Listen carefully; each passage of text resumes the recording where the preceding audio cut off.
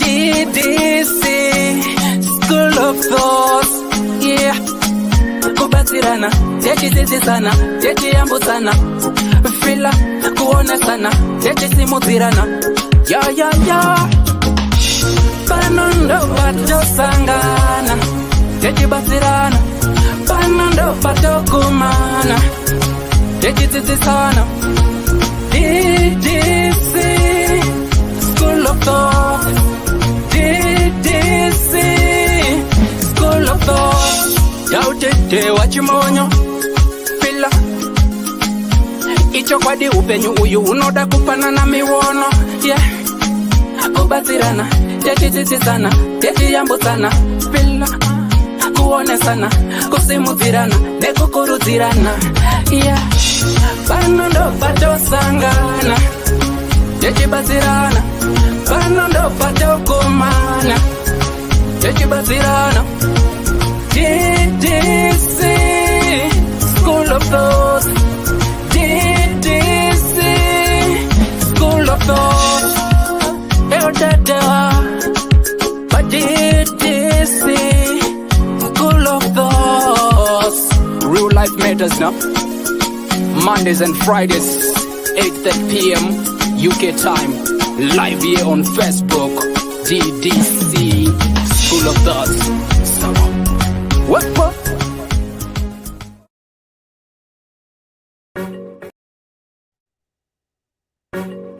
Ddc Current. We remain committed to helping our customers stay mobile. Dinomatika paguta, para muguta, uyakuna. Ddc fona kuna, Ddc. Kene mafiwa seva, 4x4 family car. Kene mafiwa seva, 4x4 family car. Unotipata apa. +447961803546 or +263773791 and last one +263771257 your big up daddy T.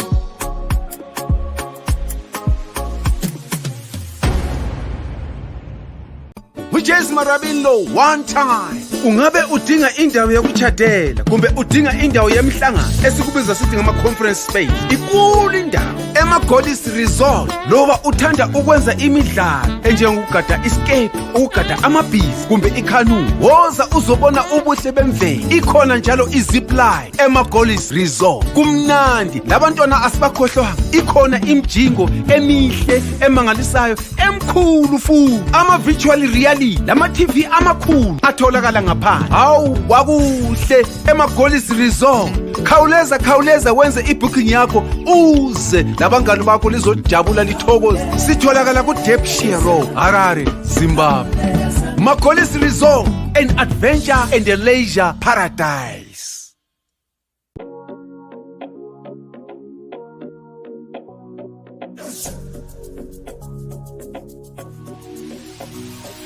Imagine getting paid to view, like, comment, and share your favorite music from your favorite artist. Now, that's an easy job and convenient. All you have to do is to visit us at www.musica.online, which is an amazing platform that allows you to get the amazing music that you need. So we're calling upon even the listeners and most likely the artists to upload their music and listeners to get paid for listening to the music. That is convenient, trust me. Hello, good people. Murisese salibona ni makhabezura mahle lenjani bawetu. I hope and trust you guys are doing good wherever you are. Mungoma kwangu murise. Tuwe. Bobo madi. Hapana. Regarding zvakamira seiko hoza mpela vhiki hoza weekend. Right, clarity my brain muri say sinsendi wempofu zviri say muri kuzvigona say Sonia Smith, how are you doing? I hope and trust you guys are doing good. True DG, what's up? Right, good people, if it is the first time coming here, please do likewise follow the page, like the page, and share the page.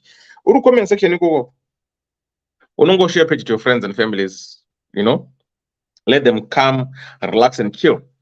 All right. Tonight's program sponsored by Ddc Car Rentals. It's also a Ddc. Ndisu isu stakadaiso zvatirishi. Tine mota dzatiri kupa kuhaisa kuHarare. So if you are planning to go for a holiday or if you are in Harare, you want a car to use, please get in touch with Ddc Car Rentals, where you get good cars with affordable prices. Our mileage or my kilometers per day is 300 kilometers. Some organizations want to go for 200 kilometers a day, but it's just like, no, let's give you 300 kilometers. Unopo motor yako in a full tank, or the motor in a full tank. There's a deposit that you have to pay, and there's world cinema terms and conditions. So please get in touch with us at any given time. To nisana upo motor wenda or holiday. What does all the organizations? Chimdara chine t-shirt blue icho. Mukango chibata chemukuri chicho ndo varidzi makuru vanoima holiday awo. Munongenda kuenda box kwangoma kwangu ndo kwenda kuholiday kwamunorecommenda ndekupi. Mukoma kwangu is there just to guide you and recommend, try this area. Right, toba ipapo. Tongoti murudo takaenda. Kana uri kuno chida Biltong, unongo www.florencemeets.co.uk. Vane maBiltong akanaka chaizvo ante Florence.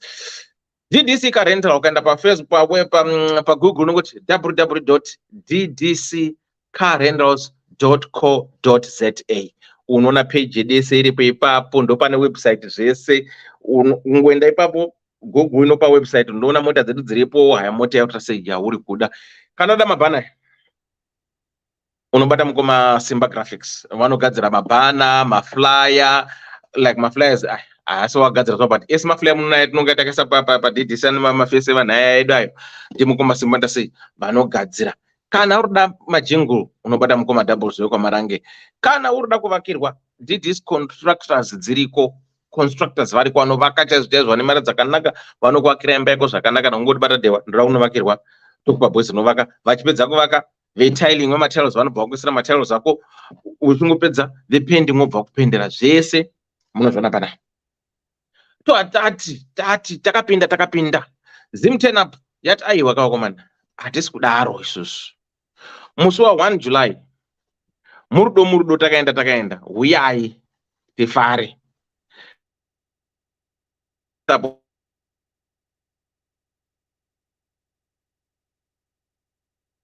Togi Vibes, Pop 10, Nox, Shashel, Jamaster na Volts. Saka hande toita sei tononakirwa tiri pamwe chete. Tichibva ipapo ndakanganwa worship night musi wa 24 June. Because unongoti wamukota zvese mudanzo chete miseve zvakazoti zvikati aiwa gospel lovers iyo dance step yadirwa Sugar pano paluton pa dance step padhuze nepa Asdap iripo iyo ana Dorcas Moyo,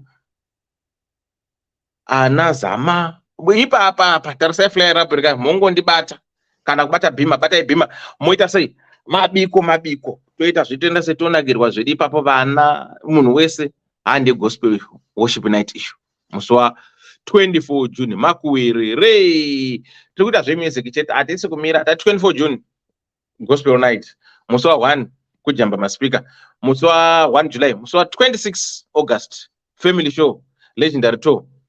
Murudo takaenda Mukanya, Wingi D, Ja Presa, Mambo Duterere, Selma Mtukudzi. Y2K promotions yazviita yadira Sugar ati aiwaka amungasarika imi mwakomana huyai.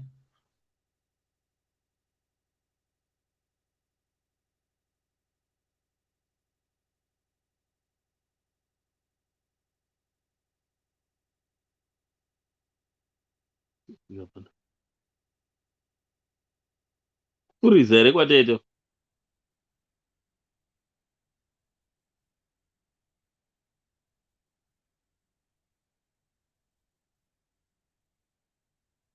Izvi at the moment ndandirunzikana kwa kwangu ndadona Ndatombobvunza kuti asi wadona kai. Oh, saka ndisikanzwika apa. Mamusinganzwiki. Ndaperera papi. Ndichakuziva here but wamira for a few seconds. Okay. Saka right. Muswa 26 August, guys. Y2K promotions. Iri kuti pa mukanya wingi D Japreza Selma Mtukudzi namabutu terere. My tickets, my early bird tickets, just a couple of them. So please get in touch for you to get your early bird tickets.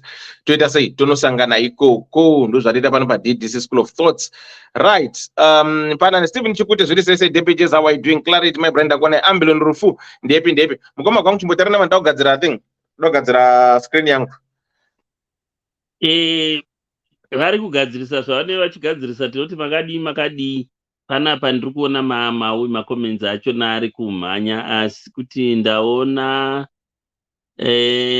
Clarity my Brian Debijazi Stephen Chikute ndauda kuzvitaura mari yakawema nani umwe tendai nanzi mashonganyika ambilion rufu ameno mazita acho zvotoda vakadzidza tiani umwe ndiri kuona kavagantarise pachi foni changu ichi because ipad apa handisi kunyatsoona mushe True DG senziliwe mupofu ameno ipapapa Sonia Smith ndiani umwe navamwe vose vendisiri kukwanisa kuona makadii aiwa isu tiri right ndambona umwe ambovhunza kuti apo makadzoka rini ungandi Clarity my Brian ndakadzoka last week iyo ndakutofunga kuti beta kudzokera futi but sometimes zvinokurambira asi ndaida kungode ndagara ndiriko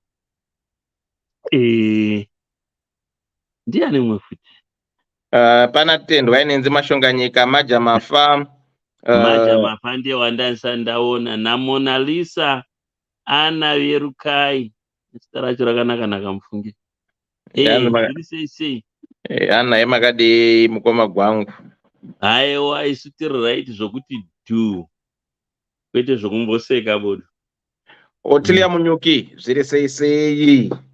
Right, good people, thanks mukoma gwangu. Let's crack it on and see where we are. Right, nyaya yanhasi iri more or less or similar kune nyaya takaita I think 2 weeks ago yemurume but yanga iri in line with the DNA. So during our talk show and everything, this lady came up. I got no. Inini, I want to share my story. It's more similar to that. So the lady is gonna come. But what I'm going to do, what I'm going to do, I'm gonna read the story. Then I will try and find but and she's willing to come and speak to us. Say. Saka nyayata kaipata with Slay Queen. Magadi elder dewa ni dare renyu rese ini ndiri mudzimai ane makore 34 ekuberekwa mu 2026 ngora ayo pana mnangani fonera all right Cecilia sene ndakamboitadza manje Celia Shatlwayo apana mukoma paundo ndakankwini ana Shatlwayo chumore sai ODK zawayo zviri sei Cecilia Celia Shatlwayo toda kunzwa kuti mutupo upi unonzi Shatlwayo ndakambopinda nomwe Shatlwayo aibva kuna nachipingi okay right saka nyadi iri kunzi Slay Queen makadi elder de wani renyu rese ini ndiri mukadzi ane makore 34 ekuberekwa mugore ra 2016 ndakada nemukomana aiva muhombe kwandiri ne5 years zvekuti now ave ne39 years mukudanana iye aive nemumwe musikana aiva Slay Queen ini ndisingazive. Pandakazoziva kuti ndatsika mwedzi ndakamuudza iye ndokundirambira akati haisi nhumbu yake ndaiva ndakahura ndiri kuda kumunenera nhumbu isiri yake. Saka semunhu aiva amitisa vasikana vaviri nguva imwe chete akachuza the beautiful one Dr. Slay rake ranga ratio ranga ratotsikawo mwedzi sezvo mukomana uyu aiva kuSA kuuniversity akatorana neSlay wife yake ndokuenda Joni akazowana basa ndogara ikoko life ichiendeka. After 7 years vari vese nemukadzi uyu pakauziya mumwe murume achiti ari kuda mwana wake, saka vakaenda kumaDNA, mwana akabuda kuti ndewe murume uya angauya. So the guy ndo pakachizofunga kuti kune mwana waakamitisa 7 years back akauya kuno kuZimbabwe semunhu aive kumba, aiziva kumba kwedu, aitoziva kuti mwana anopinda pachikoro chipi chiri pedyo nekumba kwedu. Akaenda kuchikoro kwemwana akanomutora bvudzi, akaenda kumaDNA test zvakabuda kuti mwana ndewake, saka akauya kumba kwedu hanzi ndavinga mwana wangu. Ini ndakati kwete, wakati ndakahura nhumbu haisi yako, so mwana haasi wako. Ndo paakabuditsa kuti mwana ndewake, akatora maDNA test kare. And chinondirwadza munhu ane mari asi pese apa zvichimunakira nemhuri yake haana kumbobvira adzoka ne50 rand zvayo yeupkeep yemwana, nekuti aitoziva hake umwe kuti mwana ndewake uye vakafanana kuita mabhanzi chaiwo. So handizive kune vedare ndibatsirewo ndodii panhau iyi. So it's quite sad, interesting at the same time. So here we've got a young lady here, a mother, 34, who has a story about this guy dated 2 ladies at the same time. Unongochiweya options kuti even wakati they do that. Plan A ikaramba une plan B. So this guy dated 2 girls at the same time, and anenge aiziva kushuta akarova vese vakaita nhumbu at the same time, them 2 ladies. But akatanga kumuudza ndeuyu akazosiwa ane nyaya uya nhasi, akanemukoma akanzi shamwari house type yangu chaichaiwa ndiSlay wangu chaichai. So uya akanzi wahura nhumbu yese yangu, saka the guy took the Slay queen anga ari kuuniversity kuSouth Africa, wene musikana wake, pedza chikoro, get a job, started a life. After 7 years hanzi chiendeka, then someone popped akaone muru akati shamwari ndauya kutora mwana wangu. They went for DNAs, happened to find the boom mwana hasi wake, but he has been looking for this child for 7 good years. Wake ari kuZimbabwe achitamba namo kachika magaro nemadhakisi. Then what did he do?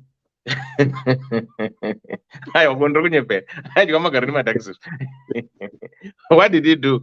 Akaenda kuchikoro chemwana, amunongoziva kambidana unongoziva ndinganagara wakatika. Akaenda kuchikoro chemwana akataura nemwana akatora bvudzi whatever he did, akaenda maDNA, mwana ndewake. Then achibva aprocha mai mwana akati ndikisisha mwana yangu, zvakaitika ini ndaya kutora mwana wangu, this is my blood. Uyakati aiwa arisi blood rako ndakanga ndakahurerera, zvikanzi aiwa maDNA aya mwana ndewangu. Saka murudzi yenyaya ari kuti ndeitawo sei nenyaya yakadai so iyi. Inini munhu akandisiya akaristata life yake, nawo azona nyimba dzazvimbira paanga achifunga kuti mwana ndewake hasi wake. Saka pakadai so panoitwa sei, ndo zvada kunzwa kuti oita sei mukadzi uyu nenyaya iyi. Izimil, how are you doing? Imba yemadziri sei? Right, murudzi yenyaya ndinenge ndinaye pano, regai tingoti ataure nyaya yake tozoendera takadaro. Kola, Magadi. Kola. Hello. Magadi. Tiri kunzwa istereki. Takasimba muri sei? Mune magetsi here? Data munaro zvenyu handitika? Ngavataurisa hatisikumbovanzwa. Hamusi kuvanzwa? Ngavataurisa. Alright, mirai. Let me see here. Mirai don. Hanza mamusi kunzika mirai don. But phone yangu iri panganga chaipo. Right. Hanza taurisa itinzwa. Muri sei Kola?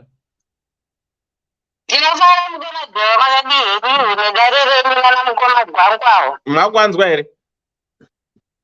Yeah, tapo zvabeta. Zvabeta. Okay. Saka Kola, ndione nyaya iyi.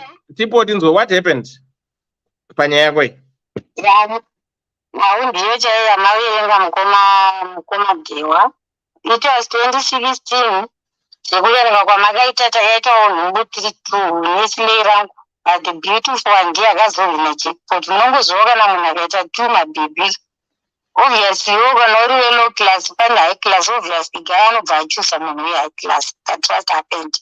But after 7 years manje pakazouyawo mumwe murume akati ndikuda mwana wangu kubvira kune uya wesley queen uya.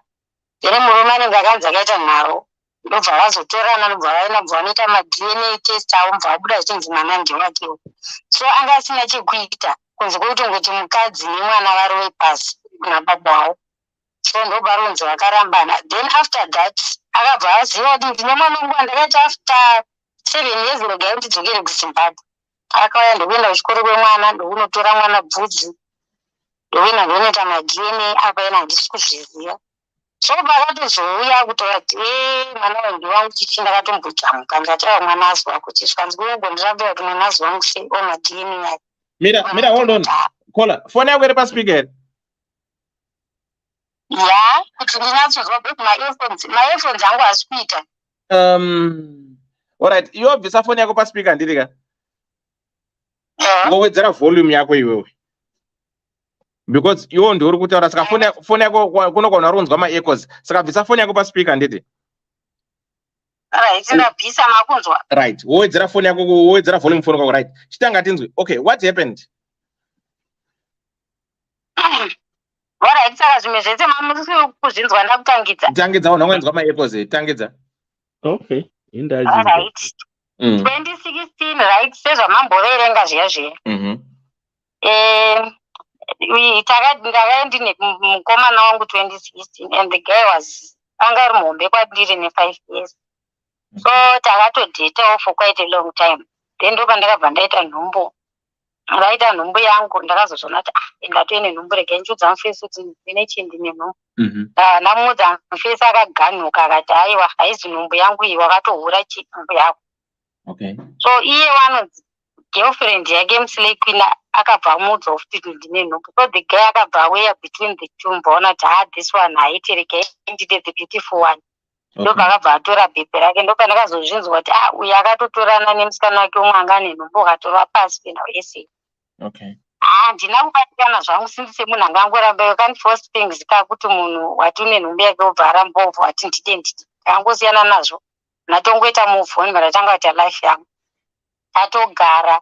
Mwana atoendawo kuECD B akutoenda kuchikoro. Then boom kuSA ikoko.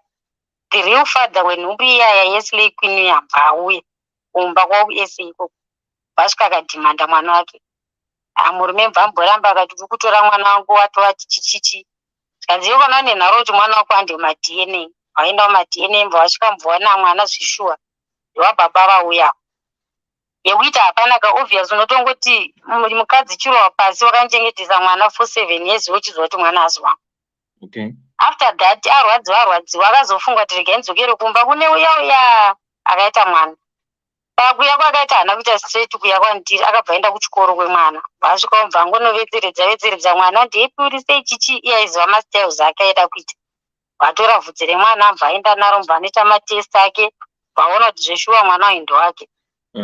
Ndo pakazouya pandifonera ndeipi wati ainini ndauya shamwari ndikuda mwana wangu. Iwe after 7 years wakutoda mwana wako handi wakati ndakahura hauna mwana iwe vana wako vari kukuese. Ndo pakazoita iwawe mwana unoti hazi wangu sei mapepers aya ndakatoenda kuDNA ndakazoenda kuchikoro ndikanodai saka madNA test ari kuti mwana ndiwangu.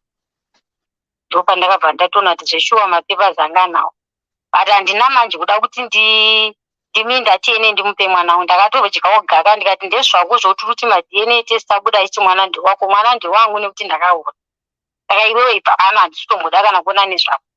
Saka ndo paakabva ambodzokera akati ndichadzoka.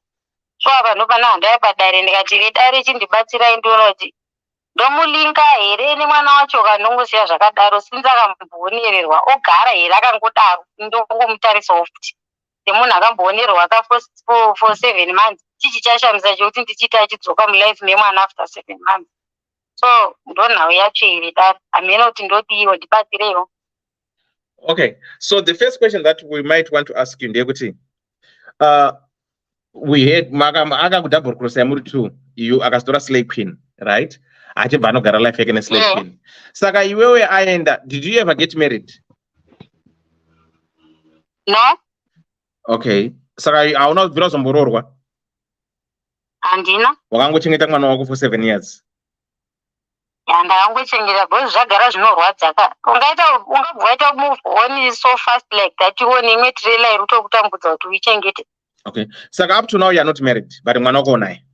I'm not. Okay. So pakabva kwese akaziya sei mwana kuti mwana ndewake? Munhu muraini menyu here kuti mama neighbors kuti aziva kuti mwana uyu ndeuyu. How did you know kuti mwana ndewake kuchikoro? Okay. Alright. Pakandimirisa ndikaita mwana ndakazama kumufonera nditi kuti ndimuudze kuti ndaita mwana mukomana wati. And he's the one akandipa zita rekutumidza mwana. But anambobvira ada kuuya kuzona mwana wacho akangoti kana mwana uyu ari wangu mupe zita rekuti Nhingi. Okay. So mwana uyu ndakangomupa zita rekuti Nhingi iye aitozova kuti mwana uyu ane zita rake rekudai. Okay. So pakazouya akaenda kuchikoro aitongozova kuti ndinonotsvaga mwana anonzi Nhingi ndomuwana. Okay. Saka all this time for 7 years akauti pamwana zita, but haana kana any support that akambokupa. Kana kachipenheti hapana. Okay. Apari trick. Mwana ari kuziya here all this that is happening on mwana hapana chari kuziya. Hapana, handina kana zvandakambomudza mbozi achiri mwana mudiki ka 7 years asisadza kutomborizina. Aiwa, watasa kurizina ndiye. 7 years akuzivei naye mukombo. Aiwa, andizozese saka mwana zviti unonzi mai here. Aiwa, he knows kuti ndonzi mai but just feel kuti ndogona kunge ndakupa mwana burden yekumudza zvimwe zvinhu zvisiri zveage yake. Okay, no, hey. Ati zvima-questions zvazvo andogona kutombozvibvunza kuti wai inini ndichishandisa senimi yekuti zvakati wati unongoziva vana vedu vamazuva vati ngwarei andombosvika patime anobvunza zvima-questions izvozvo. Okay. All right. Anyway, yakotainzwa dare riripo vamwe vachabvunza hanzi saka bese fere mwana makanyoresa kuti ani ndisera nyona ari kubvunza. Anoshandisa senimi yangu. Okay. Right, good. Saka tichada tichitora ma-questions from people. Cecilia, because Cecilia angabvunza kuti are you married or wapindura you are not married. Right. So Sibo, how are you? Uri sei mukoma gwangu naSibo motibatsira kubvunza mubvunzo kukola wedu aripo nyaya yake mainzwa.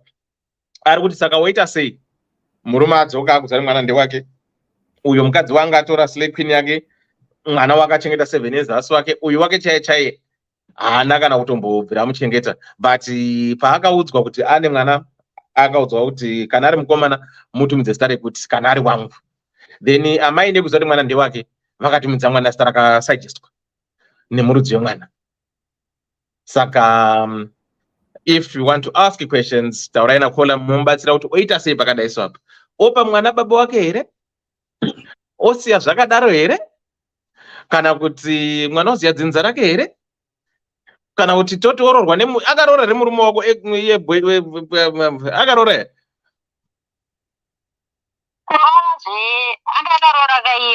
aiwa nditara iye handakazoramba nei kuti akachengeta mwana siro rake. Is he married now?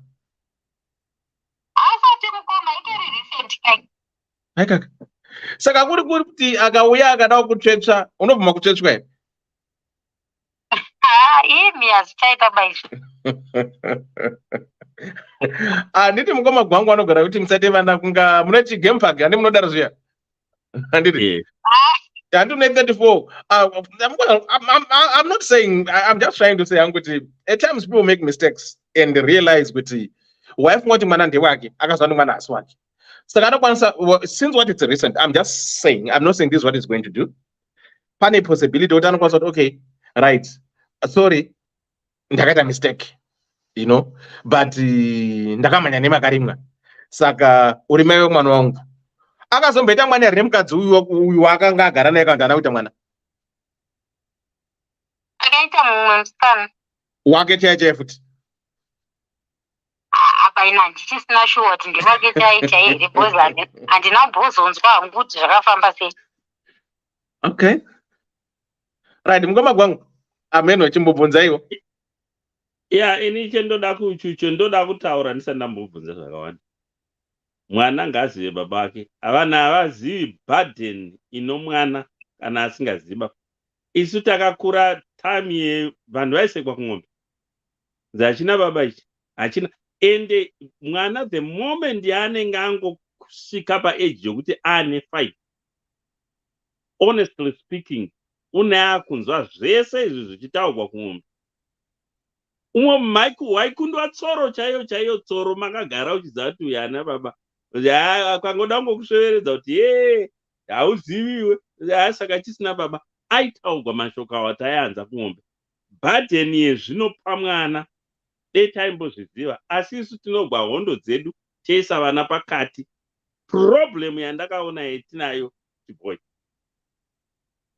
mwana chaiye is an innocent soul. Ipapa tarirai, tikada kuti tizvitarise, vangani pana varume vari kuchengeta vana vasiri vavo, nyaya dzichizondobuda kwatina chemugabe 3, 4, 5 vana havasi vako. Iyi nyaya inotambika, ngatimborega kuisa vana pakati pehondo dzedu. Totaurirana apa, chinhu chendingangoti inini dei maita ndechokuti aone kuti wabhadhara makore ese aanga asingabhadhari mari, dei anga achirekera mandomumhangarira kumendenenzi kana kwakuri kuti ari muZimbabwe, but kana ari kuSA it's tricky because unokwanisa kungovhara zvimatare zvokwedu kuti ona mapurisa akazhinji achipuwa zvoko muhomwe. It's easy kundoregera kundovharisira vanhu. Indo advice because zvinhu at the end of the day zvinoaffecta mwana whether you like it or not. Tinozviita hedu hondo idzidzi, tinodziita both men and women kuti hambooni vana vake. Takaona imwe nyaya yavanhu vepamusoro-soro, handichatauri zita because ndiri pashow yaDewa, iri kutsviriridzana nhasi yomunhu ari kunyimwa vanhu. Does that really make sense? Ngatifungei savanhu vakuru ipapa kuti mwana is the sufferer. Tisati tamboita zvimwe zvose izvi zvokuti wakazondidai, wakazondibvisawo mhandara akandidai, ngatimbofungai mwana first. Asi kuti hatigoni kuzviita. Panika isu maboy is a cancer. From what I've seen mukukura kwandaita kusvika pano ndakamudhara, tine problem. Zambofi akamuona mwana, munhu uri kufikisa mwana wako. Zvafanira kuti wowana mwana wane chikomba. Ndaitaura nomwe mwana womukoma wangu ari kuAustralia. Ndikati listen mwana wangu, ndikawanika mai vako vana samboti, ndikarovana namai ako, ini ndechigwasha njedzo mukoma wangu, but iwe handifi ndakakuudza. Chero kandifunza nhai pamunini zvamboita seko, handikuudzi because ndikakuudza unoita brain hemorrhage. Kanzi asi muri right dedi ipa. Ndo zvinoitika. Because apa mune muchikavirana mwana, boom, boom, sebhora, boom, boom. It doesn't help the child wamakaita wacho. So, tisati taenda kwose uko, izvo ndo zvinhu zvomunofanira kutanga kukonzida, because a decision ndenyu, ini ndiri kungotaura zvangu savagwa hangu panapa. Asi decision ndenyu, but itai decision iye muchifunga uyu. Because vanhu vanofunga kuti ndine zvimwe zvinhu zvandakaitigwa ndiri mugrade 5 neimwe hama, zvendogara ndichitaura kana namanje, zvakandigwadza zvokundigwadza zviya, but vanhu vanofunga kuti vana havafungi. That was 75 ndichita grade 5. So think mwana yemunoti kwa haasati aziva, sorry, akuziva mwana iyi, asi isu tinofunga kuti havazivi. Akutoziva, atova munhu mukuru ipapo, zvimwe zvinhu zvaanogona kuzokutaurira even ane 8 years zvakaitika ipapapa. So the best thing, moita zvinhu in the best interest of the child. Iyo kuti kwai wakakusiyai inotambika both ways. Tina vamwe keno vanhu voda kutaura nesu takuno, just because wakaona ndakavata pachiumbrella chiya ndiri kuCyprus uko, asi taimbonzi hamusi klasi dzedu. Usofunga kuti ndava klasi nhasi, ndachembera kudai time yachona ndaizviwa ndichichena ndiri mukomana, asi nhasi ndakamudhara ndonzi ndava klasi. Makatomwanza hamusi klasi? Not once. Not twice. How did you feel? Yeah? Makafila sei? Dewa. Hapana chinhu chinorwadza sokunzi hausi klasi yangu. Uri kutaurwa namarwei, maybe akururirwa zishwe naapuwa zishwe natete vabva Joburg okuziva kuti iwe house class yangu. That word demamboziva kuti rinobhowa sei madzimai yokuti munhu house class yako wana dzimwe nzira dzokutaura nadzo, but kwete kuti munhu hausi class yangu. Wozondiona ndakarara pajecha futi ndiri somewhere avhu wakuda kutaura neni. That is nonsense, man. That's not nice. Munhu iva munhu ende ziva kurespecta vanhu. Hakuna kuti ipapanapa imbotarira imbotitarisa iwe dewa neizvizvi zvokungoti ndaitawo kaplatform kanenge kanaka ndakutanga kumhorosa vanhu nezvimuti. It happens kwetiri isusu maAfricans. Ofunga kuti nai chinombova chiko wakauya neyekuti wangaita kaplatform wamucelebrate ndikaita mafollowers 20,000 or so, ndahamwe munhu handichakwanisi kutaura navanhu. I just don't get it. So nyaya dzamaklasi idzi dzonetsa both ways, men and women. Uri munhu kana wafa tongokucherera pasi apa, as simple as all that. Asi I don't know, nyaya yekunzi house class yangu inini I hate it, to be honest. Ende kuva munhu anotaura kudero kana usingadi kuti ndizotaura futi newe, taura mutauriro uyo kuti you are not my class. Pakudi ndina vamwe mbuya vangu vaindiudza kuti muzukuru, ina handiti zvokushainigwa nomumwe mukadzi manini, wokuti kana taakungorara navarume tose tinongeisa makosi pasi. Right? May his soul rest in peace. So ngatirege kudaro vanhu, ngatirege kudaro. That's so bad, people. Kuti munhu hausi class yangu. Tina vamwe vanhu vakakura vachitambura vava vanhu ike zvino. Former president of Zambia, the late Chiluba, he was once a conductor achiplaya Lusaka Mfulira Kitwe ari conductor, but he ended up a president of Zambia. It happens. So nyaya dzokuti kwai dzemaclasses munozvikanganisa mufunge, because umwe musi zuva richamuka richibuda nokumavirira richiinda kumabvazuva. That's life. Ngatirege kudara. So back to the kunyaya yedu, imi vanzvanzi itai zvinhu muchifunga mwana.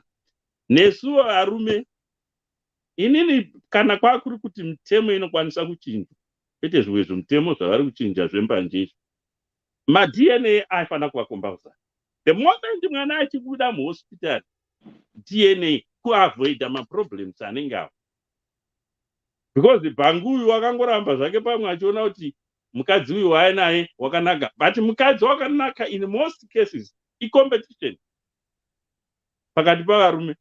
Ndiwe nevamwe vane mari, obviously mukadzi unoenda kune bhegi, but kozondoshayikwa rugare sometimes kune bhegi kwachona.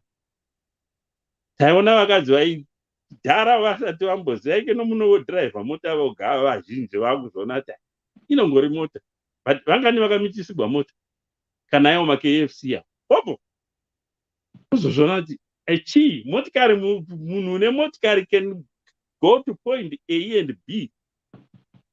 Achi ikoko motikari yachona ine iri huvha, akati mwe mufana zvikamudhara, iyi yangu ihuvha iyi haina musikana weinosiya. So let's be very careful. Saka imi mamuchifunga kuti mamuchida kumuomesera here vazvanzi, ndakukubvunzai mubvunzo, mamuchida zvokumuomesera kumunyima mwana? Dada tambochifila akachakambofila naye vanzvati. Aiwa, but mune musingamupani chiye, mune muchipani chaka mwana? Ndagara mwana haasi kutozviziva kuti ariko. Kana ibenzi handiri mama ndimangomowa ndichimuchindi bhangu. Vana tiripo vakawanda vana bhangu vanozviita izvezvo. Vamwe vanoti mumwe munomu metiri muno, vamwe vanosiya mabasa kuzikwa mari yangu igondoryiwa neboyfriend yake. But boyfriend yacho unongoshowa kuti inomboendesa vana vako iwewe bhangu kumaschool run. Because hapana paungangondogwangura ka usingabatsiriwo uyu munhu une vana vake, unomboenda kumaschool run unzi ndoda kuvata, havasi vana vake ka. So ipapapo nesuwo varume tofana kunzwisa bvuma mhosva yako kana usina mari yokubhadhara unongotaura kuti handina ukaona umusowaona chipenheti woindisa. The worst thing kuramba zvachose kuti handizivi unorambire mhosva wakabwangura because nhumbi inogona right most all right sorry ngomugwangu mama bvunza mubvunzo the same question kavanhu vakawanda vanongobvunza kuti this guy should bring something to apologize first. Vamwe vari kuti ndabhadhare kurera kwakaita mwana for 7 years maintenance. Right, ndatibatsira nditese as panelist in the comment section. Situation yakadai so kolanga kuri kunzi ada kuya kuapologize amuda tabhadhare angabhadhara mari yamungati mikunzi okay toti ndinda kuya kutora mwana ndiwangu ndabvuma 7 years I was absent ndofana kubhadhara mari iwe kola une here amount set amount yarufunga wati udata feel the pain you went through akauya nhasi akatata kuapologize. What do you expect of him if he's going to pay you? Unotarisa kuti angakubhadhara zvakaita sei? Do you want maintenance kubva uchengeta mwana kutanga here? What exactly do you want? Zvekuti ndingati ndikuda maintenance handinganyepi mukoma handina bhukira ndazvifunga zvangu. Okay. But kana kuri kutonzi azoda zvekubhadhara no hatisina kuti ada zvekubhadhara right. Auya like mauriro akaita kuti mwana ndewangu ukaramba nemwana iwewe handitika unoziva kuti mwana ndewake iwewe. So iwewe what do you want from this guy? Iwewe chauri kumurambidzira mwana chi? What do you want from this guy? Kuti iwe utika okay now I feel better, I'm okay now. What do you want from this guy? I think something like 15 or 20k. Yeah.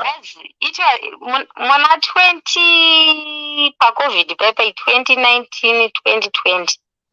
The same mwana yewe akatsva neketo ne jagi rakadonha mvura richiboila.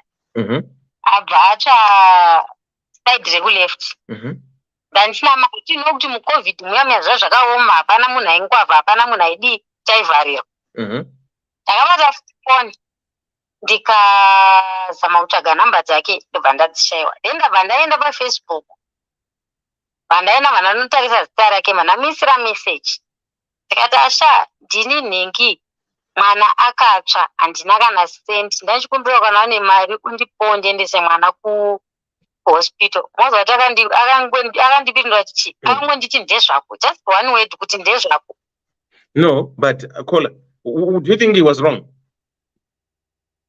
Yes, he was wrong. No, no. Let's try to be honest here, right?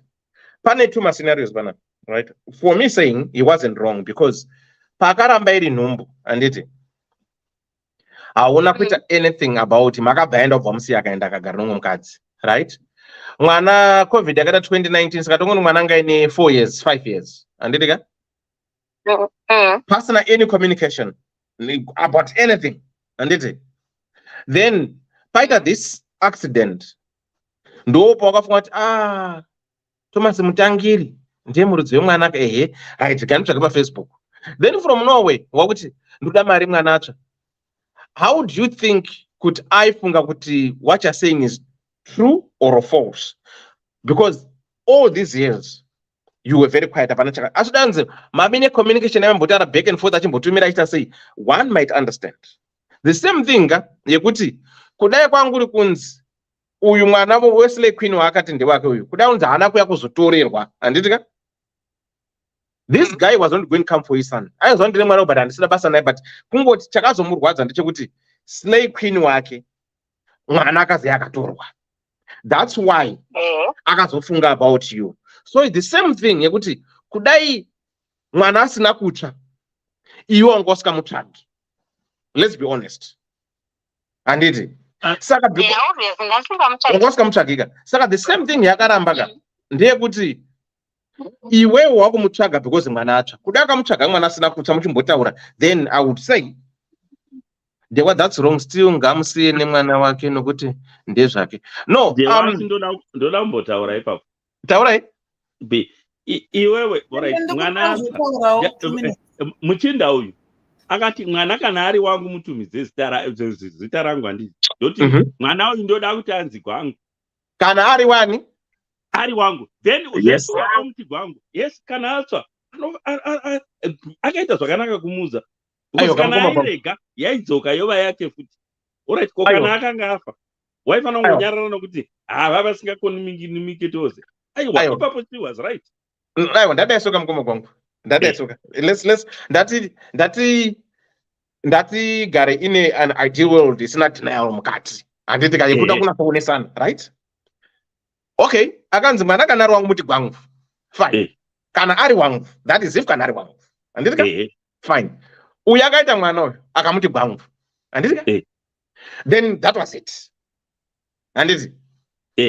No communication, nothing, no nothing. Right? 5 years. Pazoitika accident manje. Handitika? Ndo pakufunga kuti okay, Gwangu uya aripo. Right? Onyora message yekuti shamwari ndoda mari mwana atsva. Right. Pasina kana communication of 5 years. Yes. Imimi saGwangu imimi. Mune mukadzi ane mwana apo wamurigara naye makaroora mune mukadzi wangu. Handitika? Munaziva kuti muri of course your conscience zvamune mwana wamakasiya. Your conscience inokuudza handitika? But munhu you never talked with you nothing. Ongonyora kuti mwana atsva ndoda mari. Chine in your mind. Chekutanga munoti uri kunyepa zvada kuita udonvara uda kundishandisa handitika kana anongoti zvakaita kunzi achamwa ndeye kwako I want to be honest with you munhu ano freak out ndopendiri kuti dewa ipapo mwana atsva zveshuwa yes you have got to respond kuti mwana atsva nai haana kutsva uri mukomgo this is a word of mouth kangani vanhu vaitumira kuti ndivakire imba ndimaita zvaka chimbomira kanisibo tokupa mukana kangani maiti munhu ndivakire imba otumirwa mapicture panext door izvo zvinoitika hatirambi dewa but munhu kuzosvika oti mwana atsva aidei akati oraiti tumira tione kuti akatsva papi dei anga ari munhu vakatumira mukoma sorry ndakatumeseji handiti ndakabva ndatoisa nemapictures emwana wacho akatotsva. There you go iye wakazovudzwa nani kuti inda kuchikoro unange kuchikoro kwasina kumboudzwa paregera aiwa apo ari wrong ine handimbomusupporti ipapo. Okay, Sibo, what do you want to say? Sorry. Okay. Ndiripo hangu makadiyo. Mushe ndepi? Ndiyo muri kupinda nayo. Ndira nditebva ndatanga nayo zvamuri kutaura nezvazvo zvimwana kuti anzi message mwana akatsva. Dewa ndinogona kusapota panyaya yekuti pawakanzi mwana aita mupezita angu nokuti kana ari mwana wangu handiti. Saka musikana achibva aita mwana achibva pazita rababa vaya 4 years later hapana kana picture yemwana uya ari kachechi kana kumbotaurawo kuti mwana uya ndakazomuita ndewako ndakazomupa zita rako. Hapana communication, hapana mwana azotsva ndoko akuzonzi sinditumira mari ndirapise mwana. Atogona kuti akasitausa unogoti pesa apa handina kutombozonzwa nezvemwana ndozongonzwa kuti mwana atsva. How far? Dai akangoresponda hake nekutaura kuti then communicate, maybe that was going to be breaking the ice yekuti muchikwanisa kutaurirana iwo mai mwana nababa mwana, but zvingonzi from the blues, out of the blues. Ndakangogara nemudzimai wangu nongonzi kuno mwana atsva tipeiwo mari. Aikaka mwana upi zvarini nguvai handimazvona kuti zvakawandisa zvokuti unongotanga kubvunza kuti of course it's an emergency, but how can it be emergency to somebody that I don't even know, that I don't even talk to? How did you even get my number? Say, you know? And that was iyo akatoshokekawo naiye. Saka then response yake kuti ndezvako izvo. Of course ndezvako and panguva yacho iyoyo because handikuzivi ini. Wangondinhonga from the Facebook wanditsvaga ukati ndikandikutsvage iwewe. Hauna mbivira wakataura nezvemwana pesa apa 4 years kuti mwana akukambaira mwana azodai kana kuti obviously mwana akumera mazino akudii. Nokuti kuziva kuti mwana wangu but hatina communication, but wakuda kucommunicate nokuti mwana azotsva. Siwo. But you from out of the blues ndobva ndatokutenga kuti ndikutumira mari. Iwe Siwo. Sekuru. Woinda iwewe nomwana wavagwangu wondorohwa nomunhu unokuroorwa. Unoziva iwewe honestly kuti ndigare ndichicommunicata newe iwewe ndine ndafanika ndakuda kukanganisa marriage yako even ndine zvimwe zvendoda kurega mataurire etinoteita kusara kunge uri zvakaoma iwe munhu amboti haakudi watumidzwa zita rake muteke uku akazomutaurira kuti enda kuchikoro kondoregera undosvika undoita madn akanga aregera akanga aratidza kuchikoro ikoko nani aiwa ipapo zita iro uye mai pavakapa mwana uyu zita vakavaudza here baba vaye kuti nokuti iwo karamba mwana asindoziva kuti ndewako ndamupa zita rawakati timupe vakamboita communication here ipapo kwenga vakati kai mwana ndakumupa zita handiti akaratika akanari wangu mupe zita rachona papasina kutauriyana here ipapo aiwa vakataurana yanga iri mimba nekupesidzarana kuti ndine nhumbu yako uya kuti aiwa haizi yangu wakafamba handiti vaya mai vakati aiwa ndogofamba sei ndozivira kuti mwana ndiwako asi mubvunzei andi ari perikolo wacho musaite zvekugesaka mubvunza kuti nhai atete pamakapona mwana makabva baba mukuru avo makabva mavaudza kuti mwana ndamupona ndakumupa zita rako nokuti ndoziva kuti mwana ndewako yes aizviziva kabhozi pandakatomuudza kuti ndaita mwana akabva atoti mwana aiwa ndati mukomana zvikanzi kana ari mwana wangu muti ningi handiti mwana ngoti it's okay vanototumidzawo mwana wacho zita iroro saka mukufamba kwenguva kubva ipapo pacommunication yekuzvarwa kwomwana nekuzotaura kuti mamupa zita nekuzosvika mwana atsva pakamboitaka kutaura here kekuti mumbomukwezvawo kumuti kunoka mwana hero kana kuti mpaka makangonyararawo zvenyese munhu anga asvitwa akanga aenda kusa akazenga akatora naka nemhuri yake akugara kusa so inini zvenhamba ndanisisina kabhozi nhamba yanani yanga iri zimbabwe nhamba saka makatozongomutsvaga mwana atsva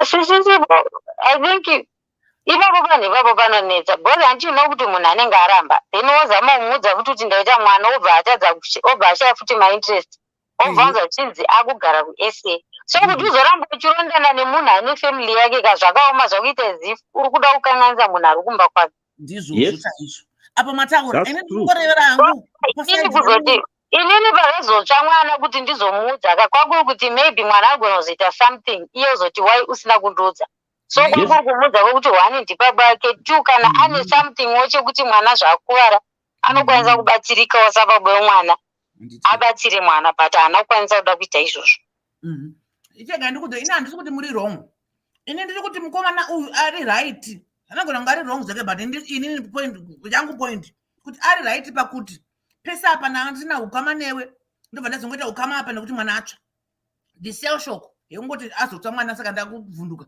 yes zvinovhundudza dai akazoita follow up ini handisi kuti ndiringotaura the scenario of the case kuti nyaya yacho iyoyo tokoona kuti hamuzirimi mumwe munhuwo zvake munhu from the blues ndatoone mhuri yangu masemetauro amaita iyoyo munhu ongoti kunokwadai handiti zvinovhundutsa saka uyu baba ava dai anga neconscience yekuti ndine mwana ataona dhewe kuti back of this mind anoziva kuti ndine musikana wandakamitisa uko akazonditi ndine mwana kudii handiti dai akazoti ega or later on after maybe a year or 2 or 2 months or 1 week akazouya kwamuri kuti iwe po wakandibata paya zvaiva chii handiti anenge ava kudi akuta connect and kuti aone kuti akakanganisa kana kuti angabatsire papi but at that moment handifungi kuti pane answer yekuti aikwanisa kutaura itsaida aigona kungokuignore kungoramba message iyoyo handiti but apa akaresponda kuti muone kuti aresponda akati ndezvako makabva maona kuti munhu aresponda saka ndokuda mublema zvangu but I can't because munhu angasinei nemi saka ndozoiva newe iko zvino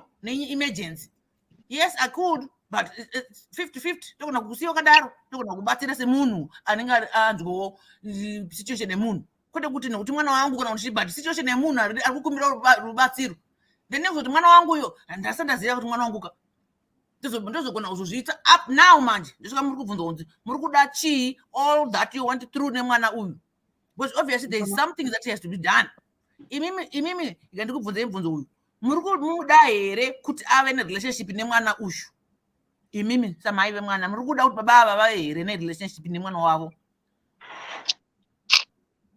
inini honestly ndakatomugombukira zvokuti ndide kuti ave nerelationship nemwana wangu ka ndandisingadi izvozvo That's why ndauya kudare kuti ndibatsirewo nemaadvice. Inini zvokufunga hangu zvimwe zvese zvindarina kutogumirwa kona ndauya kudare. Nenge watogumirwa ipapo. Tiri kuonesana aiwa ndizvozvo. Ndosaka imi maitoda zvakanaka kuti unge muri pano tichikubvunzaiwo zvatinozenge tichida kuti tibetserane nazvo muchipindura. Semataurira maita kuti ndakamutsamwira, obvious unototsamwa. Ndanga ndisingadi relationship. Asi nekuonesana kwatiri kuita mauya kudai izvi kuti dzimwe dzenguva tinotsamwa isu semabereki tichisamwisana inini nemuwangu wandakatadzira naye. Asi chinenge chiripo chakanyanya kukosha chatinofanira kuti tichiona chari kuita overlook mwana uyu. The well-being yemwana. Mimi makatsamwa yeya makatsamwa zvenyu. Uyu baba anotoziva kuti obviously makatsamwa. And iye kana ari munhu akati ngwarirei kana kuti anoziva murawo anotoziva kuti anofanirwa kubhadhara. And anofanirwa kutopfugama handiti nezvaakaita. Semunhu anofanirwa kunge akarayirwawo kwete kuti anofanirwa kuudzwa izvozvo. We cannot tell him to do that. He must just know what he did is wrong. Chete iye ega semunhu. But mimi sekuonesana kwatiri kuita ndisandabvunza kuti muri kumuda here kuti ave nerelationship yemwana. Indoona kunge kukanganisa kunowanikwa. Ende nyaya yanyu iyi it's not the only nyaya yakadai dzakawanda stereki. But it's very fortunate kuti baba ava vadzoka vakandoda mwana wangu. Mwana bvatoramba zvachose zvekuti mwana yanozokura akatotsamwa namai nababa kuti mimi makasangana sei nenhubu yakadai nadhumba musandu kwa whatever the name is. Mwana otokura ari bitter relationship yacho ake anozonge asingatobatiki zvakanaka. Saka ini ndinokumbira kuti chi dai mawana in your heart just to look at the mwana mataura kuti vanenge beg mbichana. The situation yamunayo amene kuti mimi munenge beg here because mwana anogona kubenefita na baba vake. Although imi muripo masamai you're not going to go anywhere. You have the best interest yemwana. Saka look into that. Kuti mwana uyu baba vake kudzoka kwa baba vake muupenyu hwemwana huchabetsera sei and hunofamba sei, but it's not for you, it's for the baby. Handiti. Saka right now antimati ana 7 years achiri mudiki stereki zvekuti anokwanisa kutota bond nababa. Then mukomana futi otodzidza baba vatodzidza mwana hurume. If I'm saying it the right way, I don't know. Kuti baba vana vakomana vanoda father figure in their lives. Okay? I think I've put it in a lame language. Yes. Saka mimi ndokumbira kuti muzviwane mumoyo menyu kuti mumuregerere, but iye pane faniro yekuti abhadhare na iye akumbire ruregerero rwamunokwanisa kuwirirana narwo imimi samai vemwana vakasemiwa. Ndingati kuti akakusemai vakasemiwa zvino munhu adzoka. Saka anofanira kudzoka akazonipisa madzokero ake ndio amuchaona kuti adzoka sei ende imi munogamuchirawo sei. But ndinofara kuti baba ava vada kuda kupinda muupenyu hwemwana wavo because vakomana vana vakawanda stereki vanokura vasina nababa. Handisi. Saka ini ndinonomira napo kuti ndoona kumbira kuti muzviwane muhana mumoyo menyu kuti baba ava vave nemuupenyu hwemwana wavo. Of course vakatadza ende zvichiwa muri kurwadziwa. Ndiri kuzviknowledge. Kola pari a little bit tricky in a way. Ndepekuti kudzoka kwaita murume uyu handiti ka? Adzoka because njuga dzako dzakafera. Kudai asina kutorwa mwakadzi nemwana angada asina kudzoka. Saka kudzoka kwemunhu ka apererwa. This is my own personal opinion. Mukoma Powell, what's your take on this one? Kwazwai pachivare makaita wani right. Sorry, Mukoma Powell, one second. Tadzoka pachirongwa chemawatermelon makadi taura yenyu Mukoma Powell. Right. Ndaibatira hangu padumbu asi ndichangoitora from the context yezvandanzwa zvichitaurwa. Aiwa, hamuna kubatira padumbu ndo nyaya yatakaposta muridzi wenyaya ndiye ari kutaura ari apa uyu. Okay, saka machena. Chiregedzai nditaure ndichiti nyaya yatete yakanaka. Ndine zvinhu zviviri zvandichamentiona from her side, judging by what I have just heard. She's a little bit bitter. That's a fact. So if she can try and release that bitterness for the sake of the kid, zvinogona kubatsira. That's a point iri on its own. Then ndakuda kutaura pamabasis nemafambiro akaita nyaya pakuzonoshaisha kwezvinhu kwakaitika aenda nekuda kwechoice yaakaita, asi makanga muchiziva henyu kuti imimi kukurambai kwaakaita ndogona kuitora ndichidaro. It was on the basis yekuti zvaakanga awana ndo zvaakanga achiona zvakamunakira panguva yacho, asi haana kunge ari munhu wakanga asingazivi kuti kune mwana, sokutaura kwamaita aitoziya already kuti there is another girl wandaitisa pamuviri. Right, by virtue yokuziva, that means the guy has already known from the beginning kuti ndine mwana, aiziva, because maka-communicator, even though your communication yanga isiri that stronger, nekuda kuti imimi iwe bitter on the fact yekuti manzi maiswa paside, maiswa paside futi muine nhumbu, saka zvinhu zvakakubatai for quite a long time, uye zvamuchiri nazvo pari zvino. So now inoda kuitwa ndeyekuti toda kuti mwana ave nelife, ndo chinhu chatiri kuda. Imimi sevanhu vakuru mapersonals edu tomboaisa padivi.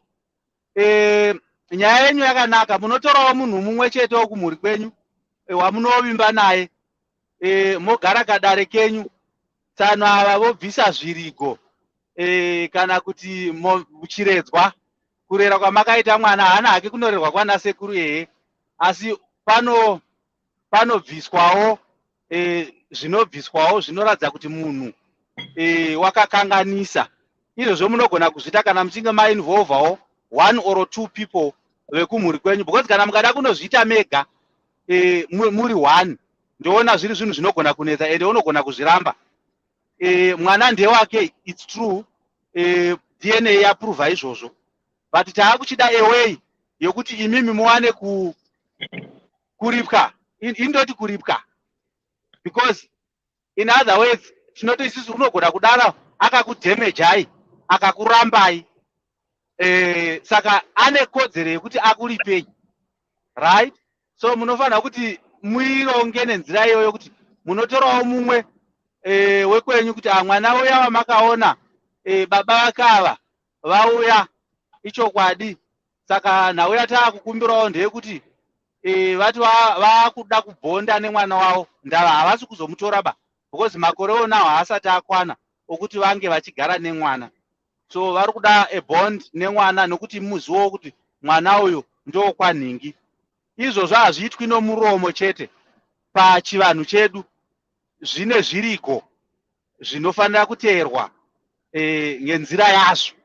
So you include my elders so that the whole thing inofamba nenzira yakanaka. Ndo maonero andiri kuzvita pari zvino. Kubondera kwaaita uku kumukadzi wake waainaye iko zvino, aiwa zvinowanikwa whenever panoitika ma-wrong choices, munhu unobondera ende munhu unozongopedzisira aakurivhesa. Ukarasika unorivhesa, then woona kuti ndarasikira papi, then woenda unotora the right path paunenge warasikira. Ndo zvaitika pari zvino, wabondera kurava kuti paanga ari kutarisira kuti ndo pake chaipo chaipo hapasipo. Saka iye zvino izvi ari kuita self retrospection yekuti ari kuzviongorora nokuzvitarisa nokuzvivheneka nokuzvinzvera kuti aone kuti did I make the right choices. But on the baby issue haana kuita a very wrong choice. It is actually the right choice, irrespective yokuti zvaitika sei. Kurova kuti nyange pazoita nyaya yekuti uyo mwana uyo watadza kunge ari wake, asi iye arangarira kuti ndine mwana wandinaye, and that's in its own it's a good thing on his side. Saka pari zvino bitterness yedu yatiinayo isusu ngatichiita channel towards what we are going to get for the damages that he actually caused during the time yamakabata pamuviri. Probably if we could take it that way, tinogona kunge tichiinda somewhere with this whole issue. Pano kuti munogona ngomutsamwira henyu moramba kuti asabhonde nemwana, muri kucreate a very bad relationship pakumwana nemi nababa vacho and kumwana himself, because unokura aine bitterness yekuti handina baba. And mastudies edu kwaari kunyanyowinda mazuva ano kwaari kurerekera anoratidza kuti vana vanokura vasina a good parentship yeboth parties, they are likely to engage muma-activities ari awkward at a very early age, including zvimbavhambavha, madrugs, nezvimwe zvakadaro, early sexual activities. Zvese izvozvo zvinoitwa nevana vanokura vasina the whole parenthood mumba. Mastudies ari kungoitwawo ate tichingosanganawo nawo. So we try and encourage that kuti zvive part of our way dzokurarama, so that we don't take it off the radar zvakanyanya when it comes to how we should live within our society, chero tiine kutadzirana kwatakaita. Pari zvino ndo mashoko andingada kuti ndingokusiyirai kuti aiwa, torai hama yenyu imwe chete, kana muina sekuru kana muina ani kana ana bhudhi, mogara pasi, mukomana wawo ane zvirigo zvake zvokutadzirai kwaakaita nokukurambai kwaakaita, achiziya. Tinozviripisa izvozvo isusu kwedu. Okay, thank you Ngoma Paul. Andi Chera muri sei? Andi Clara? Chera chash? iri kubreka. Muri sei?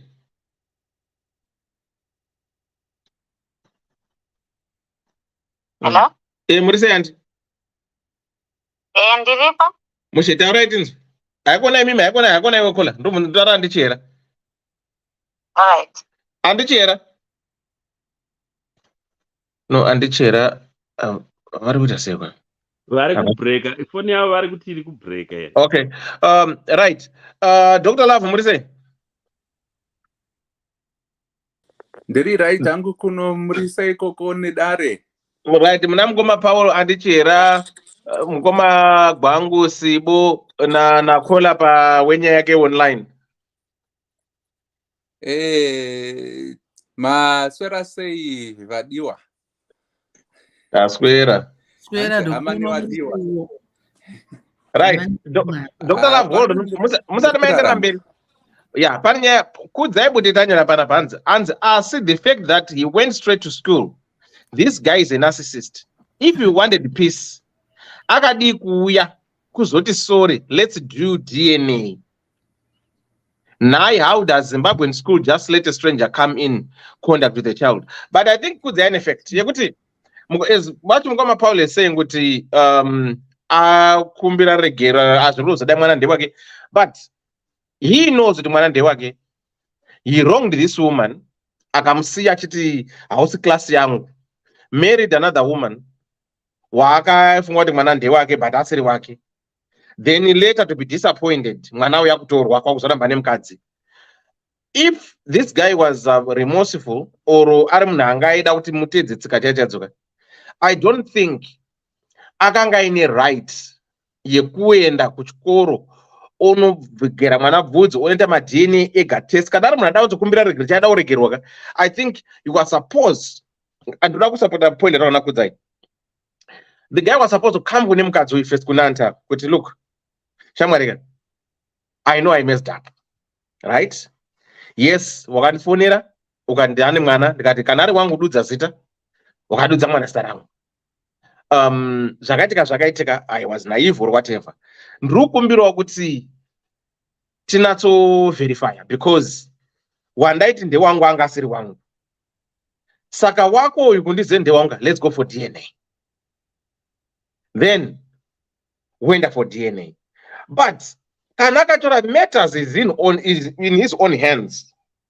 Yekuti anongoita walk in kuchikoro kuZimbabwe hakuna mutemo unongotora mwana kuti hazvina register zviya. Wongosvika woenda woita DNA. Then wozouya kumba wondiya kutora mwana wangu because that approach of DNA. I think this guy are too disrespectful in a way. This is me just thinking sitting here. But as much as ndoda kumusapota zvangu, but pane pambe kuti ego yake iri too big for nothing. To a point. Elder Dewa, what do you expect kumunu akaramba munu on the achizia? What else do you expect? What expect you knew exactly what this guy is very rude in his own world. Are very rude. Yeah, I'm going power. But let's put it this way, right? Ndaramba nomuzano bunde yangu. Andika? Ndazorwadziswa kwanefwa ndo kwangu. Right. Don't you think it was better to avoid bitterness in anti yekuti he should have ninipisa himself and get in touch na auntie kuti look Shamarika, I don't know where to start. I wronged you and I'm owning up to this, but ndikumbira one favor yekuti ndaifunga kuti mwana uyu wa mukadzi wandakatora mwana wangu, yes ndikufila kuti mwana wako ndewangu, but with technology yakumazuva anei, don't you think it's best tiende for DNA together? Then andoti handisi kurati okay saka ndakuita DNA ndega kana zvinenge zvazobuda musarudzo ndoyandikuratiza. I think munhu ari remorseful, munhu ari kushuwa kuti no, he is wrong. I think this guy should have taken that channel than trying to bulldoze and try kuda kuti inini because I've got money kana kuti iwewe because you're a second class citizen hauna much to say.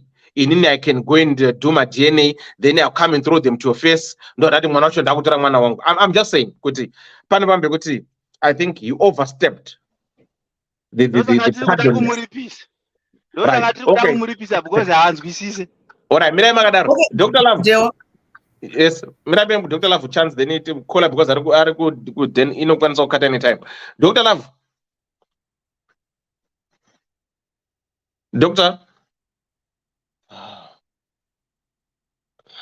Doctor Love Harukubi. Okay. Caller pa phone murudzo nyaya. Mukoma. Right. Saka yo chirinyanya kubata chiwe natsotudza zviri kumwoyo kwako. How are you taking this whole thing since what this thing is fresh? How are you taking this whole thing? Yes, mwana akatsva ukaenda went through what you went through ukamurapisa, mwana is now happy at school. Azodzoka murume yaita resurface from nowhere. Akuti uya nema DNA throwing them to your face.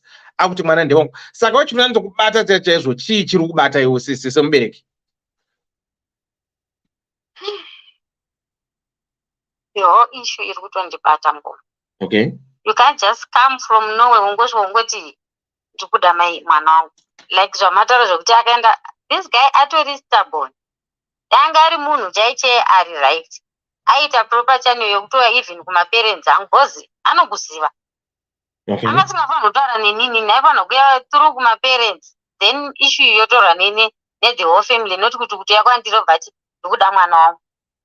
Aizvozvo nazvo sikunyazotombonyazotonditira even chero ndikati ndoda kumupa mwana wacho right ndomupa odinai. Saka maparents ako akati chi pawakaudza nyaya kuti akaita ma-DNA arida mwana? Andatombovaudza nditori stressed. So this thing is current. Akatoda kutora mwana here kana kuti he wants to be in this mwana's life. Because kutora mwana hazvimboiti. Mina hold on. Saka nyaya itori current. Itori fresh.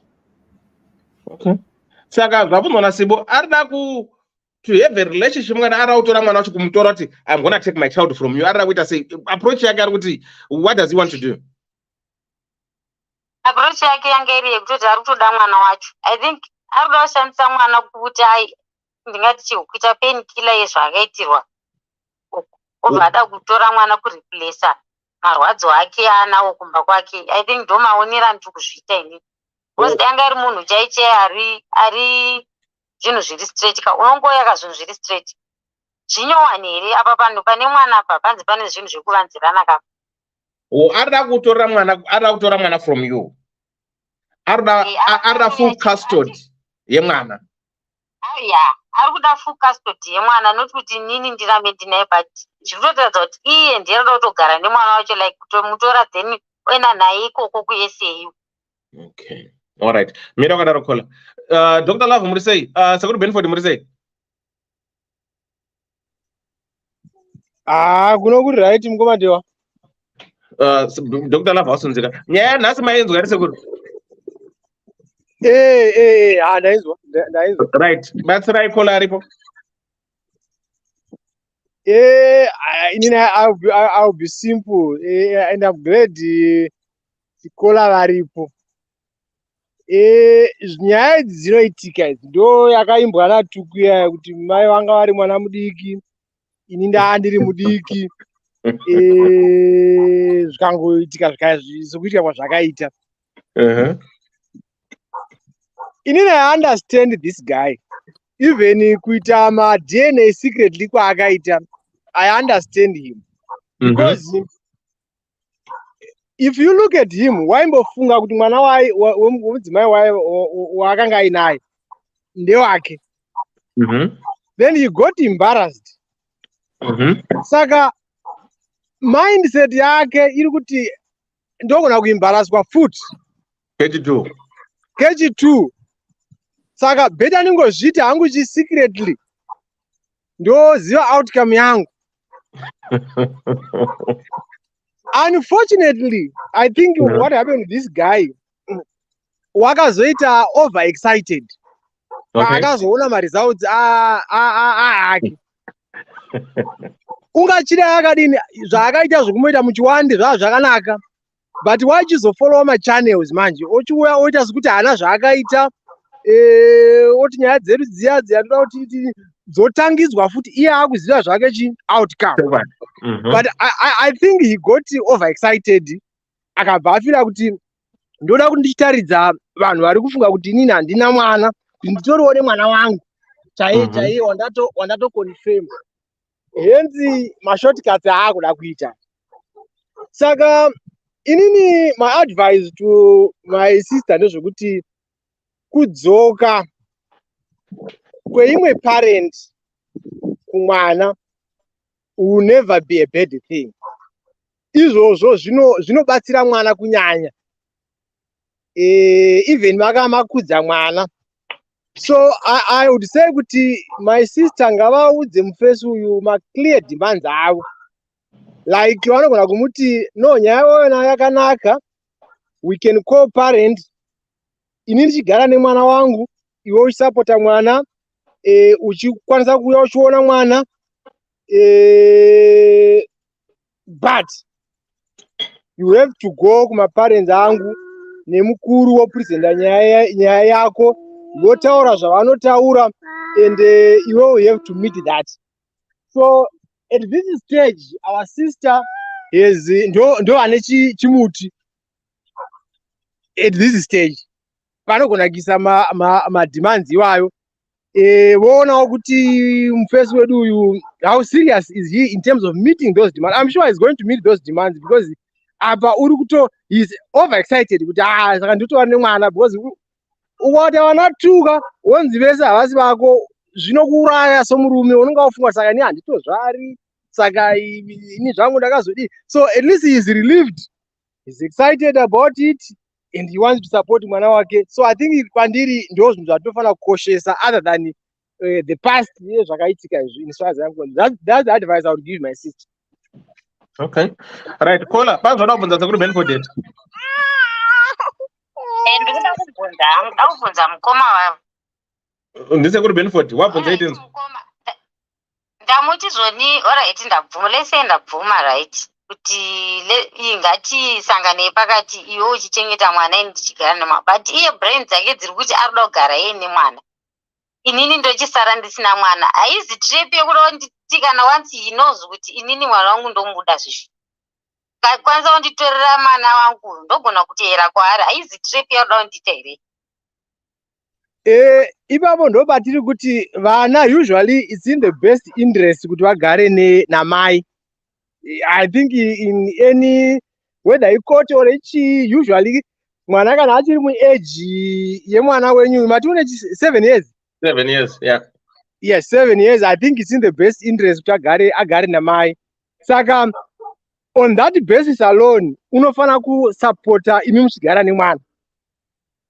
And at this stage asati asvika pastage yokuti aise mademands iwayo, izvozvo mune makutozoona kuti paari kuchengeta mwana wacho achisapota, is he consistent, uri kuita relationship yakadini mwana. Kana mazoona relationship yake nemwana maybe yaestablishika zvanaka, imiwo situation yenyu handizi kuti inenge yakamira sei, it will be decision yamunozoita imi. Iye haagoni kuti agodhimanda kuti ndakungotoda mwana wangu. Okay. Right. Ininga dambo manya mchimbuzi. Taurai na kola, taurana nai. Mvunza kola, mvunzo kola, mvunzo. Sibo mwana mza kola urichise kuri benefit. Dr. Love muripera. Dr. Love. Mandi jamba ka. Aiwa murukuita mchidona mchibuda. Aiwa ndamanda toti indiripo makango ndi jamba. Akana, alright, sorry. Alright, kola aripo. Kola aripo. Mamuripimi. Munobvunza kola. Taurai na kola, mumpe advice tins. Yeah. Yeah. Mukana do. So it's a small situation that is very critical. Small as it is. First of all, mungati tinakanganwa zvakaita baba vavatamba. Okay, the story as far as I read it was they were both in love. Baba wa mwana na kola wedushu. As baba wa mwana wakazochuza chislay queen over ani amai wemwana uyu. And the problem is this. Kutotanga nokutotanga kwachona kwe relationship no upenyu hwemwana uyu. Murume this man yeyu akuda kuti ndiye baba wemwana. Vakatochuza upenyu hwavo. Vakaramba upenyu hwemwana uyu aripo akutotaridzwa kunzi ndevake mwana yeyu. That's the first thing that we need to establish and understand. He already made his choice. We are not going to forgive him for the mere fact that azoona kuti mwana uyu ndiwake. No, let's start from ipapo paakaramba mwana yeyu. Kukodzera kuti auye muupenyu hwemwana uyu kauyu.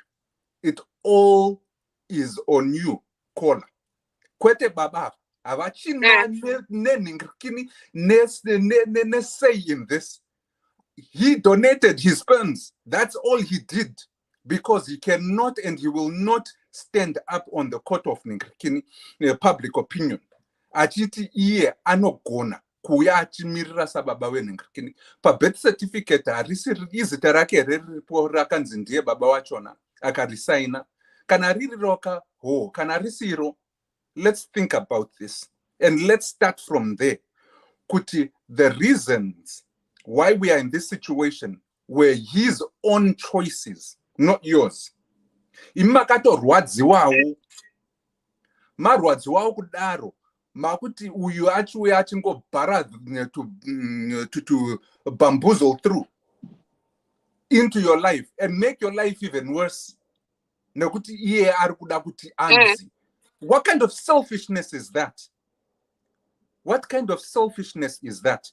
Murume akadaro hatombobvumirwa kuti asvike padhuze nemwana wenyu yeyu. Because at the end of the day, it's not about him, the kid. Mwana wenyu kana kuti mukomana kana musikana nai. Mukomana. Mukomana iyeye hatombobvumirwa kunzi asvike pamberi padhuze nembaba uyu. Baba vakawa is so selfish. His actions right now are just Benford. His actions are just to alleviate and kunomskuita sei kuzvigadza iye sababa nekuti akanyadziswa kusaiduko. He just wants to show himself as approved. Chokwadi kuti zvinhu zviripoka. If he was that concerned, he would not have left so long a period of time without communicating, without helping, and without even kungovhunza chaiko. Kuti mwana akaita sei, ari sei, achiri muduku, ndinoziva kuti aimborwara, muchiita ma sleepless nights. Iye akuda kuuya kwakuda kunaka. No, that man is very selfish. And you will not want your son to be that selfish. Kuti aone mwana wake from a distance. That is what I will say. until he proves himself less of that selfish person he is. Nokuti makamujaidza kanhasi kuti ndimi baba wachona, every man ane nhingirini akadonata masperm ka does not mean kuti ane kodzero kunzi anzi baba. There is a saying, you can be a father in terms of donating your sperms, but you can never be a dad in terms of bringing a child up. And this guy, 7 years of absence is just, it's indicative of his selfishness. No, it is not about because that we have to consider. You've gone through that, and there are things that you forwent and makaita forgo because mangama ni mwana, and you sacrificed your life for that 7 years. And the iongo ya kungoti ndiri baba wachona kuzotanga kuyenda kunobirira kuita ma-DNA kuti awane kuti mwana uyu ndiwake ka. That also shows how conniving and thieving he is. Ari kutotaridza matendency emunhu asina kukodzera, asina kutendeka. He is lying, he is conniving, and he is very manipulative. Probably to the point of narcissism. Pakadai, if I were to categorize him. And that kind of a person, amudi kuti aite part and parcel yemwana wenyu, mamukudza, anoziva kuti kuna baba uko. Kana ozoda kuenda kuna baba ka, achazozvitaurira our 18. Chokwadi. Because at this point, we can say kuti baba anokodzera kunzi vaite izvo kaizvo zvazvenyu ne ma-big heads enyu. Inini ndinoti baba avakava havana kodzero. The only time he will have that kuti anzi aite aone mwana wake is when he proves himself beyond a shadow of doubt kuti he's not doing it for his own selfish needs and his own selfish ego. Yaari kuda kutokonya nokuti yakabruzwa kusaidi uko.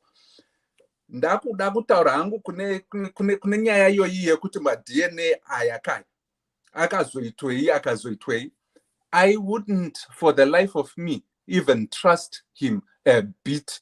Nyangwe azoti ndakaenda kuma-DNA ndakazodi. Do another DNA test. Because ipapa kapa atitombozive kuti zvakaitwa sei, zvakafamba sei, and anonyepa here kana kuti haasi kunyepa. Because isusu tiri kungonzwa hearsay. Nyangwe pepa rakauya iro riri kai. Ini ndinokwanisa kutoprinta pepa re-DNA ipo panapa ndakati ndiri 99% or 0.9% this father's kid. Ndoenda naro ndichikutaridzai kuti ini ndanzi ndiri baba wake. So I would rather you do a proper DNA test. And ipapo you then establish kuti ndiwo here chaiwo baba nekuti kwakauya kunako kauko doing all these things nekusure just lying and kuenda nechiwande. That it is very suspect. And I would rather you do my new DNA if you can, and the sooner the better, to make sure kuti manzwisisa kuti zvaari kutaura une murume uyu kaizvi ichokwadi. Don't just accept what he's saying. Murikunzwa? Because at one point pafungei akanyadziswa uko ko akazoti anyadziswa uko oti handisi kuda kuzonyadziswa kuno, saka ndofaja mapapers kuno kuti ndisazonyadziswewo. Murikunzwa? And at which point aiwa munenge motorerwa mwana asiri wake. It's a possibility, because we cannot put past kunyepa kwake nekuda kwekuti akaenda from behind your back to akatotaridzwa kunzi mwana waito kunonzi kuita sei chengeta for however many years aifungira kuti ndiwake angasiri. zvinogona kuti iye hasi wakewo iyeye wenyu yeyu. And I would pray kuti kana ari wake ka, please, by all means, musamupe mwana uyu kuti aende South Africa. Musatombomupe. Nyangwe akaenda kumacourts akanodii. I would bet you my courts will side with you for everything that you have done and put and that you have gone through. Kuti mwana anosara anemi. Kana wozoda kuti ndinokwanisa kumuona ndichididi tanga wachengeta mwana wangu. Kwete wako, mwana wangu. For as long as I say it is okay. Pamunenge masvika kuti apa pandati ndagutsikana nemaitiro emunhu uyu kauyu. For the betterment of your kid, because your kid does not have capacity yekufunga kuti chi uyu munhu kwaye kana kuti munhu asiri kwaye. Imimi samai munomuziva and makakura makutoita that critical understanding yekuti uyu akapaka ipapa apa hapana kuipapa. You will make that decision for your son until he's able to. And that decision, I would want you to hope, I hope muchaita decision yekuti hatombofe akasvika pana baba vake kana varivo baba vacho naivavo until he has proven himself to be worthy kuti vaite baba. And from now, it's -7 years. He's dug himself a hole. Anofanwa kubuda imomo. And hatisi kuda kumupa mari kuti timitire tsitsi kuti zvakazodii. Akaramba nhumbi iyoyo at the opportunity yakaita sei yakapresentwa nhumbi iyoyo. Ariramba kudaro. And I will repeat myself because I'll repeat myself nyararai. I'll repeat myself until you understand the reason why I'm saying it. Kuramba kwakaita. There were two things could have happened. Mwana uyu aizokura pamwe asiripo. Nokuti amai vaita sei varambirwa nhumbu. Pane vamwe vanobvisa nhumbi idzodzidzi. Asi apa akakomborerwa mwana aripo. That's one. Saka anotenda amai kwete nokuenda nekusuroko. Achiita zviri straight. Asvikapo onoripa onoona kuti zvinhu zvaitwa nemazvo. Vabereki ndo vanotaurwa nawo vachizoziva kuti nde apa naapa neapa pazvichaenda. Vozopedza vachiziva kuti he might not be able to take his son to South Africa until certain requirements have been met, at which point imimi mune simba rekuti aiwa izvi handisati ndagutsikana nazvo apa. At that point ndipo pandinokutaurirai kuti simba riri kwamurimi amai. Musatombotye henyu. Kana muchimuda henyu itai. Kana mava nezverudo itai. But kana musina muchida kugadzira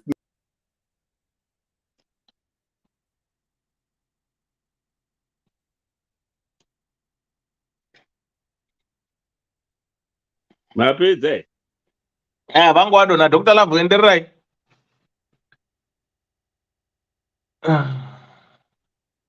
Vaenda ku Dr. Love. Dr. Love.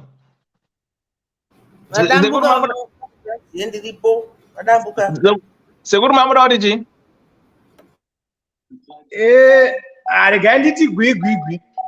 Ndandichida kuti Dr. Love toda kuti tivage.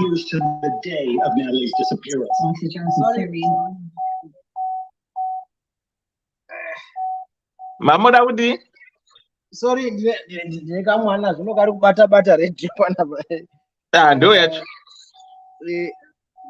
Mira, ndandiri kuti Dr. Love toda kuti tidini tivake.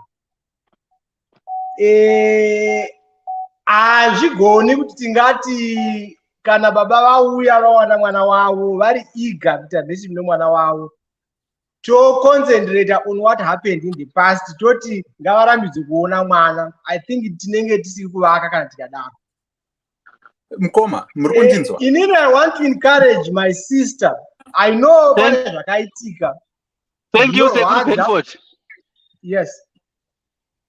Thank you very much. Next statement ramabva kutaura. Thank you.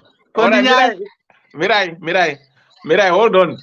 So remember to pause. 1 second. Dr. Mamuriji. Aiwa, ndanchitika imi. Let's okay, ngati rambe, let's look at this in the real sense of things. Tisade kuhwanda nemashoko anoti tiri kuvaka. Nekuti kana tichiti tiri kuvaka, akaregerei kuvaka day one. Takuda kumuregerera nhasi nekuti takuti chii ndibaba vemwana vari eager to do what he was eager to run away from this woman achienda kune slay queen uko. Takumuti auya kuzoona mwana wake, saka ngati timuregererei achiita. Ipapo kandi ndinoti nonsense chaiyo. Ndodai, if you see kana mataridza munhu kana kataridza munhu akataridza hunhu hwake ka musamunyemwerere muchiti aiwa hazvisizvo zvaari akutaridzai kuti ndiwo hunhu hwake. He will never change. It's a selfish thing yaakaita kudhara. It will be a selfish thing chaaita kuhwanda achitora ma-DNA kana iri chokwadi. It's a selfish thing kuti akumbire mwana kuti aende naye kuSouth Africa. Those are selfish things. Saka ngatiti kuvaka mhurika hakusiko uku kwamuri kutaura ikokuko. Ndiko kutoputsa mwana ikokuko. To be honest with you. All right. Ndipedzisa hangu wana mukovapo wozopinda mukomadewa. Vana vachatadzi. Right. Zvana ndichida kutaura ndezvekuti mazova nditi zvinhu zvakadai zvinowanikwa zvinoitika. Ndoda kuti sister wedu vanzwisise kuti izvi zvakatoitika izvi. Handiti. Worst case scenario, tine vana vanosvika ma18 years ari kutaurwa. Vozotanga kunetsa kuti ndidze kuna baba vangu. Vamwe vachinetseka vanokutsvaga kuna baba vangu. In this case, we are lucky this man has come back. Uri kuda relationship nemwana wake. Zvokuti zvakamukonzeresa kuti atsvage mwana, let's not focus on that. Isusu ngatifare kuti baba vauya vaziva kuti mwana ndewavo. I would agree with Dr. Love. Kana munogona kumuti ngamuendese kunamwe matest anotanga nemi zvoprovwa beyond reasonable doubt. Kana tati hatikamtrust pamoongonereke, but timini zamai wake kola kuti tineni pa 100% sure kuti ndo baba vemwana. Saka kana auya achiti une evidence, I don't see why you would even need that other test, because imimi ndimu wamaiziva. Asi dai muri Tony taiti pamwe, maybe you can also go and confirm that. But I think our sister, you are confident kuti ndo baba vacho, so kuti mataura kuti kufanana kwaakaita nababa vake plus kuziva kwamaita relationship yake. Mukatarisa nyaya yemunhu, one of them was going to be disappointed. Either way, it was either watiri kuti slay queen uyu ndiye wairambwa kana kuti our sister wairambwa. One of them, unless kana vanga vachida barika, and you know kuti our sister were you willing kupinda pabarika. So if your answer is you are not willing to kupinda pabarika, then it's obvious disappointment was going to come. And is also, as far as I'm concerned, I would want to encourage you, but don't dwell much on that. Focus on Nemana way. For the good Nemana way, I think Kutaite relationship of Babaki in the long term is going to be good for Manawe. Musa Baba like a Benzi, and it but no Babaki. Benzi, you know, I didn't be a arrow Unwara, Unaka, but no Baba Manawe. And he has to accept that all the relationship of black does repo on the ground. So that's my advice, my sister. I would completely say, try to Baba. I think I have to next one. It that but in Gala, we are Chona, Gala supporting one wow, Galaito, come on, one wow, would encourage that. Neama, Zake. Kana aina zikoma start encouraging mwana kuti atolaka ukama nevanhu verudzi rwake rwedzidza rake nokuita kwakobaba vake. I think we thank God. Ndo zvokuti kana my sister, I think unenge wachinamata uchiti Mwari dai murume wangu angodzokawo, dai mwana wangu aziva baba vake aita ukama nerudzi rwake, and mwari wakupai mindiro yacho taakuiramba futi taakuti baba inzenza baba vane unhu hwakadini ngatisadaro. So ndapedza. I think Dr. Love, I would still insist ngativake. Dewa. Ndolambovhunza iwo Dr. Love namasisters mamwe andaona ari kutsigira izvi. Ndiani? Sister Sonia. Monzi moti kumurume wamuri kwamurike zvino.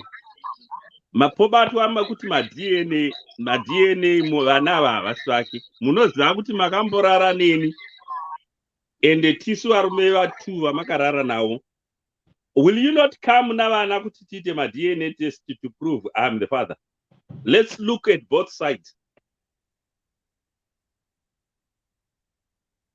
Because Tete, if I'm not mistaken, mataura ndiye murume wamaiziva at that particular time, and you don't even need my DNA test. Vachiripo here Tete?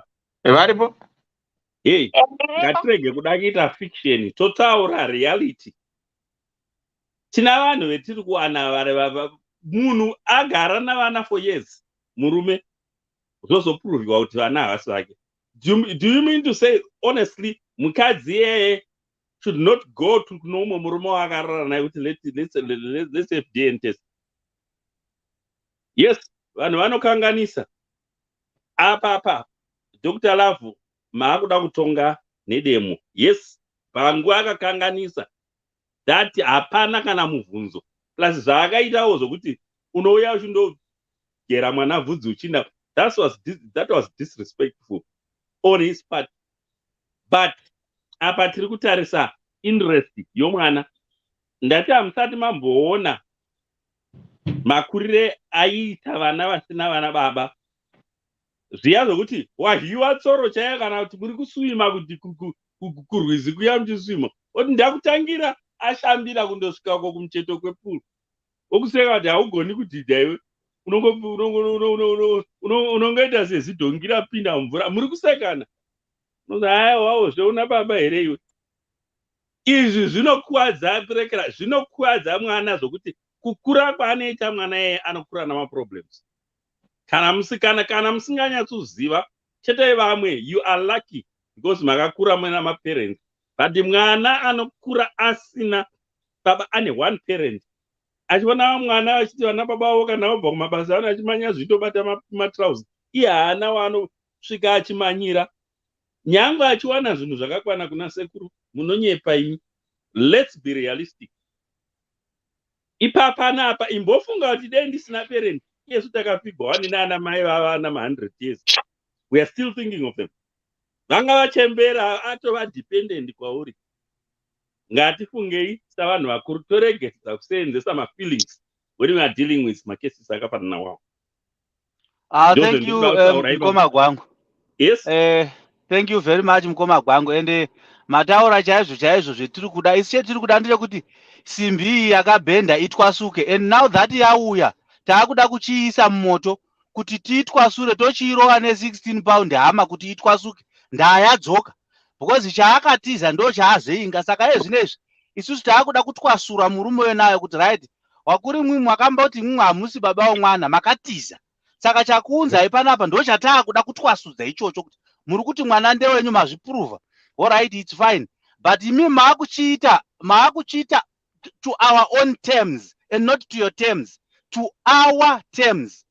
Zvaakaita zvese, we are going to go down memory lane tichidhila naye each case by case. Pane kuti tisu tingataura kuti hanzi is not worth to be a father. No, he came back to be the man he was not.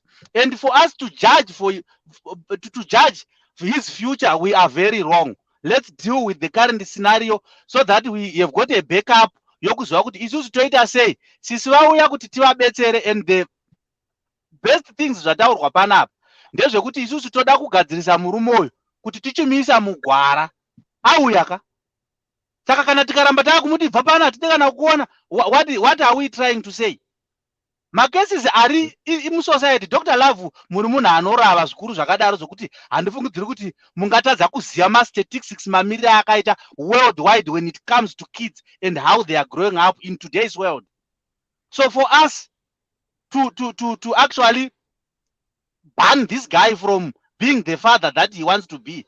We are not being faithful. We are not being trustful. We are not being truthful. We are not being thankful, and also to think beyond the needs dzemwana. And we start to want to do that now. Kuti right tete endai munotaurira vabereki kana mamusina kuvaudza kuti aiwa baba mwana wakauya, nyaya taakuita panapa ndeyekuti taakuchida kuti isusu wachimiririra miririre ikene nezvi mwana is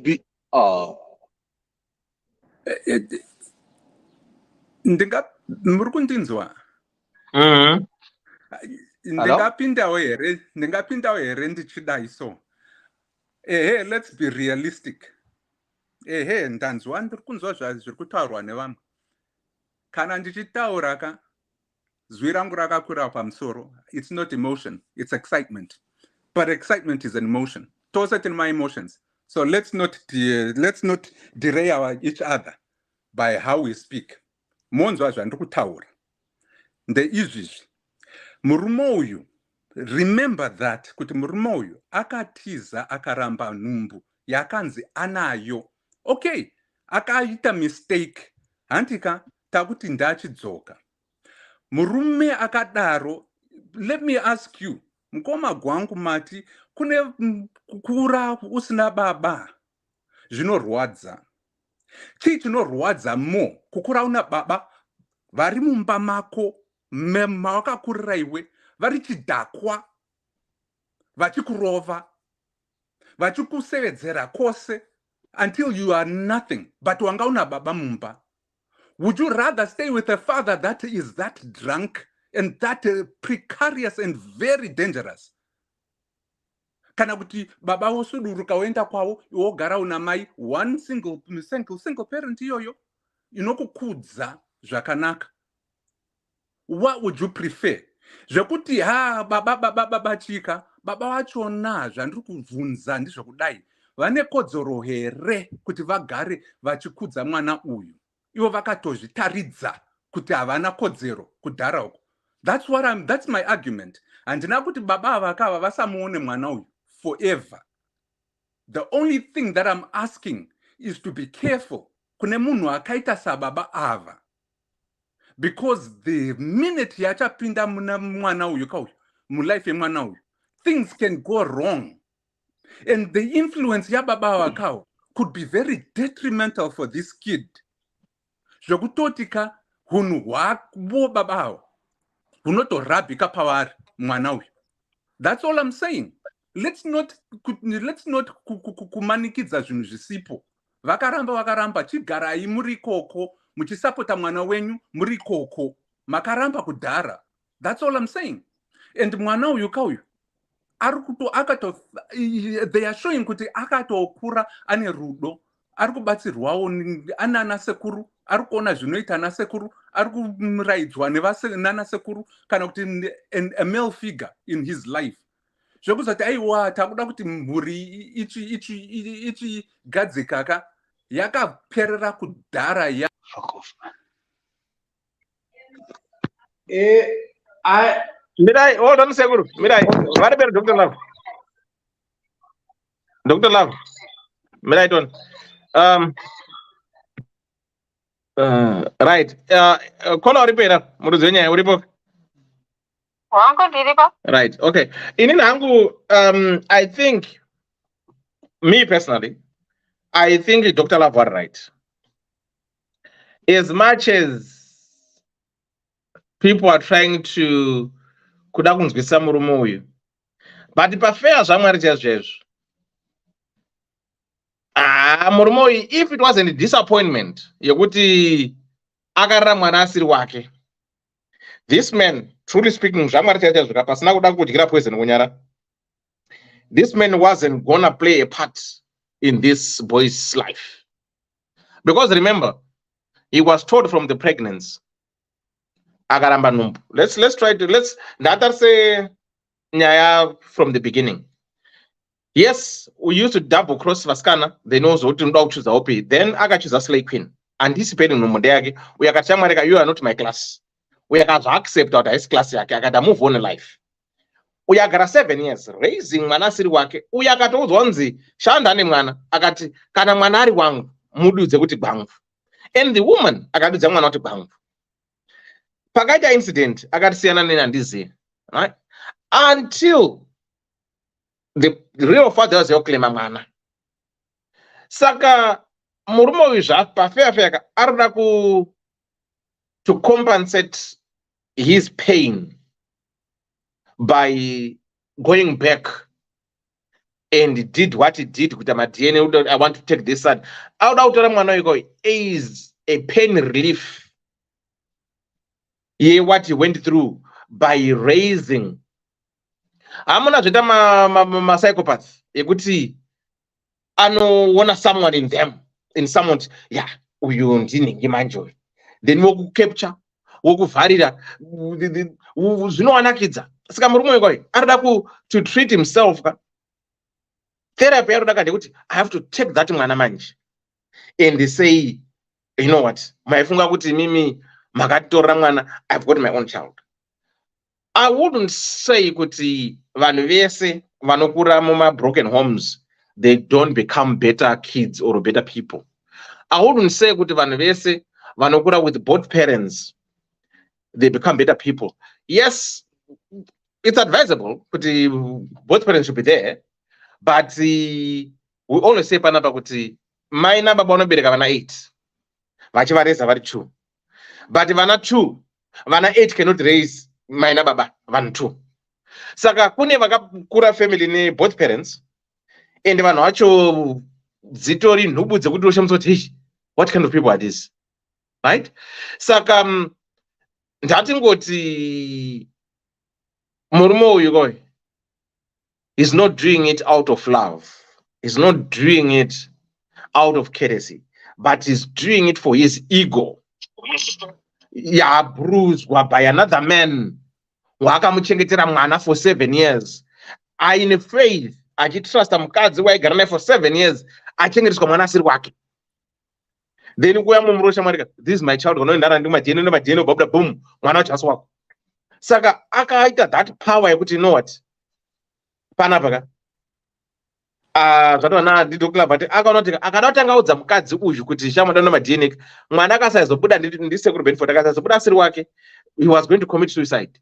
Saka tirega tanga ndamboita unganga first ndonobata akata dzacho ndega, ndikandazobata akata dzacho ndega dzikabuda dziri correct ndakuziya manje shamwari kana kuti andi madna mwana ndiwangu. Saka fair jab I think this guy is very, very selfish, and he is a narcissist, and he's a controlling freak, and hana remorse. Anofunga kuti he has got everything that he can just walk in and out of people's lives and come back when he feels he wants to, without considering my feelings. Emukadzi wakasiya ari kumboziya kuti mukadzi wakasiya ine nopachita hesi yangu kuita give birth, postnatal depression, raise mwana, truma yese yakaenda asipo ari kuiziya here. How is he going to compensate that? Then oita maguts ekuti anoenda kuchikoro onoita tora mwana bvudzi oita DNA ega, then yakabata bepa to shove it into a face kuti shamwari kanodara mbaka prove it pana pamwana ndowangu, because they say a child might have many fathers but he's got one mother. Anzoti mai ndiye but iye akaita prove kuti no, I want to prove to you there mwana ndiwangu hapana zvanondudza. Saka he is more of a bully. Let's be honest, he's more of a bully. Asi munhu wekuti ari kuda a conversation yekuti I wronged you guys, let's sit down. Ndiri nini hangu iranzo dzangu akaitwa zvozvo haatooneka namwana wacho, and I will report the case to the police first before I start mwana, because he is most likely kuba mwana wacho futi in the event yekuti akanyimwa. Saka let's try to look both ways. And yes, I understand the appreciating with the munhu azoti okay, I want to go back to kune mwana wangu, akuda kuita a responsible dad. What made him trying to be the good cop now is because zvaaiexpecta nezvaakanga aita based on didn't work to his favor. Saka kana ari kuda he has to start with a humble beginning. How is to conduct this antivari for now, right? I want to see you. Why do you want to see me? Then they have to include the respected people. Then, then wait a co-parenting together, not him having the full custody of the child. No. Why I would have full custody of the child now, 107 years? Why didn't you want the full custody of the child from the pregnancy? Let's try to be fair. Yes, mwana does yet in the but as let's be honest. Natural advantage because I kind of university can has got a better job because I know because in about money I can walk all over people and do what I want to do with them. This is my take on this one. Dewa. Yes. All right. Isati now mbotinga to full custody man. Nga ipapanika inangora imbamu vanogona kunge vataura kudero ndataura kuti nini vanhu ngavakonzide regerai mwana. Let's take murume akazotora mwana paari after 7 years. Munofungei naye because tofana kuda kuenzanisa nyaya ipapo. Angosvika achiti ndoda mwana wangu ngatiende kuma DNA test. Iye akafunga kuti beta ndinoita ma DNA test. Handisi kuti vanhu vari kuti ngaasaziva mwana wake zvachose here zvekastodi kana ini zvangu handibvumirani kuti atore mwana achinogara maybe nomwe mukadzi kwaanenge achienda because obvious mwana achiri mudiki. Anofanira kusaziva baba wake zvacho. Handisi kuti vari kuita se because tinenge tisiri vamwe tinenge tisiri kuziva chaizvo zvatiri kuda kuti alright ongoti alright zvapera oenda omusiya achigara nemwana wake then what? Ndingakupindura ipapo here mukoma. Mirai Dr. Love, ndimbo 2 cents dzangu. Ndoda kuti titore this scenario. Handiti ka? Totaura zvangataura Dr. Love zvokuti make sure kuti murume uyu haasi padhuze nemwana. Mukoma Dewa muri kuti munhu unogona kutiza nomwana akaenda naye. Handiti ka? Ngatitore this scenario. Torambidza baba kuti vaone mwana. Handiti ka? This guy goes back South Africa oita upenyu hwake. Mwana ozokura wasvika 18 years woti ndiudze kuna baba vangu ndoda kuziva kune hama dzababa vangu. Inyaya inozikanwa iyi. Muchamuudza mazuva ano hazvinetsi unoita contact nababa vake. Baba vake votaura vomuudza kuti ndakauya ndikakutora tikata ma-DNA ndikanzi uri mwana wangu. Mai vako vakaramba newe kuti ndikuone vakaenda kumapurisa. This is going to ruin relationship yomwana uyu namai vake even vana sekuru vacho because uchati ndimi akanditadzisa kuenda nababa vangu. Toziva kuti that age vakomana vanenge vakunetsa. Otoziva kuti baba vangu vaitodakita relationship neni but ndikarambidzwa. That might ruin relationship yamai navo. Ndosaka tichiti ngativake. We cannot focus on my mistakes. My mistakes akaitwa hapana uri kusapota hunhu hwakaitwa nababa. But ngatiite cost benefit analysis. Takanangana nemwana. What is going to harm mwana more? What is going to benefit mwana more? Inini I will insist kuti mwana aite relationship na baba vake will benefit mwana more than kumurambidza kuita nababa. And ndosaka ndati paya kwanzvadzi yedu iyi ndimi munogara nemwana. Baba vachiuya vachiona mwana vachisapota mwana wavo kana vaine mafamily gatherings ekumusha kwavo vanogona kuuya votora mwana voenda naye ozivana nehama dzababa vake ozivana nemadzikoma ake nevanin'ina vake nanatete vake. Ndokuvaka mwana ikoko kwatinenge tichiita. Let's not focus on my mistakes. This life yatiri kai we make mistakes every day. Ndakambotaura panapa mukoma Dewa vari kuti kugara kwatakaita kudaika pamwe tine vana vari kariba vatakaita vatisingazivi vatakanofara taenda kariba rimwe gore tikasiya mwana ikoko hatimuzivi. Handitika saka ava vatoziva baba vake uyu ngaticelebrate zvinhu zvakadaro izvozvo. So that is the point yatiri kutaura panapa. My sister, if you are still there, I still want you kuti after Titus was says, encourage this new guy. Munomuudza kuti waita zvakanaka kuti uda kuziva mwana wako. Here's the procedure.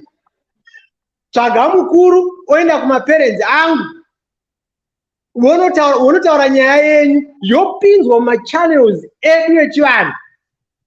Kusvika zvasvika pakuti baba vakuratidza mwana wavo nemachannels edu echivanhu, then voita relationship nababa vavo. Ivo hamuna zvakawanda that process inoallowa kuti for zvese zvaakaita zvanga zvakatsaudzira, zvimwe unoripiswa, zvimwe unodini, zvoitwa izvozvo, but tighter relationship yababa nemwana. That is the proper way of handling this case.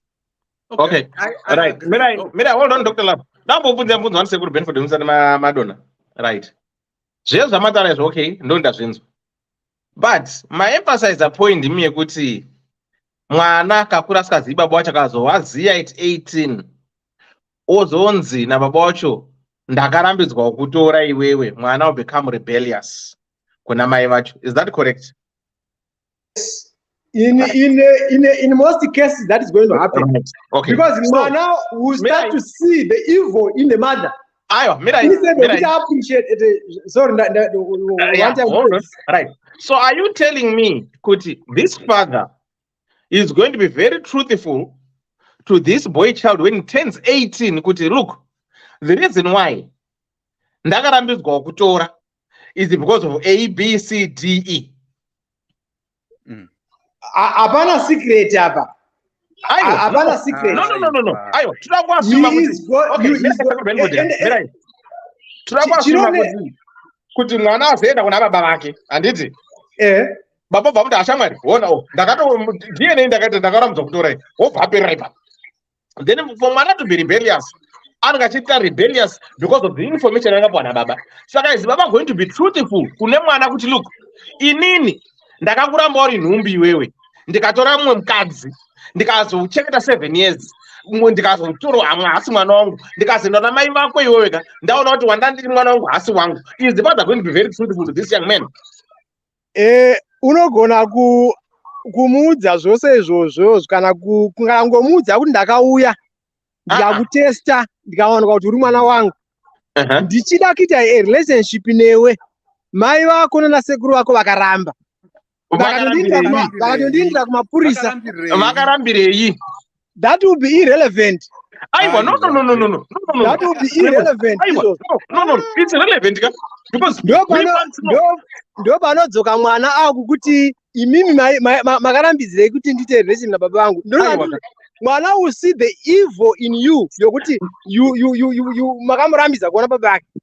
Instead yekuti appreciate kurera kwamakamuita nezvose zvamakaita, haachazvioni. Chaanenge akuona ndechekuti vanhu ava ndo vakandirambidza kukama nababa vangu. Yes, why? Because I'm not going to explain the reason why makarambidzwa kumuona. But if you're honest and truthful to this person, you won't be rebellious to the mother because munima uzachiwationa ndakarambidzwa kumuona because ndakakuramba uri nhumbi iwewe kuti hawasi mwana wangu. But ndazoenda uko ndatora mumwe mukadzi ndikauti hasi mwana wangu after 7 years, ndo pandakazokudzokerera. Mwana anoudza kuti ndara munopenga musoro nyautori musha. Chinodzokeresa vanhu kuvana vavanenge vakaramba zvinhu zvakasiyana siyana, handitika? Tinaana baba vema-worst case scenario ukuti unotozouya anzwa kuti mwana walecturer, mwana waprofessor, mwana wanesi ndo paakuuya kuzotsvaga zvauri kuita. This guy haasi kuuya izvozvo, uri kuuya because uri kuda mwana wake. Let's not concentrate and focus on mistakes dzakaitwa nevanhu. We all make mistakes. And kana mistake dzaitwa, let's try to build pane zviripo zvacho tivake vanhu. Chinokanganwa idemo asi muntu akatemwa wakanganwa. Our sister is here anditika, she's listening. Iye une ma-ideas ake wanditika. Saka isusu tika concentrate on the negative sides, tiri kuita kuti ave resentful kana kuti asa appreciate kuuya kwemurume uyu more because pfungwa dzakadaro dzinenge dzagara dziripo. So let's help our sister recover from the disappointment yakadi that she has faced.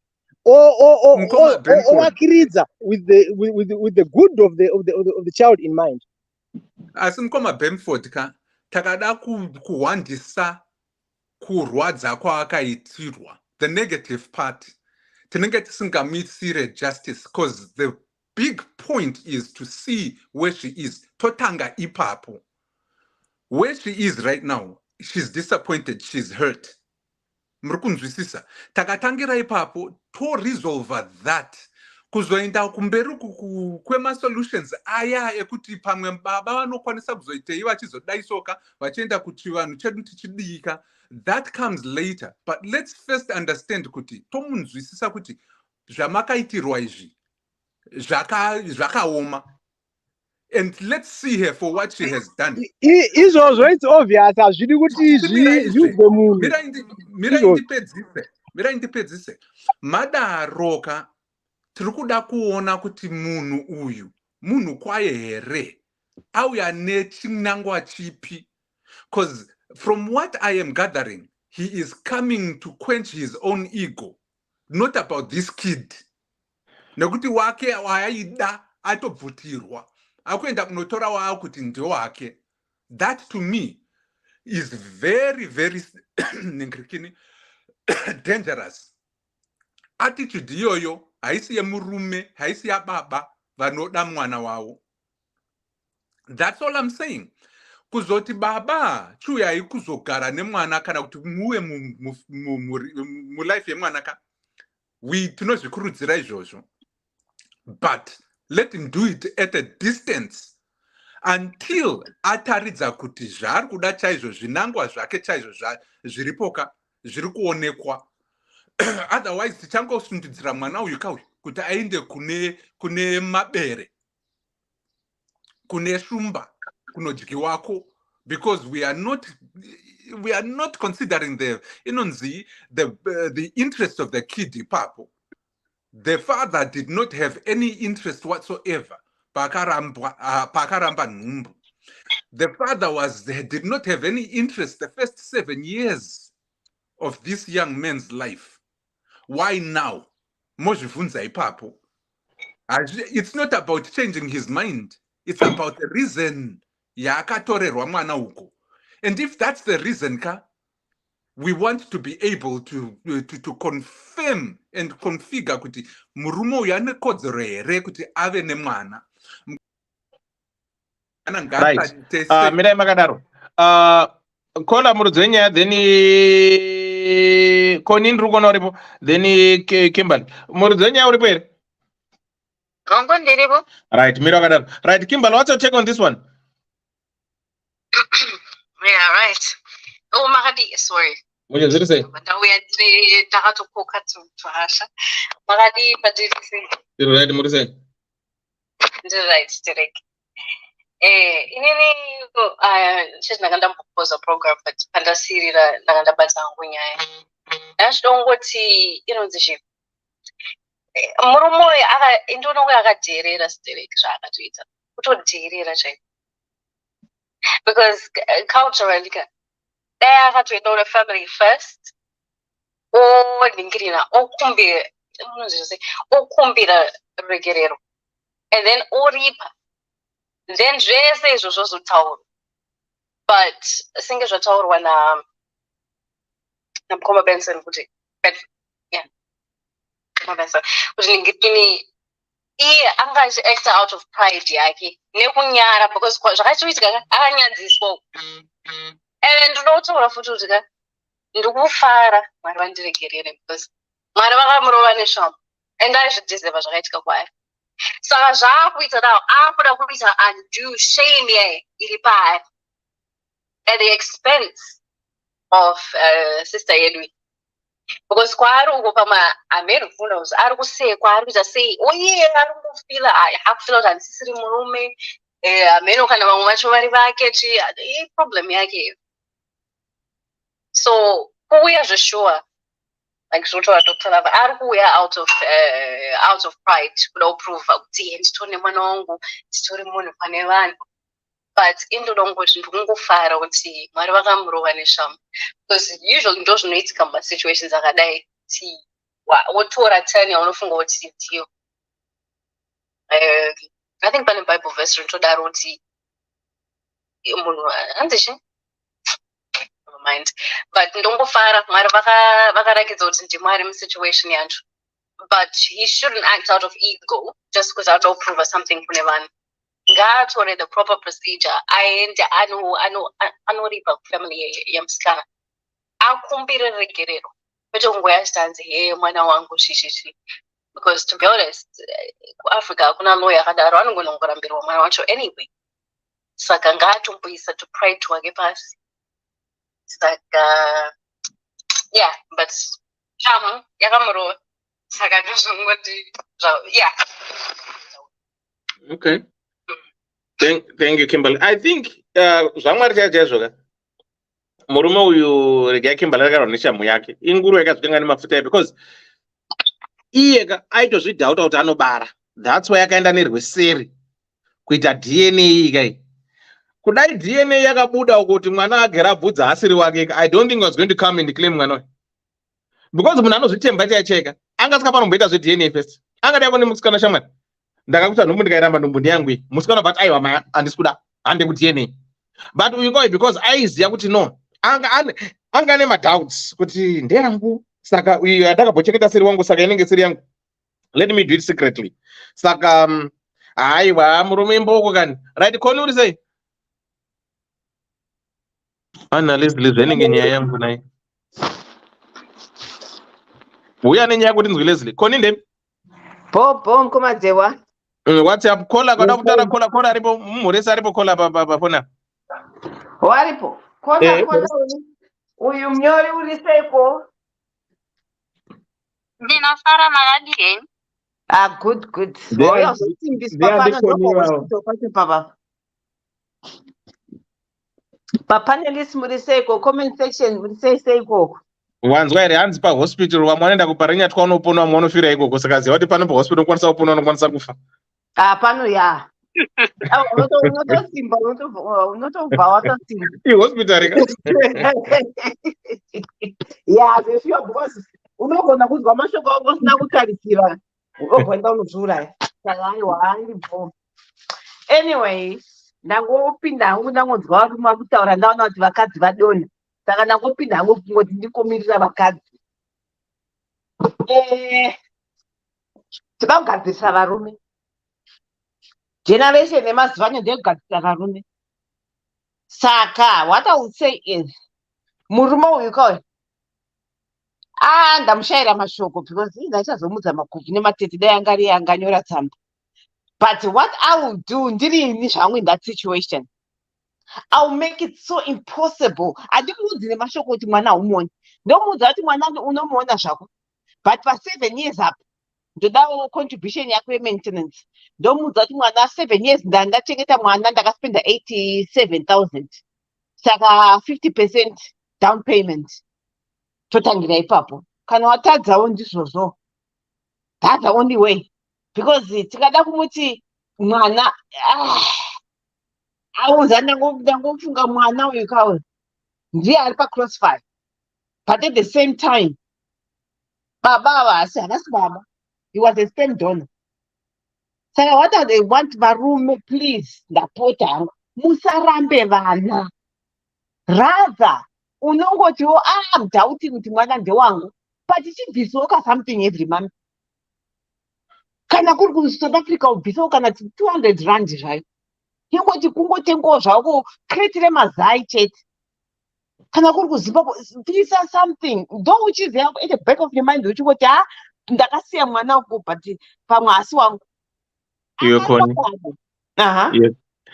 Remember murume akachengeta 7 years. Mwana waSlay Queen asiri wake. Heka ndipo ndiri kutaura ndopadza ipapo. Aiwa kaona kuti akakudadira akaenda ukoko achifunga kuti ndokwake ndokudada kwachona ndikakuti radha dai hello taura ndokuti radha dai akachuza mwana akachuza uko kuSlay Queen ukanditika but kuchengeta kwabva uko hapasina problem. Ozosvika uchiti aiwa ndakuda maybe full control yekuona mwana and everything. Wadzoka. But zvokuti wakadada atora kuti hanzi kana 50 rand chaiyo. 50 rand ndinongokwira kombi wedwe ndekombi 50 rand akatadza apa ari kunzi kwanzi ari rich hamene kuti anyora mashuku kuti ari rich here kana kuti his wealthy hamene chirungu chanyorwa mubvunzi akola aripo mubvunzi anyora tsamba aripo zvinotorwadza wedwe zvino wakomanaka kudabirwa kwakadaroka varume katinzwirewo tsitsi hakuna kunzi aishaya murume uyu aiwana but he chose kuenda kuna slay queen slay queen ofuti nawo futi kange maperformawo. I don't blame him for choosing the slay queen but tiri kutaura nezvemwana wakakanganwa mwana wako wakuzoti pweshu hakuna konya haupindi izi kungoti ndazoona mwana kana dii aiwaka totangira uko kwatakasiyira uko kuti kubva pawakandisiya iri nhumbu ndikanozvarira kuavenues clinic ndikabhadhara 6000 bill rekuzvara mwana wauri kuona mitambo kuenda kumadokta munonyepai kuendesa kucrash ine zvaakuchikoro varume vega kudarokati inzwaiwo vakadzi kukomberera kwavanoita.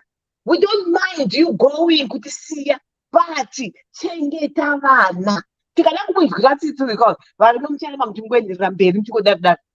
Saka let's put a stop to it. Totanga naye iyuyu muyonzi murume wemunyoru totanga naye. That's an example to us.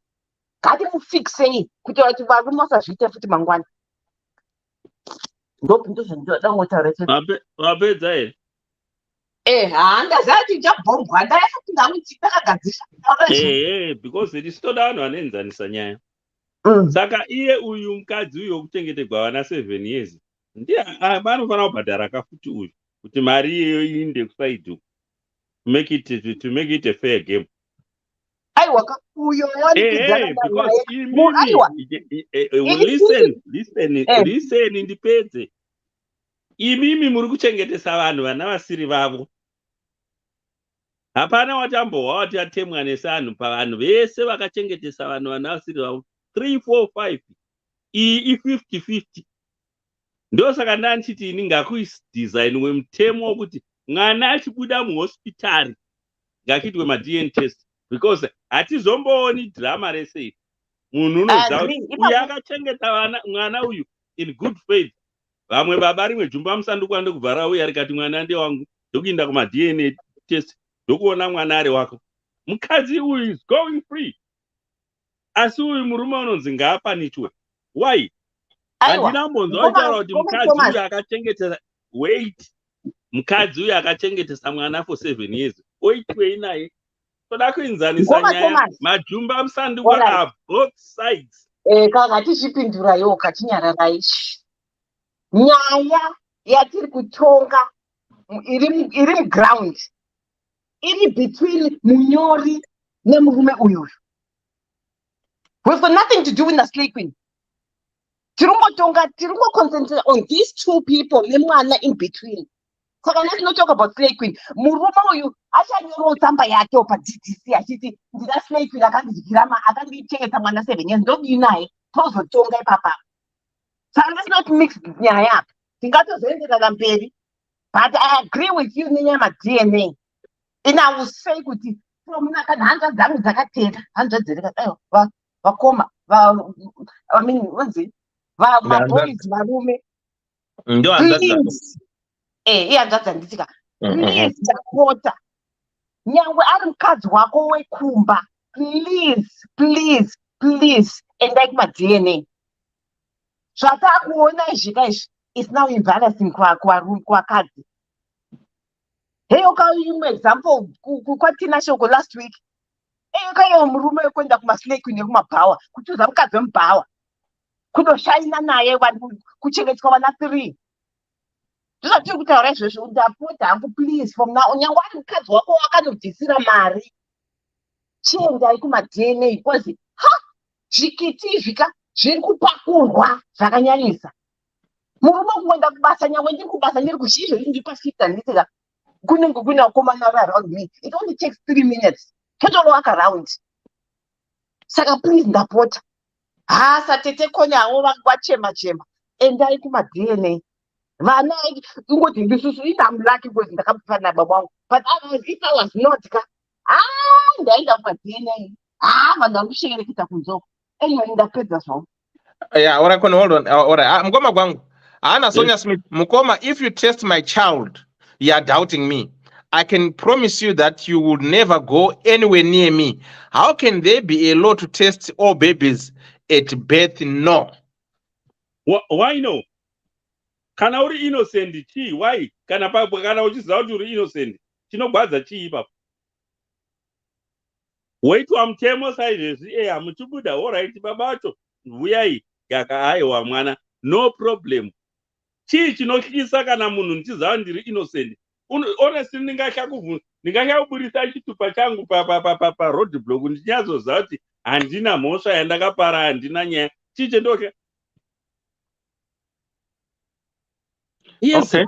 Iko kuramba kwachona, that means there is because tirikuona problem vanozobhoekana kana zveitigwa vanakomana vavo kana kuti vanabhudhi vavo.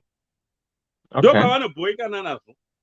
Alright. Mirai makadaro. Naikola munyoro wetsamba. Pakauya baba vemwana ava, right?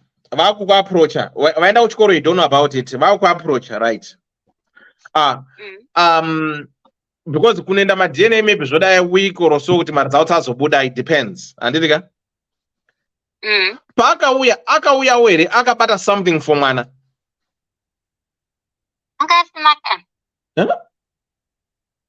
Akabata mafairo akiri ma-DNA angasina kana zipi zvaro. Akabata fairo ma-DNA. Haana kana kutenga kana ballpoint kana because okay, let's look at this way, guys. Yeah. Right? Okay, fine, he made a mistake. Fine, we understand that. Not mwana ndewakaenda ma-DNA, mwana ndewake, right? Wakuchita the formality yekuda kuapproach the mother, right? Don't you think could under normal circumstances someone who is remorseful aikufanira kuuya since akaona mwana pakamutora bvudzi? Hamusi kuti murume akangwara afanira kuuya aine satchel yemwana grade 1 kuti aise mabhuku nesharpener nepencil nemacrayons nebhukwane kuti unoziva kuti uzonipirawo gwangu kasechel. All he did was to come with a portfolio in a proof. Akasiya kana sendera.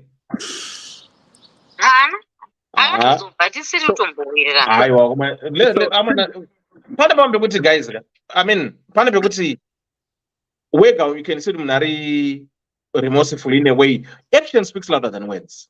As much as toda kusympathize nemurume weka kuti okay mwana ndaziye baba wake, but kana akatadza, because the first cut is the deepest. Kana akambotadza this formal introduction yake yega yekuti okay, ada kuradza kuti mwana anomuda, kutadza kutenga ballpoint penzura necrayon nesearch under $3 yeku yakabata kuti mwana uyu oramba zvake. Yes mukoma. Ndofunga nyaya yetaitaura kudhara kuti inini yokuti aende nomwana I'm against that, but ndatini mwana ngaave nerelationship nababa wake. Watina varume vangani muno mu-UK vakasiya mabasa, vana agara nemukadzi 7 years varambana, orekera ndonga ndambozvitaura ndichitanga, oramba basa zvokuti obuda basa kuti handidi mari yangu inozondoryiwa negirlfriend zvandaitaura zvoya kuti neboyfriend yacho yomboendesa vana vako kumaschool run. Yes, majumba musandukwa are there, we are not denying that, but tati isu mwana ngave nerelationship nababa wake, vana vanoziva, mwana will decide nokukura kwaanenge achiita kuti baba ibenzi ava. Haiwa, asi munofunga here kuti mwana ane 7 years angaziva kuti ichi ndicho chiri right kana kuti chiri wrong? It is up to the mother kuti vaite protect until mwana ava at the edge of kini hatina kuti iye ngaaende nomwana. Ndofunga you are missing the point panapa. Aiwa, ndiri kukunzwai, asi chandiri kuziva ndechokuti ndiri kunzwa zvamuri kutaura. Relationship yachona I think has to be iri monitored, kwete kungoti mwana uende kuna baba. Kana uchiuya uchiona mwana parekera, uchiuya uchiona mwana ana mai wake, haisi relationship iri monitored here. Ndipapo kana madaro bo. Aiwa, mukoma kwangu. I think ina mukoma na Dr. Babati kuzivisana nayo ndepekuti muri kuti imimi mwana ndaite relationship na baba wake. Handitika? Yes. Right. But pa circumstances situation yatiri yatakatarisana nayo ichi, handiti. Ndekuti relationship inobva kupi kana munhu akakwanisa kunosnika kuenda kuchikoro chemwana without the knowledge of the mother, kwakunocheka bvudzi, kwakunoita DNA, kwakuzouya akabata portfolio ine results, akatadza kutenga kit bag, crayon nepencil, because surely speaking akaona kuti mwana uyu height yake ndei, mwana should wear size 3 or size 2 yeboots, akadi kungoita courtesy yekutenga, then mukadzi ozoti zvinhu zvako handisi kuzvida but iye atenga. Ndozvendiri kutaura dewa kuti muno hatina here vanhu vari kuramba kubuda basa. Muno muUK handisi kutaura kumwe. Muno muUK vari kubuda mabasa zvinzi handini kubhadhara. Right. Tinavo vari kubuda mabasa handitika. Right. Abuda basa because anochengeta mwana asora kuchengeta mwana, ariza mwana ndewake. But you are talking of somebody akaramba iri nhumbu. Handitika? Let's forget about wanoza kuti mwana ndewangu but ari kubuda basa because asora kubhadhara maintenance. We are talking of somebody mukoma gwanga akaramba nhumbu and marry another woman because aisa vasikana 2 nhumbu. Ozoti after 7 years ozonzi mwana hasi wako murume odeclare mwana otora mwana oenda naye, then that same guy oenda without the consent of the mother, aiza ndakaramba nhumbu yeka mbanhumbu ndeyangu, kwakunogera mwana bvudzi, kwakuita DNA, kwakunzi mwana ndewako, instead yekuti auye achidza munhu shamwari mwana ndewangu DNA but I'm happy ndatengera mwana crayon, pencil sharpener nekit bag, mumupe mai voti handidi. That way zvinoshuwa kuti you are a concerned father, ari kuziva kuti mwanangu akuchikoro anoda izvi but chaakakudza documents, that's so insulting to be honest. Kuti chauri funga cheteka uri ngoti I want to prove to you kuti mwana ndewangu. No, let's be honest. Right. This guy saka imuri kuti ngarege ngachitongorega kuziva zvochingoperera pano toclose nyaya no hatisi ndarege kuziva mukoma kwangu, tiri kuti isusu the channel that this guy was supposed to follow handiti ndeyekuti one, he made a mistake by doing DNA behind this woman wakati mwana hasi wake. Saka this guy anga achitozvidhauta kuti maybe mwana wacho hasi wake. A real guy anozvitemba zvakaita ini ndozoti mwana ndewangu ndozvitemba, mwana wangu wese vakafanana ndozvitemba, handingainoita DNA without telling the mother. I will come to the mother and say, look shamwari, I'm sorry, paya maybe I was too naive kwa ndongoraona udiki, munhu andakatora uya right, mwana anga asiri wangu but I thought nhumbu yanga iri yangu. So handiziyo ya the mother, ndoonoziya kuti did you double cross me with anyone or not? But for me to be on the safe side, if that is okay with you, ndiri kukumbirawo tiende kuma DNA nemwana. That's what a normal person would do. Mukadzi but uri kuona kuti inini zvari kutaura zvikazvo, yes I can do that but I need to inform my parents. Kana kuti okay, that's fine, we are there, all others they are 34, let's go. Handini mwana uchitese 33 voenda vonoita madna avo vese, right? Then kana madna abuda anodza mwana ndewakeka, iye is somebody who is remorseful now. Ndipo ndeshamwari, so what do you want me to do? Where can we start? Onza shamarika ya inini ndikuremerwa neschool fee ndauda iso iye ochiinitiate, but this guy mukoma kwangu akabva kuSouth Africa knowing kuti vana pachikoro chiri apa chemenyonze chekuprimary vakaenda nonzania mazani chene mazani, hakuna munhu kunoenda nemunhu anoenda pachene mazani chete. Obva swanzi obvunza mwana anonzi gwangu ndiani, obva kuti handini ngari pano, right? Otamba nemwana musoro achimubata zveke kadyiro bati chwa right? Woenda kuma DNA oyo umudzi mwana ndewake oya kuna mai chivati mwana ndewangu ma-DNA asina kana pencil ndo panine problem chete ipapo ndo pakata problem ipapo problem iripo ati ndomukata we have agreed on that saka imi muri kuti poitwa sei from here because sisa vari kuda mhinduro right zvopera zvakadai here zveda pakanywa waoderera ambuya vakashama toita sei we need to move from there.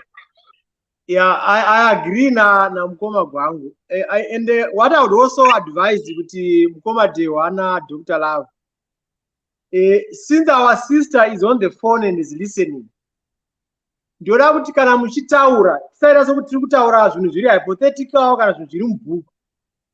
Ipai sister yedu advice, muchitomupa kuti tiri kuda kuti udai, tiri kuda kuti udai. Munogona kunzwa zvimwe zvinhu zvamuri kutaura zvichichakaya kutaura, zvichirambika kutaura. Because this is a real situation. Okay. Seguro. Mira makada. Next time muti sisi wangu kana akauya mkomana uyu mumuti. Seguro mira. Yes. Chiti prayer sister solution waripo. Muradu aite sei. Chimboterwa muchimboaudza manje. Anti bunzai doctor. Seguro inini chokutanga my sister kana makateerera dai ngatifare kuti baba vemwana vauya vati vari kuda ukama nemwana wavo. Tinoziva kuti makagumbuka nezvakaitika zvanga zvisina kumira zvakanaka ende zvinorwadza, tinozviziva izvozvo, but vanhu vakuda kundifonera ndatanga chako. Anyway, okay.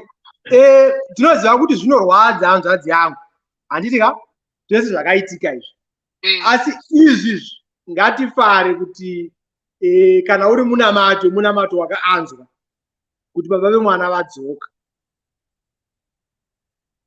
Ngatichivapa gwara ratinovapa nderekuti vauya zvakanaka.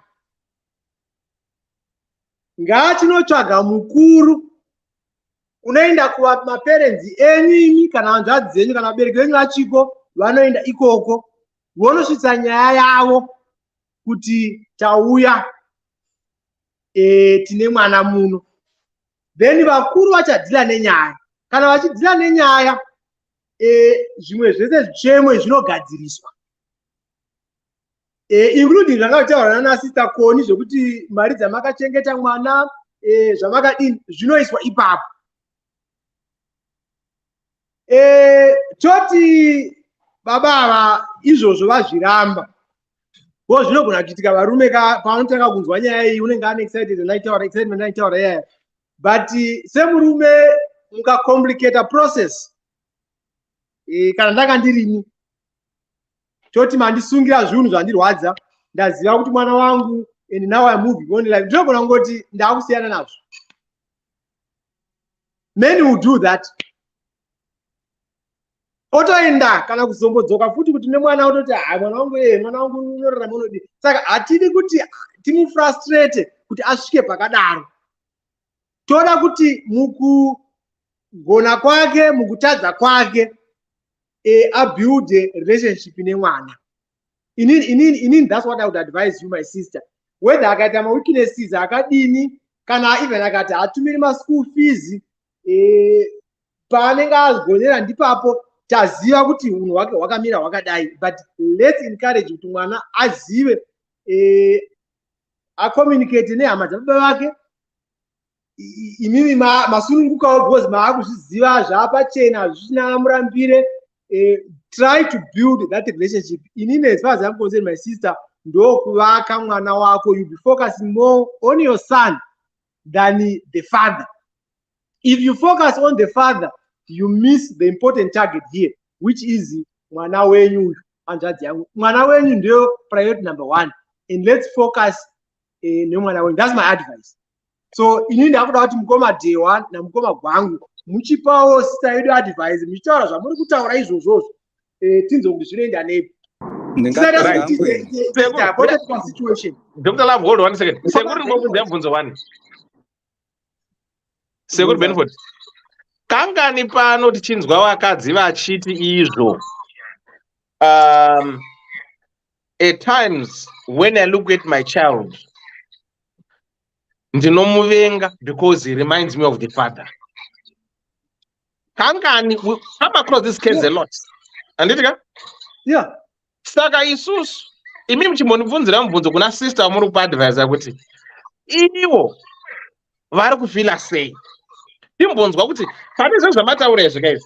Right, anti pane zvinhu vana sekuru Benford izvi.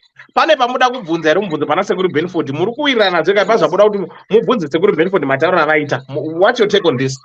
Ndimuridzi wenyaya. Okay, maita basa. Esekuru Ben. Now yamataura hongu. Zvinogona kuitika, right? But inini nditori ne bitterness. And this guy is an engineer. And atori ne mari yakadi atori nayo. But anakana kwanza kuya nezepi zvapo. Zepi rinoita mari 25 cents kuno. Anakana mbuya narire kuti ndinongonopa munhu uyo andazoziva kuti mwana wangu. Saka alright ndozomubvumidza kuti auye mulife yemwana wangu anozomudzidzisei manje. Because ndikada kumupa kuti mwana uyu imboenda naye just for 2 hours. Ndenda kutotya kuti anogona kunditenera mwana wangu brain omuudza zvimwe zvinhu zvokuti mwana aite 10 against me. Mubvunzo wamabvunza wakanaka hanzvadzi. Handitika? Ndokusaka tati nyaya inoiswa kune veukama wenyu ndo vanodhila nenyaya iyoyo. Because imi mataura kuti paakauya wakatozodzoka musingachawirirani. It's because mune kurwadziwa kwamakaitwa. Handitika? Saka imimi muri vaviri kutaurana kwenyu kunogona kunetsa. Saka kuti nyaya iyi ibatwe zvakanaka ndosaka tiri kuti iye ngaachitsvaka vakuru vanodhila nenyaya yake. Ndo panosetwa maboundaries erelationship yemwana kuti kana achitanga kuindirana nemwana uchaindirana nemwana sei. Haagoni kuti ungangouya kungoti unongosvika musi wongoti tuturu nhasi ndauya kuzoona mwana. Zvinenge zvaane gwara. Ndo paachataurwa kuti mwana unomuonera kwakati under what conditions zvichionekwa nezviito zvake nemacontributions ake. Kana akati vane family event unouya kutora mwana achipiwa maconditions okuti ane mwana. Seguro, remember this Zimbabwe we are talking about. Yes. Haina izvozvo. Pakuti kudi maconditions nemataura kuZimbabwe they don't work. Kana ndichiti maconditions ka hatitauri kuti titaure zvakanyanya zvepabepa zviya zviya. Tinogona kumupa kana tete, handizivi kuti vakagara sei, handiri kutaura nditika toti kana tete iwewe kana wakuda kuona mwana handitika unofonera tete ako, mwana ouya kwatete ako unouya womuonera pana tete ako. And that's a condition yatinogona kuita pachivanhu isisu. That is handizivi kuti vanzvadzi vangu ava handizivi kuti vakazoroorwa here kana kuti havasati varoorwa. Wabvunzei? Sisi makazoroorwa here? No, handina. All right. Saka munogona kusasununguka kuti murume uyu angouya achiti tuturu wauya. So zvinogona kuitwa izvozvo zvekuti unopiwa condition yekuti kana akuda kuona mwana unovaonera panangana under these conditions. Mwana wodzoka. But chatiri kuda ndechekuti mwana akwanise kuita relationship nababa wake. Either way, zvisingakanganisi imuri vaviri. Because at the moment matitaura kuti makatozenge manyandurana, and I know kuti zvinogona kunetsa because of zvaakaita. So that would be a good starting point. But kana mukatoedza tsika gwara redu rechivanhu, to be honest, Mkomadewa, this is not new. Inini I have a good example of maraini kwedu yakatoitika yakatoita saiyoyi yokuti this guy waka pamusikana nhumbu akatizira akamuramba zviya zvaizikanwa, the relationship yaizikanwa nemunhu wese, but this guy wakaramba. Musikana akadzorwa kumba kwavo akagara pamba pake nebaba vake musikana yeye akarera mwana wake. This guy went, I remember, I know very well, he was army, up in army. Then one time he came back, akaenda kunana tete yomusikana uyu, akamutaura kuti ndakuda mudzimai wangu nemwana. Vana tete vacho vakatanga kumuripisa ivo vega kuti wakanyadzisa mwana wedu, toda zvakati. Akabhadhara ng'ombe 3 dzakabhadhara vana tete vacho, vakatoda ng'ombe 3 dzikabhadharwa. Vakachizotanga kuti all right, izvo watibhadhara wapedza, chinda unokumbira mwana wedu. Akanomukumbira, vana baba vakareva zvavakada, vakazoti takuzokuperekedza. Wakazoperekedzwa nana tete vacho, abvisa zvese zvavanga vachida, vakapere. As we speak today, they are together. So hapana chitsva, mistake akaitwa nemufesi uyu anongoitwa. It's only kuti it's a different scenario yangoita kuti zvifambe zvakadaro. Kude yakasvika musoja yakasvika mukadzi aita muvhona ngachaita sei? Zvaingofa zvakadaro. Unfortunately, that's the reality of life. Like ipapa adimunza vanza zedu vachiri single andika. The funny part of life is I wouldn't even be surprised vakatogadzirisana vakatozororana kutotana chamu chakuti is the white wedding nemwana wavacho part of this system. This is life. Okay? People make mistakes and they rectify mistakes. Makuita inonzi fantasy. Makuita fantasy manje. Mira tinzwe, murudzi wenyaya ari kubvunza, bati chikola. Hello mukoma Ben. Aizo zvavakutaura manje izvo ka 7 years munhu dzanenge achipindana nadzo zoti munhu anenge achipindana nei. Kana akurwara. Handina kuti mumude, ndangopa seexample kuti as much as zvinogona kuzoitika. The interesting part is hamuzodzoki pakutiudza kuti takazowirirana. In life we have seen a lot of things. Vakomana vachipinda usikana ka. Taivazwa usikana vachiseka mukomana kunzi. There was one example yataga achiseka tiri kuuse it. Musikana wacho achiseka mukomana wacho wanga asingagezika, yuba zvokuti hadzigezi vhiki svina chichichi. This girl would laugh nevamwe vasikana kuti blast dziri kundinyenga but svina yake chichichi. Down the line takutosangana naye wakatobereka mwana womufesi iyeye. Vatova vese mukadzi nemurume nanhasi vari vese. So this life munoitika zvakawanda. Iko zvinezvi vanza zedu, you are very right. 7 years panika zvakawanda, you still have anger. But the point I was trying to make is in this life we can never say never. So it's always good for us to teach zvinhu zvinoti zvinovaka nokutry kuvatsurudza, especially takanangana nemwana. Ndingapindirawo here ndichiti ndikupei inonzi practical advice. Sezvamataura kuti tiri kuda practical advice, iyo ndiyo advice yangu. Mwana uyu hanzvadzi yangu is your responsibility. Baba is a stranger to this guy. Haasati atombonzi baba, haasati atombopiwa mvumo yekuti mwana uyu amuti baba. Until certain prospects and certain levels of ningirikini processes have gone through. Hatisi kuramba kuti chivanhu ndachiitwa. Ngaende kunovhunzira, unotaurana natete, anatete wauya kuna ana baba vachizoripana ikoko. That process doesn't make him stand nemakumbo maviri kuti ati ndiri kuda kuona mwana wangu. Chandiri kupa hanzvadzi yangu simba rekuti arambe kana achida, nekuti ndiye anoziva mwana wake, ndiye anoziva upenyu hwemwana wake, anoziva murume uyu futi nemaitiro ake. Isusu tiri kungonzwa from where I am standing. Akaba vhudzi ndokuendesa kunoita DNA, akadzoka asina nyangwe chii kunonzi kuita sei kutotendera to give thanks and appreciation kuna mai kuti apa makaita basa mwana wangu makamuchengeta, kuuya nefaira kuti evidence yekudimanda kuti ndiri kuda mwana wangu. Think about that. Murume ane mweya wakadaro, mungada kuti aite murume wemwana here uyoyu? achiti aendeswe mwana uyu kune murume ane mwoyo wakaoma kudaro.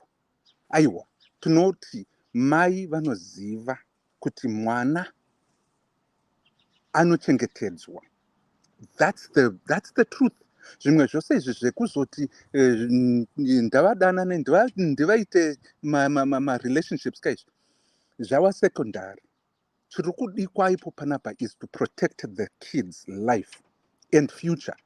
Kuti ava nababa muupenyu hwake doesn't necessarily mean and guarantee kuti upenyu hwake huchanaka. It might even get worse. Ndizvo zvandiri kuda kukutaridzai kuti tisamhanyire kuti baba vapinde muupenyu hwemwana uyu kusvika wavhenekwa kunzi ndizvo pavakamira chaipo ndepapi in relationship nemwana uyu. Because if it's a selfish one and egotistical and inonzi narcissistic process yaari kuda kuti iye azadzikise mwana achazotambura mangwana apa. Isusu tamuti ndaende kunoita relationship nemwana. Ndinoziva inini. It's not even yekunzwa, ndinotozviziva.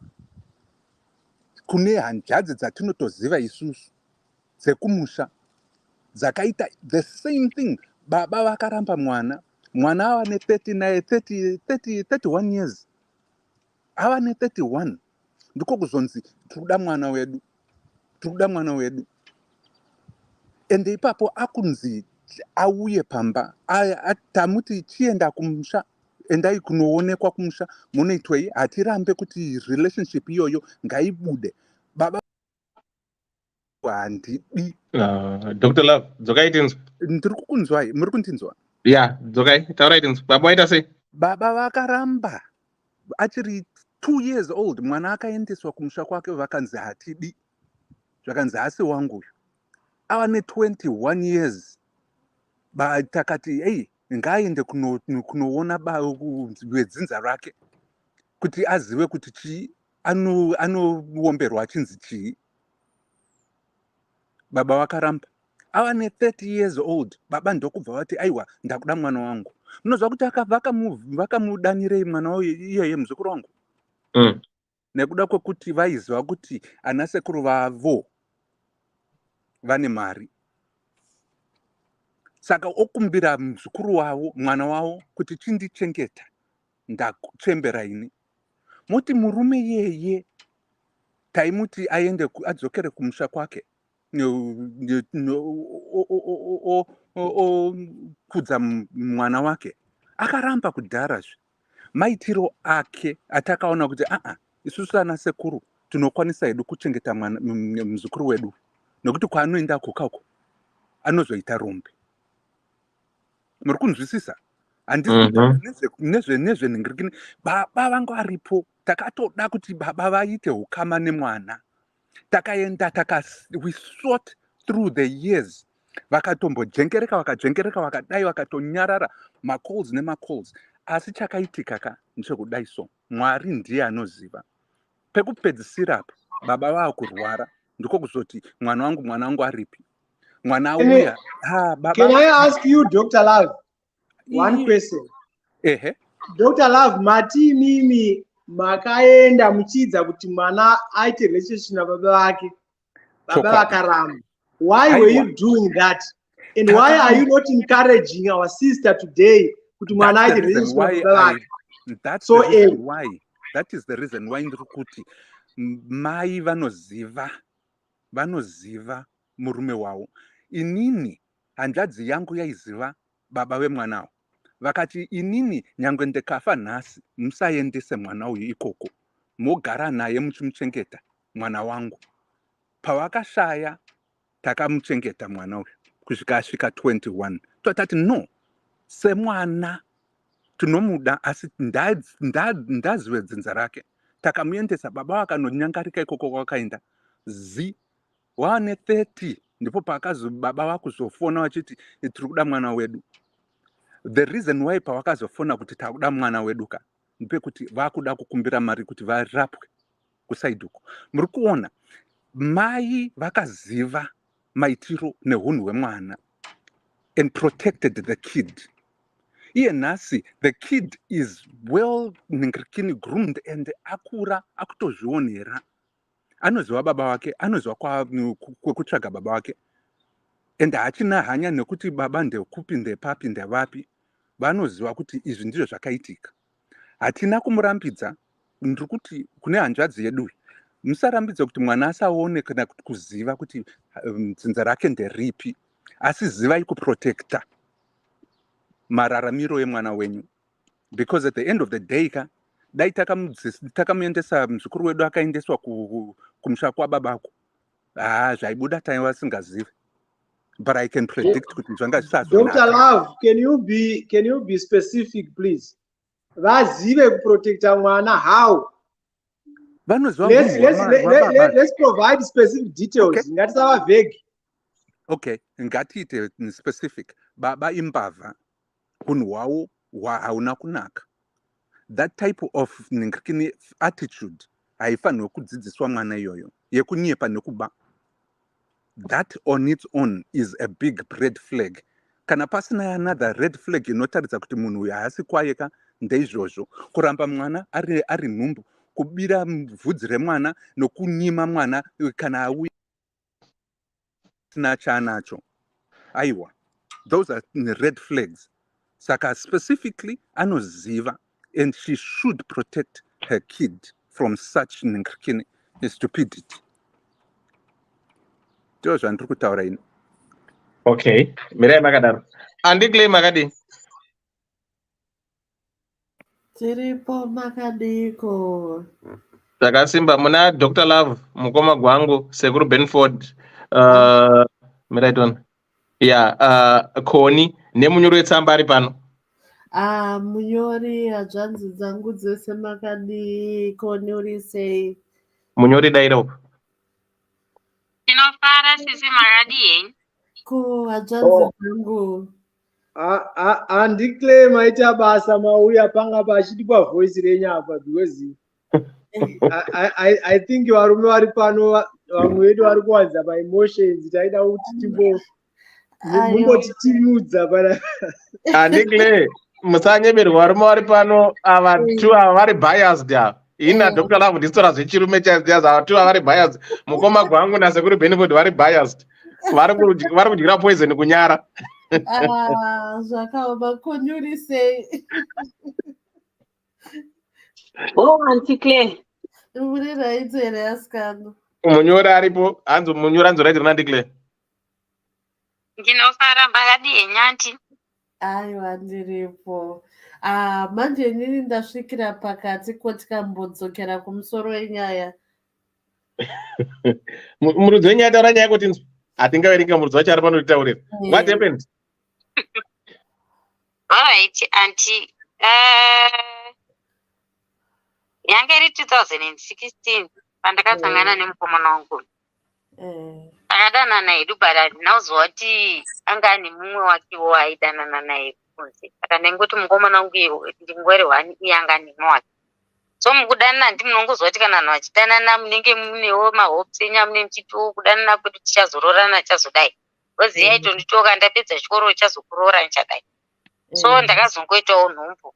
Then ndo pandamuudza kuti look inini ndaane nhumbu. Iye ndo paakajamukawo. Akati sekuti une nhumbi nandizive nhumbi yaisi yangu wakahoka. Iyo same time yandakati ndine nhumbu ndo musikana wakewo futi paakatiwo ane nhumbu. Saka ndobva kuakomodheta musikana uyu, inini ndobva ngonditi ndezvako kundinyepera kuti nhumbu ndeyangu haisi nhumbu yangu. Inini mbondisiya kuda space. Then hatina kuita hangu nharo. Ndakangosiyanawo naye handazvigarira. So ndakazonzwawo zvichinzi aroora umwe mukadzi wati wachima, ndangozwa kuti takamitiswa tiri two. Ndakangonyarara. Then pandakaita mwana, because mwana wangu iyo itori preterm, haana kusvika 9 months. Itori preterm. Panamuudza ndikati ndazvara mwana. Abva nditi mwana ayi, ndikati mukomana. Zvati alright, kana ari mwana mukomana ari wangu mupe zita rekuti Nhingi. Then vanangoti alright, it's fine. Ndaifunga kuti maybe zvanditi ndimupe zita rekuti Nhingi acharamba achiita communication. emanangoti it's okay. Bva ndatopa mwana wangu stairo. Then ndobva agara hana kana kuzomboti mwana uyo yakadii ndakatozombosangana nemuzukuru wake ndiyakandiudza kuti vanhu vakutogara kuSA.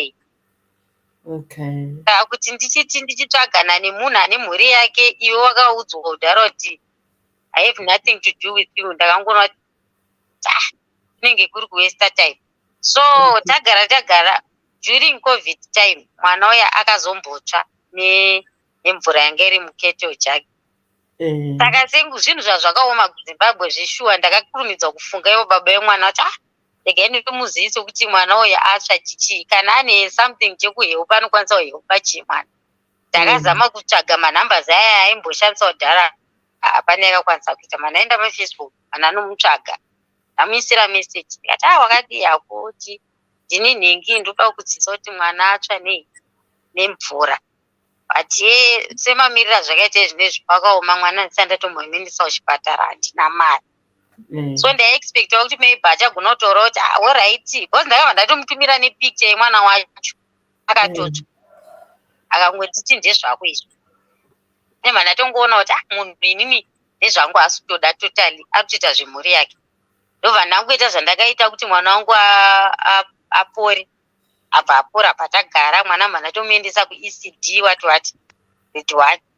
Then munhu ndopaanozoti kwauya someone kumba kwake achiti ari kuda mhuri yake iyoyo vana vake.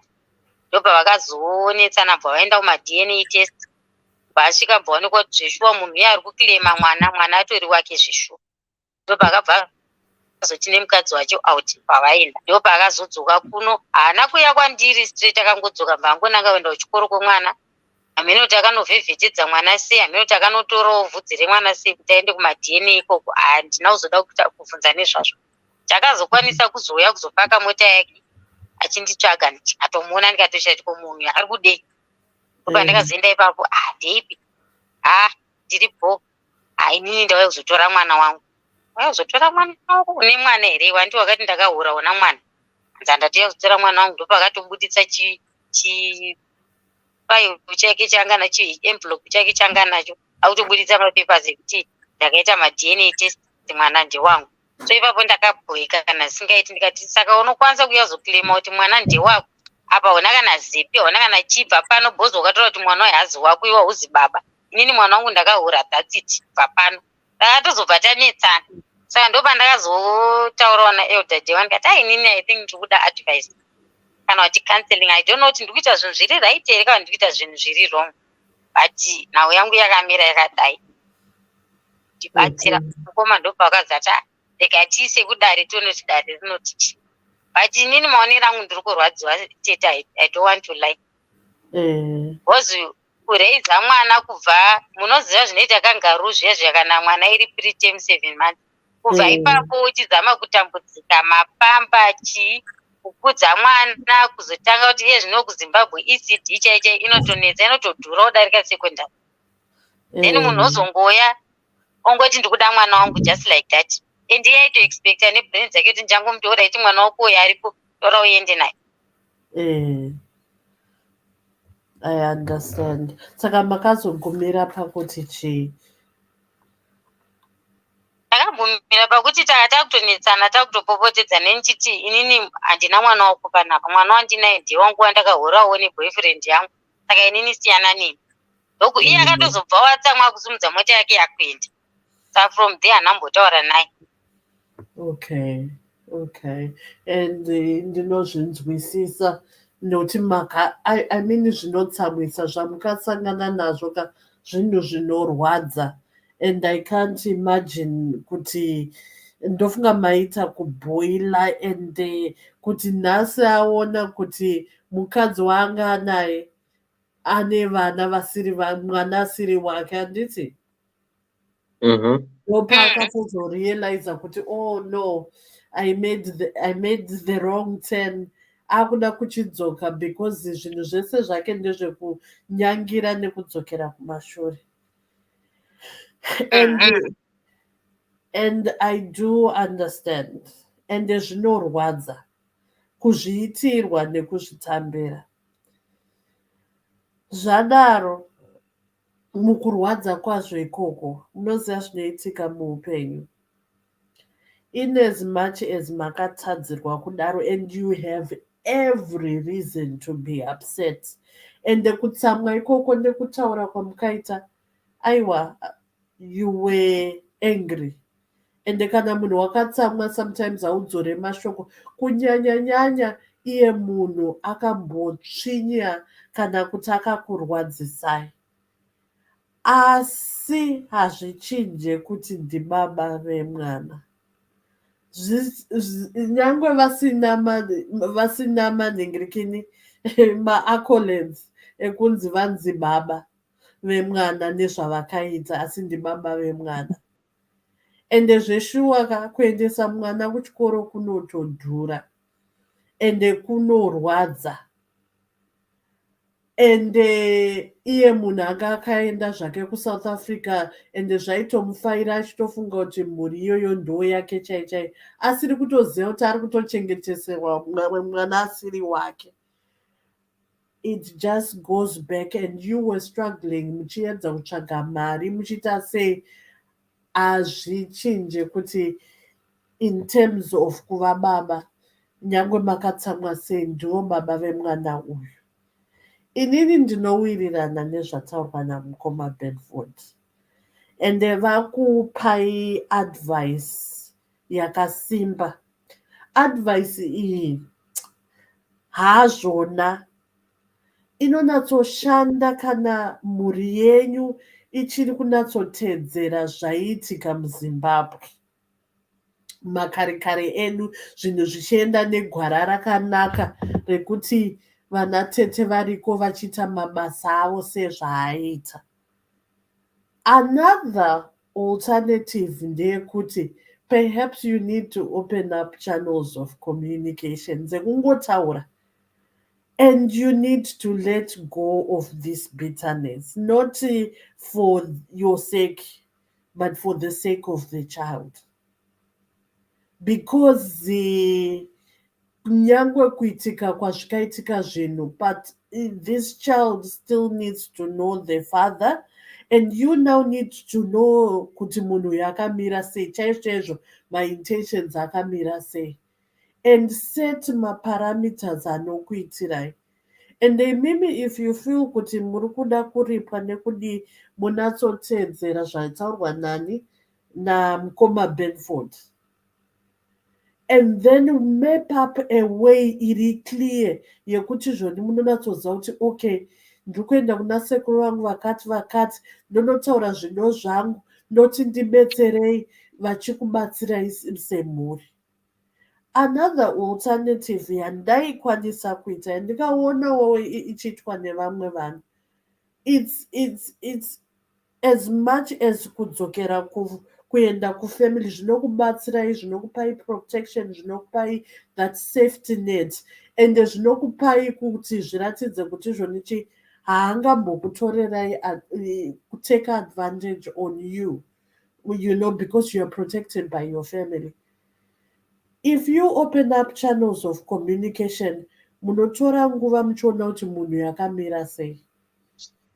Anditi, munokwanisa kuisa maparameters enyu ekuti okay, ndinokubvumidza kuona mwana, but there is no way yauchatora mwana. Ende kana uchida kuenda kunoona mwana, ndichaenda ndoisa mwana kwasekuru vangu vakati, ndokwaunoona. Kana takutaura nyaya yekutora mwana, takutotaura zvimwe zvinofanira kutoitwa kumhuri kwedu, because iwo wangu wakamboramba mwana. And then once you're doing that, you need to work on yourself, Nina wangu.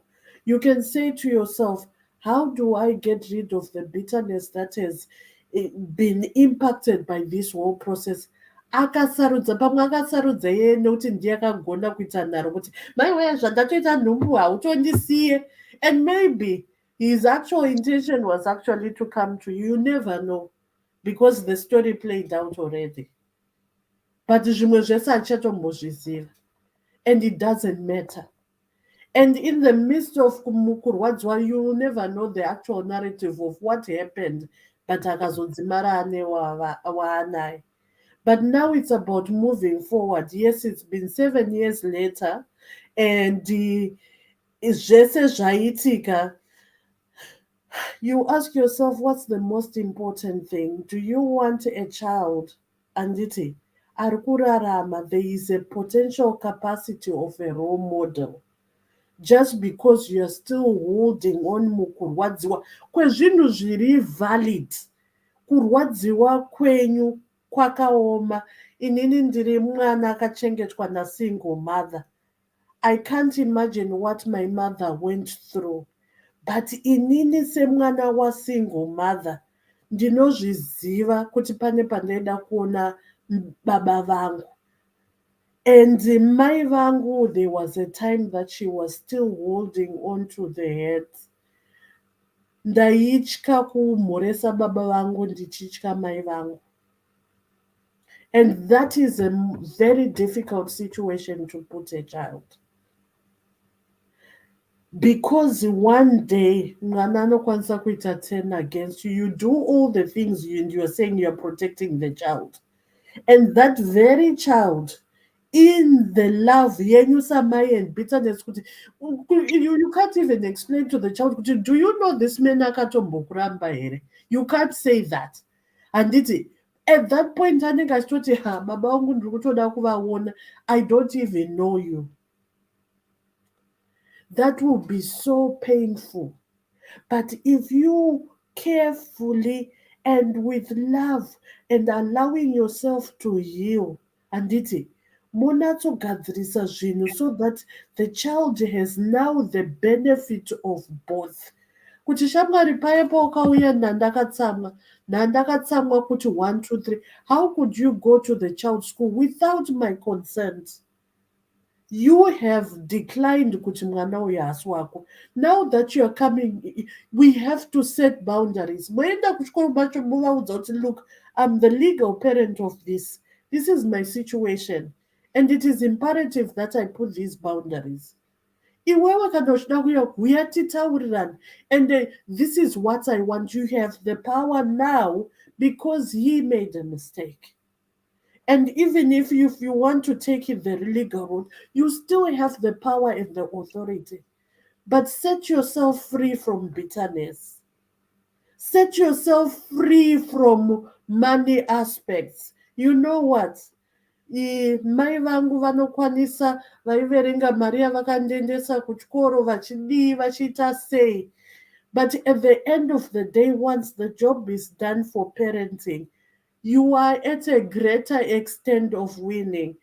You know, if we hold on to this aspect yekuti nina wangu yokuti ndakazonobhadhara mari yekuhospital ndikadai so, you will find kuti panguva yekuchembera will be saying kuti ndakakuendesa kuchikoro. Even if you don't say it, the expectations on our children will be, opai ndakakuendesa kuchikoro ndikazokuendesa kuchipatara chichichichichi. That expectation to be honored with money inouya nyange usingazvifungiri.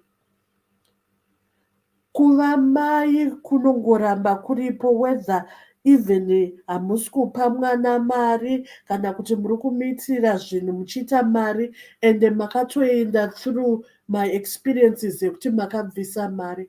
It's perfect and it's okay. And maybe even dai muri tu muri mumba, pamwe maitobuditsa mari yakawanda kupfuura iye ari murume wamaigara naye, or vice versa. But now set yourself free and open up opportunities to build. Bitterness does not help you. It does not help this child in question, because now there is opportunity for this child to know the father. If you stand on the line of bitterness, you are now the one who's responsible for what is coming. And the mwana will turn around and say, okay, baba vangu vakadzoka. What did you do about it? Vakanditsvaga vakauya nekuchikoro. The story someone in the family knows about it or something. Anditi, ozoti, ndakambonzwa zvikanzi chi, imi makaita sei, makati baba vangu vasandiona. Are you able to deal with that? Will you be able to answer to this child? If your answers are yes, then go ahead. Moregera munin'ina wangu wonatsotora mwana wako womuchengeta. Inini chinhu hwani chandikaona nemwana wangu ndechekuti zvimwe zvese zviri easy kana vari vadiki, but hameno panoti 13 14 15 apa Why are you yelling? muri kumunzwa bvatoya pana kutondibvunza kuti why are you yelling. Handiti pa13 14 apa panongodawo kuti sometimes whether it's family or extended family, manzwa Dr. Love vachiti isusu sana sekuru, you need others. So if there's the benefit of having the father participate, why not? And you have the power and authority and to set the boundaries and platform for that. At the end of the day, you don't want to do the same thing and send out a bitter man to the world. Some of our men are bitter because when they come to our senses, isusu sevakadzi, we are busy playing with emotions. There are so many, you are not alone in this.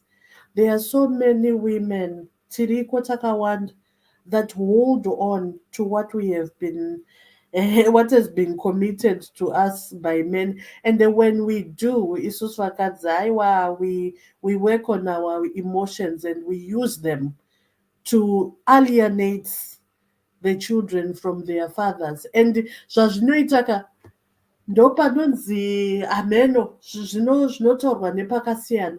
There is that cyclical effect of it happening from one generation to the next. Uyuyuka akasawana some form of relationship and understanding, and even if you open the opportunity, baba vanokwanisa kuuya kana kutadza yayavo iyo, but iwewe you did your part saamai, handiti?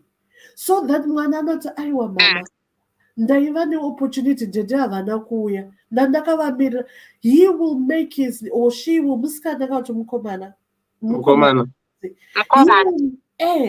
anoona mwana anonatsoti mama paipai dhedhe vaifanira kuuya kuzonditora, havana kuuya kuzonditora, paipai dhedhe vaifanira kuita sei. He will make his narrative and he will say, mamaka inini hanguka zvadhedheka, I think I'm learning some things, inini handizvide, kana kuti zvone ini handidi kuvaona. Some kids will say that plainly because he's not doing his role. Let him choose.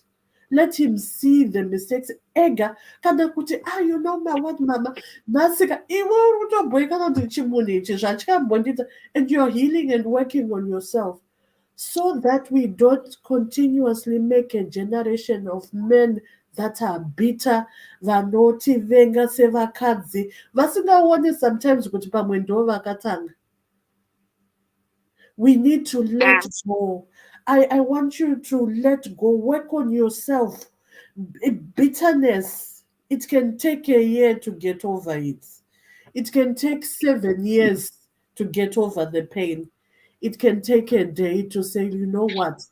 Let me let go of this to set myself free. It doesn't mean the next person is going to change, unfortunately, or is going to start making things or playing by the book. All it means is that you are empowering yourself to make wise decisions that benefit you best. And you are setting yourself free. Unoziva kana uri pakurwadziwa, kana uri pakuona nemeso ane kurwadziwa, pfungwa dzedu dzinowanzozvichengetedza. Saka pakuzvichengetedza ipapo, what we actually do is that maprocesses edu anonatsofana kufungisisa nezvinhu kana kuona zvinhu. We start making decisions based on our emotions instead of making decisions based on logical thinking. So you need to be in a space whereby you say, okay, ndakarwadziwa. Munhu yakandiona senge ndisiri chinhu, akaramba inini nemwana wangu. And unfortunately, he thought he was going the right way. But there was pakaitika pakakuitika an equilibrium of its own yekuti the world just sorted itself out and you had nothing to do with it. Zvakangomuitikira ari ega. So now he is in a place of saying, okay, how do I reorganize myself? And even dzimwe dzinenge dzitori nyadzi kuti ndotanga sei kusvika akuita zvekuuya chikabisira nezvisina kukwana. So don't allow yourself to be like him. Rise above this situation and go forward and move on and usvike paplace yekuti okay you know Maria ECD, there's more money. What about university? What about zvichaitika? What about kurwara kwatisingazivi? Even kana kurwara kwako, how about opening opportunities for the future that we don't know? And you know you don't have to be very close, but you have to have a mutual understanding yekuti tiri kuenda kupi nezvemwana, kwete kuti izvoni nezvemwana chete.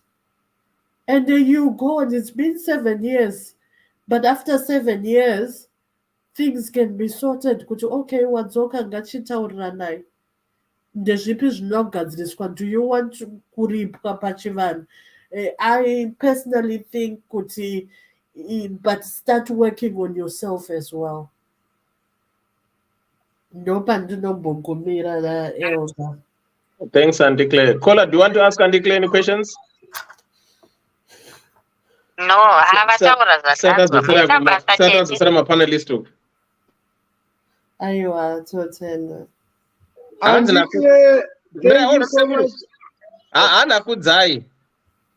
How do we know this man's intentions, Kasi? What if ari kuda kurumbesa mwana iyeyu waasingazive and protect the ones he had with Slay Queen? Let's not be blind. Munhu uyu munhu anomuziva here chivanhu chiriko? Kuromba Dr. Love vataura nezvekuita sezvekuti munhu imbavha. You know what? In this world, anything is typical to happen. Do you choose kuti Munyori? I just want to ask you something. Anything can happen under the sun. Kuromba, kuita zvechivanhu zven'anga zvechichichi.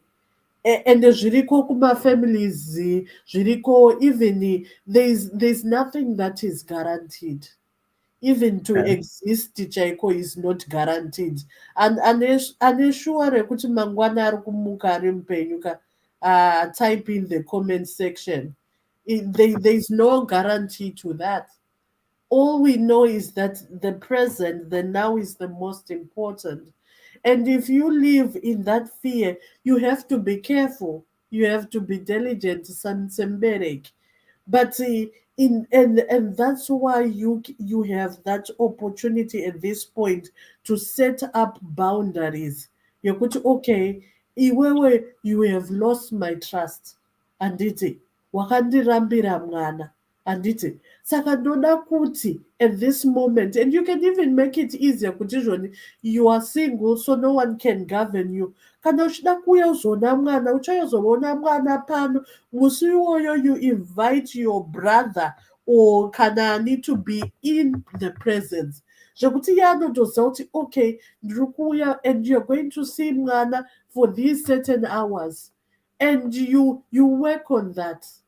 But nothing is ever guaranteed. Honestly, tikanda kurarama dzimwe hama hatimbodzivhistira kana kumwa mvura mumba mavo, nekuti unenge uchiti maiwe ndakutorombewa nekapu yemvura, kana kuti muchikafu umu ndatoiserwa mupfuwirwa. Vanhu vakawanda daiso vari kutorarama. You can choose to live in that fear and it will cripple you to death. And it Okay. Yeah. And you realize kuti zvonika unenge uchiperekedza vamwe kurarama muupenyu, because you'll be the one who's busy saying the narrative yekurombewa whether iriko kana kuti haiko. But you can be vigilant and careful and alert and rise above fear. Hanzi na Rogers Shajira.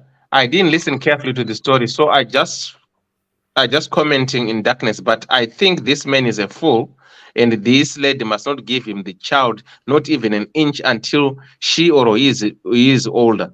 He is a silly man. Why didn't he opt for a DNA the moment when she was pregnant? Right. So good benefit mauda utsinira kuti chikuna ndikle.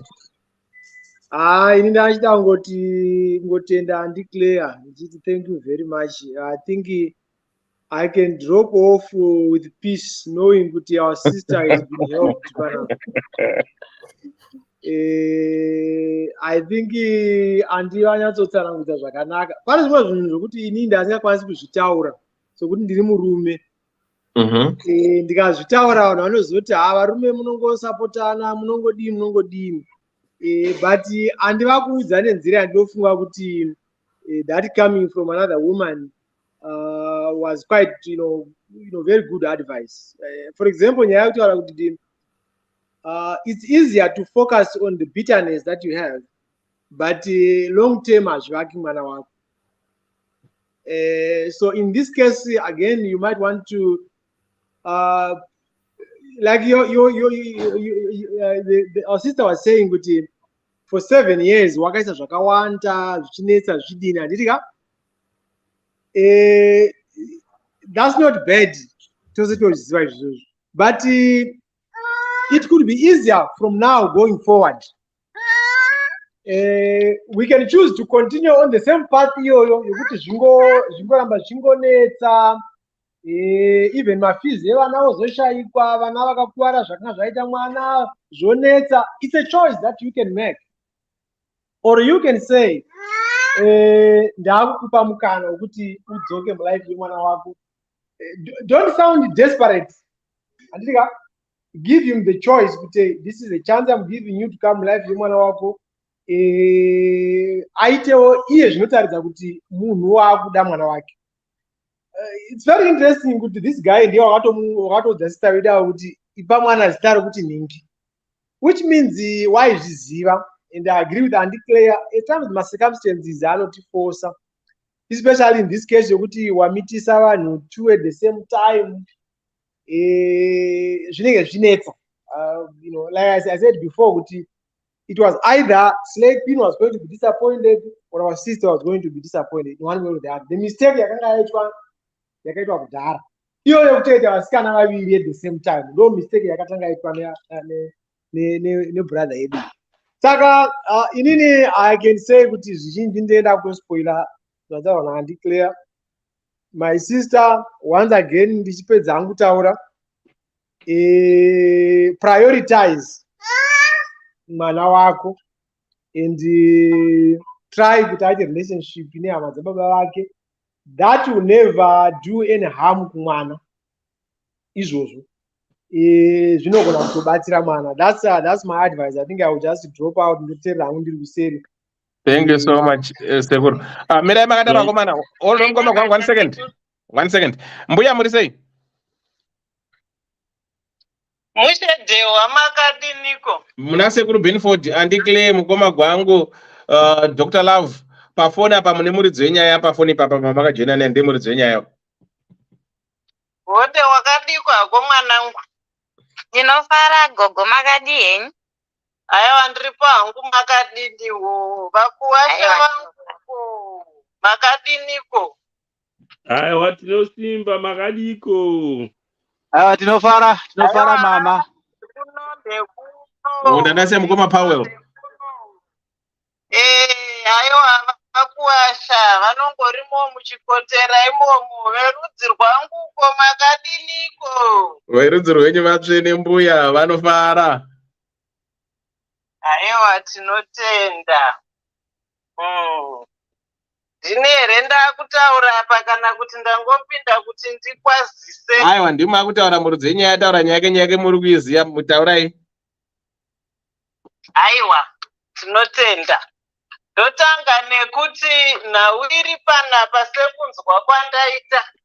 Inhau yemwana akapiwa mimba akarambwa. mukomana ndokuenda ndokunorora mumwe waakanga achida waakasarudza. Pakudanana kwaakaita navo, akadanana navo vari vaviri, paive nekuchita. Uyo akazorambwa.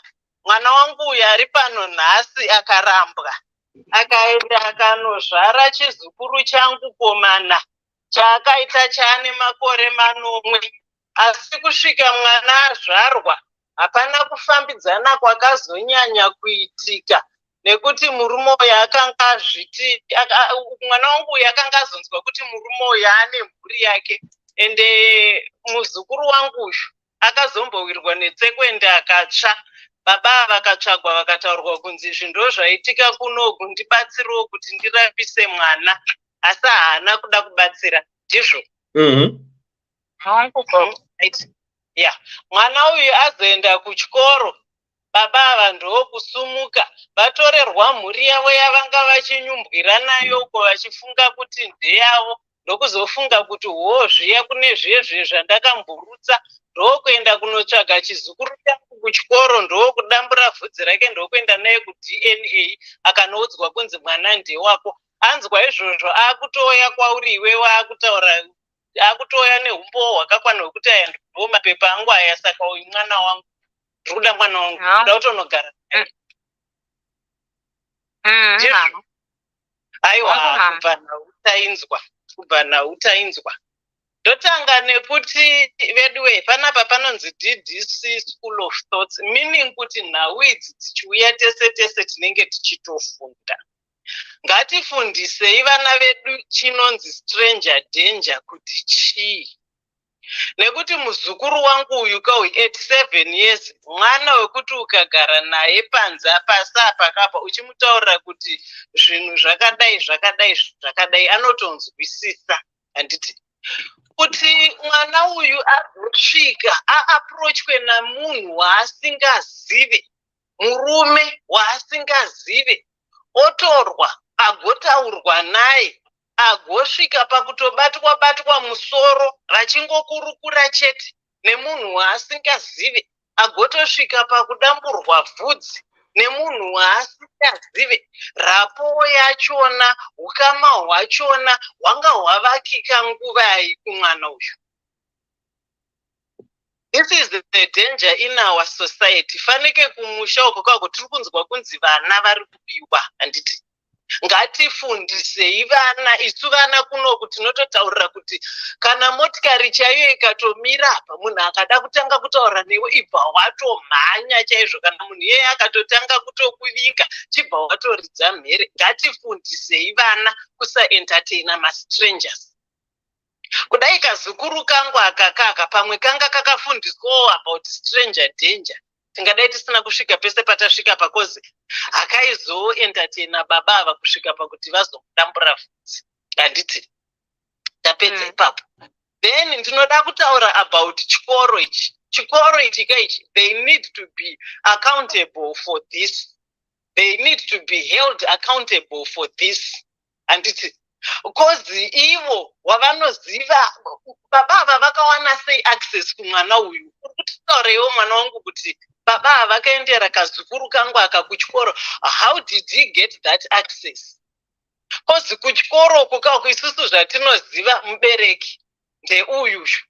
Ko ava baba ava vazosvika panapa vakumbira kuona mwana kana kuti akaonekwa achitamba kuground. How did he come to know kuti uyu ndiye pagrupu retu vakomana tikunenge tikuchitamba tikuchidi. How did he come to know kuti ndeuyu ndiye mwana wangu? Nekuti mwana waasina kumbobvira akaona mwanangu. Handiti haangagone kungofembera kuti ndiye uyu obva ananga ipapo ende ari iye zvechokwadi. Saka this school needs to be held accountable. Iwewe mwanangu ndanga ndirini iwewe ndaitoenda kuchikoro ikoko kunobvunza kuti inini mwana wangu uyu panapa inini ndini mubereki wake. This is what has happened. Handiti zvafamba sei kuti baba ava vawane access kumwana wangu? Akaonekwa akapinda muskuli yadhiere kana kuti mwana uyu akatorwa on his way home. Ipapo we don't know. Anga iri on his way home. achienda kumba ndopakanhingirikinwa. Vapedza vabuda gedhi vakuuyawo turi tuvanawo ndopaakabva amuona. Ndobva avingwa. Ndobva achekwa vhudzi. Saka iye kazukuru kangu, ticha kazukuru kangu akabout stranger danger. Handiri kunzwa kuti vana kumusha uko vari kushayikwa. Amafacebook apa tiri kuona tukuvana tukuchinzi mwana uyu ari kushayikwa, batsirai. Fundisa muzukuru wangu about stranger danger. Handiti okay. Then ndabva ipapo. Then kana ndakatarisa zvakaitika pakapa, mwanangu wakakanganisirwa. Munhu uyu akatadza. Kozi ndingataura inini ndichiti kudai anga asina kurambwa, angadai asina kutorerwa aka kamwana kamwe kaakareza kane 7 years kasiri kaka. Angadai asina kumbobvira akatifunga zvachose.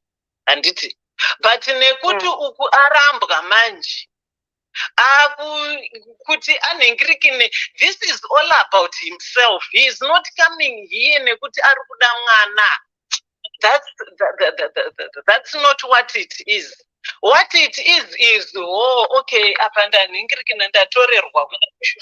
But zviye gore riye uko pane uyoye wandakambonzwa nezvake kuti ndewangu chiregedzai ndiende kumbonocheka iyeye kuti ndizvo here, kuti iye angozvipruvha chete kuti ndini panapa. Pamwe ari kuda kutoratidza mukadzi uyo kuti wakandinhingirikina uyu ndiye wangu, look at me now, ndane wangu uyu.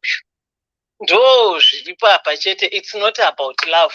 But kana achinge adzoka zvake, inini I so much agree nezvataurwa na Clay. Hazvife zvakachinja kuti ava ndivo baba vake. Handiti muupenyu, and inini I've always said to people, we can always choose friends, we can always choose partners, but munhu akaita sefamily, zvakaita sefamily nemaneighbors, zvinhu zvatisingagone kuita sekuchuza, zvinhu zvekuti unongoerekana wamazviri and hauna kana choice. Saka ndivo baba vake, hapana kana kuzviramba kwatingaite. Relationship yako iwewe nemunhu uyu nerelationship yake nemwana wake zvinhu zvakatosiyana. Nekuti kwauri iwewe munhu wawakasarudza, saka munhu waunogona kungoramba kuti handina basa naye, ende zveshuwawo haatorina kana basa. Handitori kunzwa kwauri iwewe, but kumwana wake ane basa. Nekuti nini sekuziva kwangu mwana wese anoda kuziva baba wake. Then it will be the child's choice kuti ataure kuti the bastard is an idiot, but I don't want anything to do with him. That will be the child's choice. And auyapa ati ari kuda kuona mwana wake, ari kuda relationship nemwana wake, hazvina kuipa. Inini pandiri agende ndepekuti ndiri kuda kutobva ndatotora mwana uyu ndiende naye. Aiwa, izvo hazviite. Nekuti isusu chatinoziva ndechekuti mwana anochengetwa ari kuna mai vake, asi munhu achitsvaga child support, achinhingirikana achibhadhara child support. Ende inini munhu uyu kauyu munhu haana kutokwana murume uyu. Anti muri kunzwa ndiwo aya anonzi manarcissist, munhu anongozvifunga iye pachezvake haafunge vamwe, ende munhu iyoyo anotogaslighta. Handiti muri kunzwa. Kudai anga ari munhu kwaye, ndinobvumirana nekomenti yako yawataura iye Dewa. Pane munhu anyora apa kuti baba ava kapenzi kemunhu. Kapenzi zvishuwa. Nekuti dai anga ari munhu kwaye anoziva chivanhu, anobva kumba kune vanhu, aiendawo kune vakuru vake. Handiti unotaura kuti veduwe izvi ndizvo zvakaitika izvi. Ndakaitisa musikana uyoye pamiri ndikaramba une vave veku, handiti wanditaurira panapa nezvemuzukuru wake. Handiti ko vazukuru iyesu ana mbuya ana ateteka ndo varidzi venhau dzakaita seidzi, ndokwaafanira kutanga apotera. Unotaura nhau yake ndiperekedzewo vedu wee ndoda kunokumbirawo ruregerero totanga tambowirirana isusu pachezvedu ndokumbirawo kuona mwana handiti kwete kuti unotanga waenda kunonhingirikina kunoba mwana uko wocheka vhudzi waakuuya nemapepa ako wakutoswoti he ndewangu saka ndiri kuda kutotora naye mwana usina kumbobvira wave involved naye mwana uyu ari kuchengeta mwana wandiri kurera ini naambuya vake mwana watiri kurera inini neharabwa baba namai variko kumba uku uri kugara nevabereki handiti ndogara namama baba wakashayika baba vakashayika okay asi ana asekuru vake hanzvadzi dzako vari very much involved muupenyu hwekazukuru kavaka handiti right saka ongonhingirikina you disrespect ambuya vake vari kumuchengeta you disrespect ana tsano vari kuchengeta kamwana kako aka ongouya nekapepa simply because you are armed nekapepa kako kawawana kunhingirikinuku wakutouya wakutoswoti aiwa this is me saka mwana uyu ndakutotora ndakutenda yes captains saka iwewe what you need to what I would do if I were you ndaimutaurira kuti mwana wachona waita ma-DNA test yes ndewako but you are not taking mwana wangu away from me handiti you want to be involved in your child's life you need to acknowledge my mother futi as well nekuchengeta nekuchengetawo kwavakaita mwana kozi hausiriwe wega kaonga uchichengeta mwana uyu and ambuya vake and I think ininiwo speaking from mbuya's perspective kana ndine mwana wangu tukuzukuru twangu tukuripo ndinotochengeta tukuzukuru twangu kudarika kuchengeta kunoita amai vacho hanti uri kunzwa saka ongoti chembere inini muchembere ndiri kuchengeta kazukuru kangu aka ndanga ndichikabereka ndini usiku hwese kachibararadza kuchema kari kacheche ndichirara ndakagara ndakagumbamira ndakaita se iwewe ndombokuti chikotsera nditore kazukuru kangu aka iwewe nhasi wozongoya after 7 years akuti ndakungotora kamunhu kakundinakidzawo kudaro kapenzi murume uyu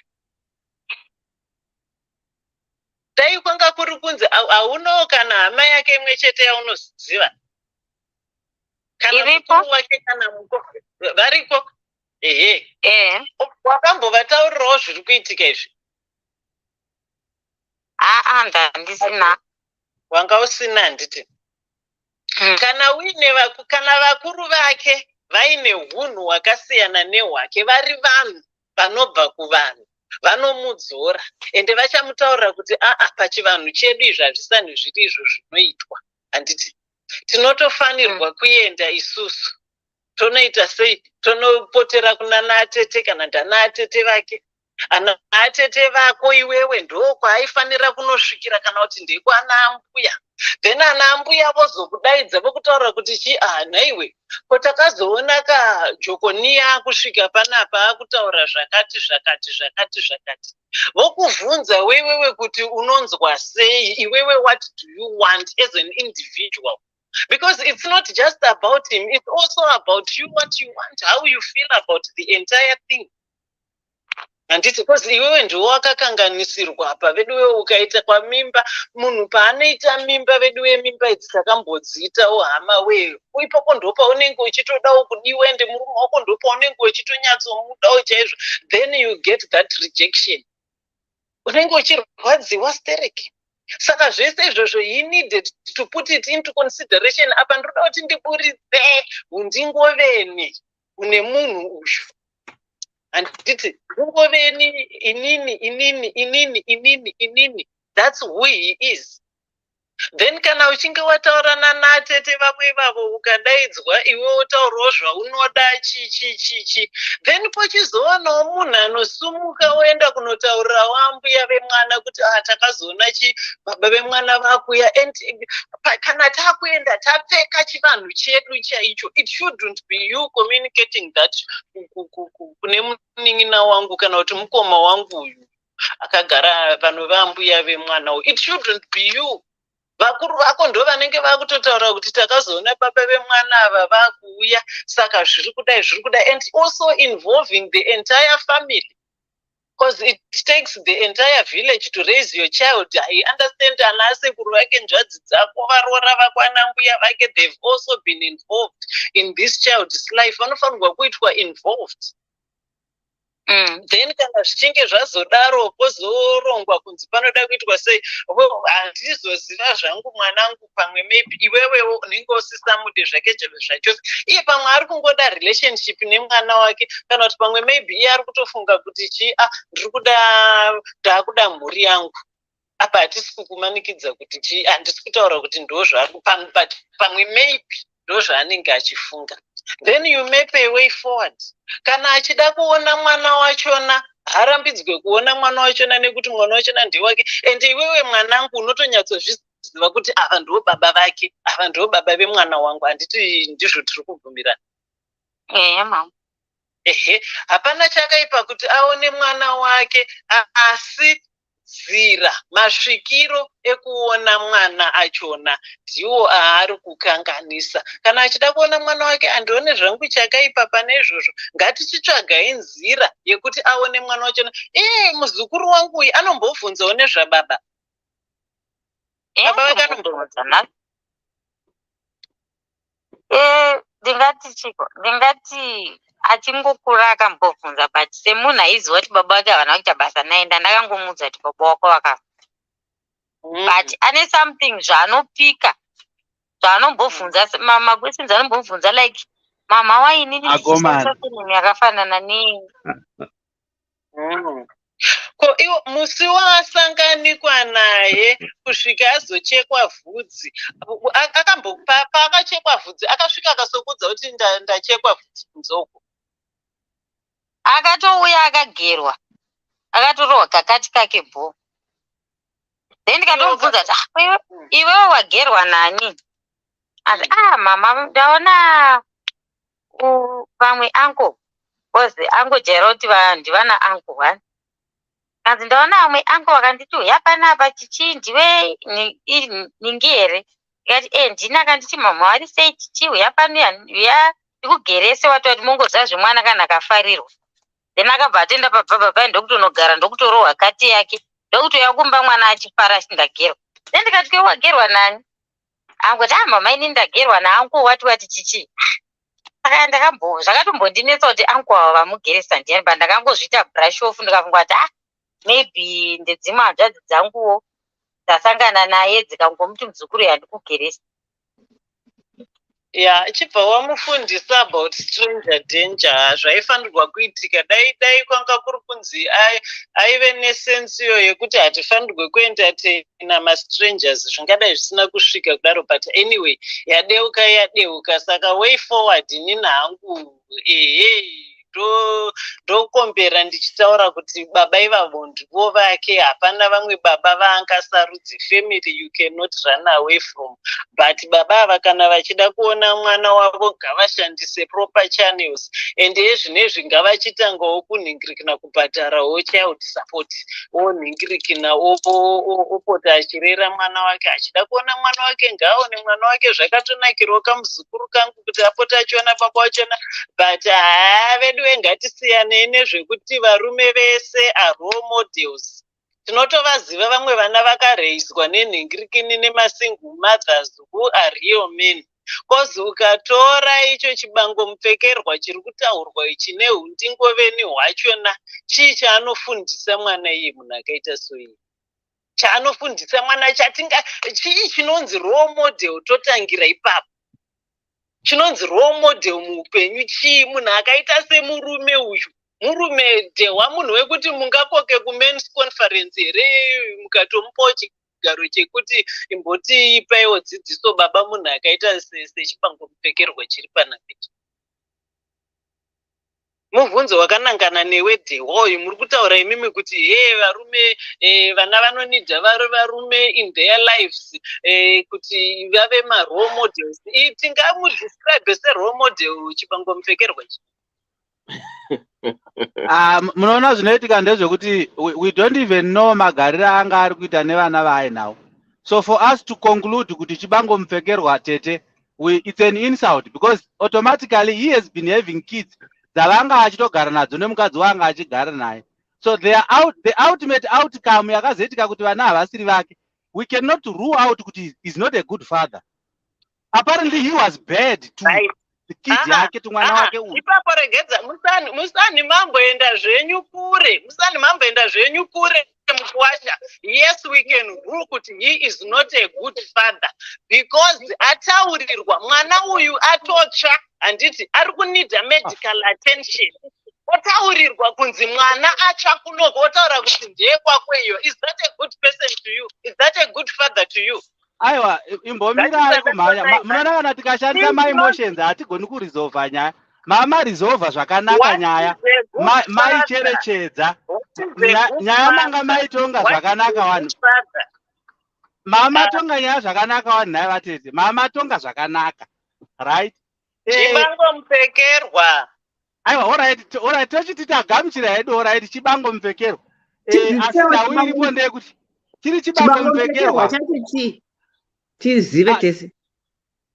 Chinongova munhu, tingangoti munhu usina direction. Basically, that's how I can take it. Munhu asina kana direction. Asina kuti advice. Atingadibeta. Asina kana nebasa rese. Definitely. Ibangomupfekerwa. That's my new word. Mapedza here zvedu titaure tine ndovati. Right. Ini ndanga ndichida kungowana mashoko maviri okutaura about this war matter. I think zvakanaka kuti vakadzi vataura, kusanganisira ivo andi gogo vabva kutaura, vataura zvakanaka chaizvo, and I really appreciate mazwi avataura, nokuti zvimwe zvinhu tanga tichitotya kuti tinazozviti dyo, because tinee tichinzi tiri varume, as we have said. And I think Mr. Gwangu and Mukoma Benford vataura exactly the same sentiments dzatanga tichitotyawo kuti pamusi tikazoti dyo zvinoita sokuti tiri kusapota chibangomupfekerwa ichochichi. Nyamba kwete tatida kutaura zvinhu zviripo, because bitterness zvainoita ndezvokuti kana munhu akanga akaremerwa muchipfuwa haatori kuzorora, and the only time that you can have relief ndokunge wasununguka from the effect yezvinhu zvakakuremedza zvacho kana kuti zvakakuremera. And that's an honest opinion. Saka the groundwork should be aligned. Tete wosununguka, machannels aya tamboreva kuti aiwa, include hai maelders, so that munhu uyu tomupfekedza chi, tomuisa mumoto mumvuto, tomupisa, tomugadzirisa, munhu wova mudirection rakanaka. Zvake zvedzungu izvo zvinopera kana kuri kwokuti munhu mwana ende wake. Tinogona kutotangira pakuti wakaba mwana ukanoita DNA test ndisingazivi, kana ndirizeni ndaitotangira ipapo kuti iwe wakazvinzwa kupi, ndiani wakakupa go ahead, uri mbavha. Takutotangira ipapo kuti nacho kumugadzirisa kumisa muchannel, takuda kutoinclude mapurisa, because iwe wakaba, why usina kushandisa the proper channel kuti iwe uzvirepresent as a person. So we have got so many ways dzokudzora chibangomupfekerwa ichi kuti chiuye mugwara rakanaka, so that tinezenge taane a proper way yekualigna life style yedu nezvatiri kuda nezvatiri kusuvira kubva kwaari kuti azoitavo as a father. Sezviri kutaurwawo hazvo naandi, isu hatisi kuti all men can be role models, but tiri kuda kubvisa ma-issues ari associated nemadisabilities ari kuarise within vana vanokura vasina both parties in their lives. Ma-statistics, they are out there and they are proving actually kuti zvinhu zvatiri kutaura ndezvechokwadi. So we just want to try and avoid a situation. If it can be avoided, the time is now. And the sister is actually best positioned kuti aite deal out with this issue. Ndo matauriro andingaita pari zvino ndichiresponda kuna andi. Ango gwangu, kondinyai zvenyu, ndakateerera. Right. Hadzisi hondo dzose dzinohwinwa nokuramba wakaburudza futi. Dzinopera normally nokutaurirana. Zvinoti kana kuita zvana Putin panapa, pachapedzisira pasenzeswa nuclear bomb, it doesn't help the situation because inoparadza tese nezvidhanana namatacha ari mumvura. Ava sisi apa ndokunga zvataugwa navava. I was so happy zvabva kumukadzi zvataugwa naAndy Clay. That is exactly the direction we were going. Izvoti ramba nemwana wako ramba nechi taona masituations akawanda kuti mwana anozonetsana namai. Ndimakatadzisa kuona baba wangu this and that. Ndinova vamwe sisi vari kuAustria muno muCentral Europe vakaita izvi vaita kuberekera mwana nomuNigeria. Vaimurambidza kundoona mwana uyu akazonzvenga nokuinda kuna uyu kundoona baba wake zvavava vasingazivi. Kanzi so ababa vacho havana ndikani iwo blanda yawakaita kurambidza mwana undoona rega mwana anodecida ega. Izvoti tinodecideira mwana izvi ndo petinozopedzisira taana macomplications at the end of the day. Ndokandogara ndichikutaurirai nyaya yemukadzi aigara panapa paseri pamaflats angu. It's about 10-15 minutes okubva pano pendogara. Mwana koti yakati vana ngavaende nababa. 2 vakomana matwins ne1 sister yavo. Mai ava vakaseenzesa maemotions ndobva vapisa imba. Vapisa imba vava zvabvurira vakajakuka nepahwindi apa ndokuinda pabalcony yapasi apa. Kwakuchifonera fire brigade.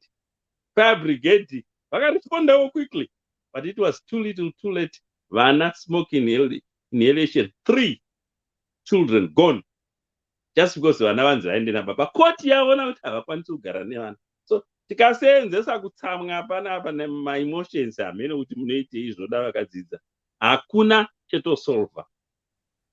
Nyaya yataugwa naAndy Clay, that's the way forward. Vana havana kumbopusazvo mafungiro etinoita isusu. Mwana unodecide ega kana baba vari benzi.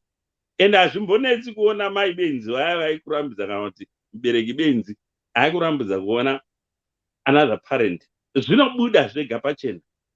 But maitiro etiri kuita, we end up confusing munhu auya achida advice.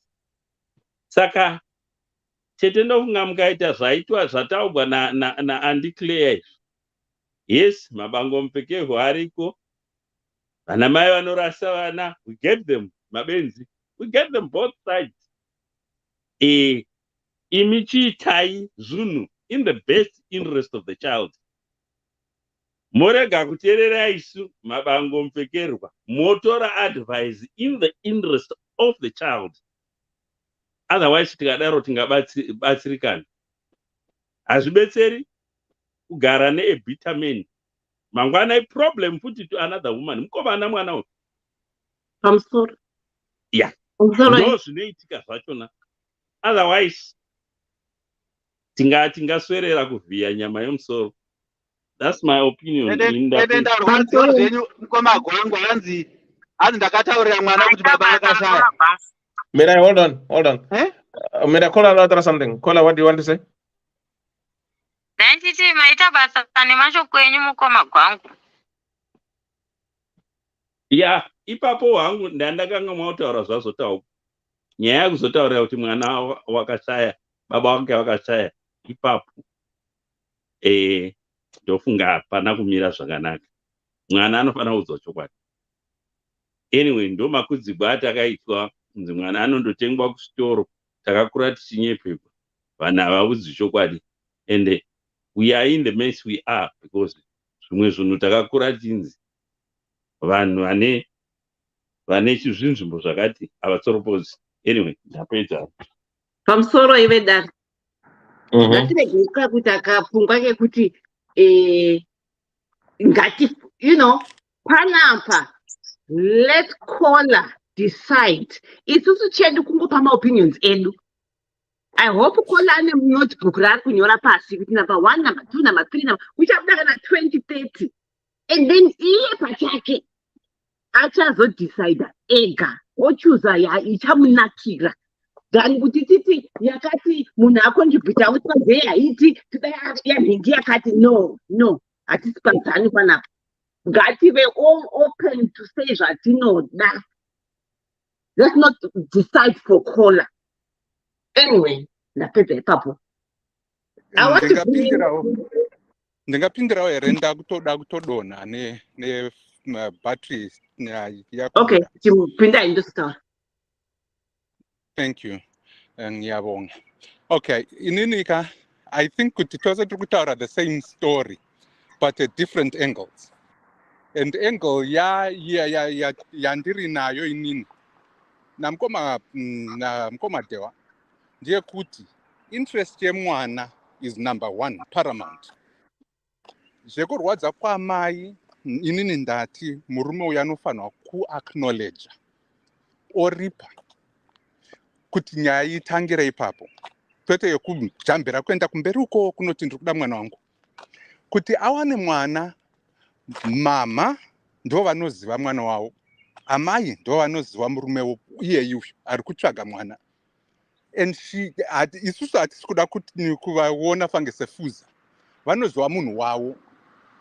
And inini ndakaramba ndichitaura kuti let's empower, topa simba kuna amai kuti vave vachasimbiswa kunzi zvamuchaita nekuda kwekuti ndimunoziva munhu wenyuka ndizvo zviri paramount, ndizvo zviri important than zvimwe zvose izvo zvekuti zoti mwana akachazokura achizoti chii izvo ndindataura hanzi chii mandakataura, whatever the case may be. Those are advice.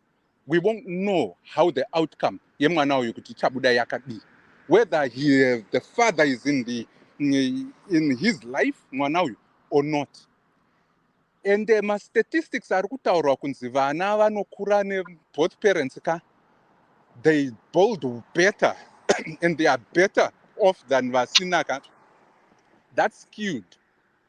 Kana takaenderera mberi on that same Nengirikini statistics, there is more detrimental effect yevana vanokura nevabereki vari vaviri that are bitter about themselves.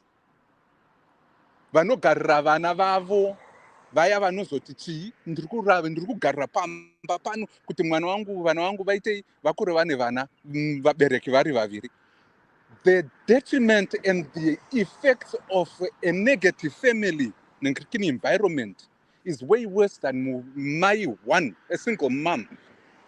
Vari provide a good environment kuti vana vakure in a holistic way.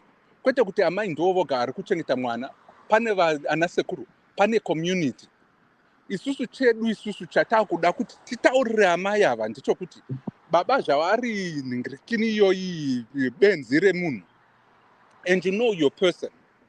One, atokutaridzai kuti ane mbowo wekuti he can be liable by in the court of law kuti aite inonzi child support ne-DNA yaakaita, pursue the child support. Monzwa kuti murume uyu achaitei, achaona sei nekuda kwesupport yamuchada kuti mwana wenyu awane. Akapanduka munotozwa kuti munhu wika uyu ibenzi remunhu risiri kuda kusapota mwana wake. Second thing chandiri kuda kukutaurirai hanzvadzi ndechekudai, it's not about kwenyu kurwadziwa kwenyuka. Separate that from mwana.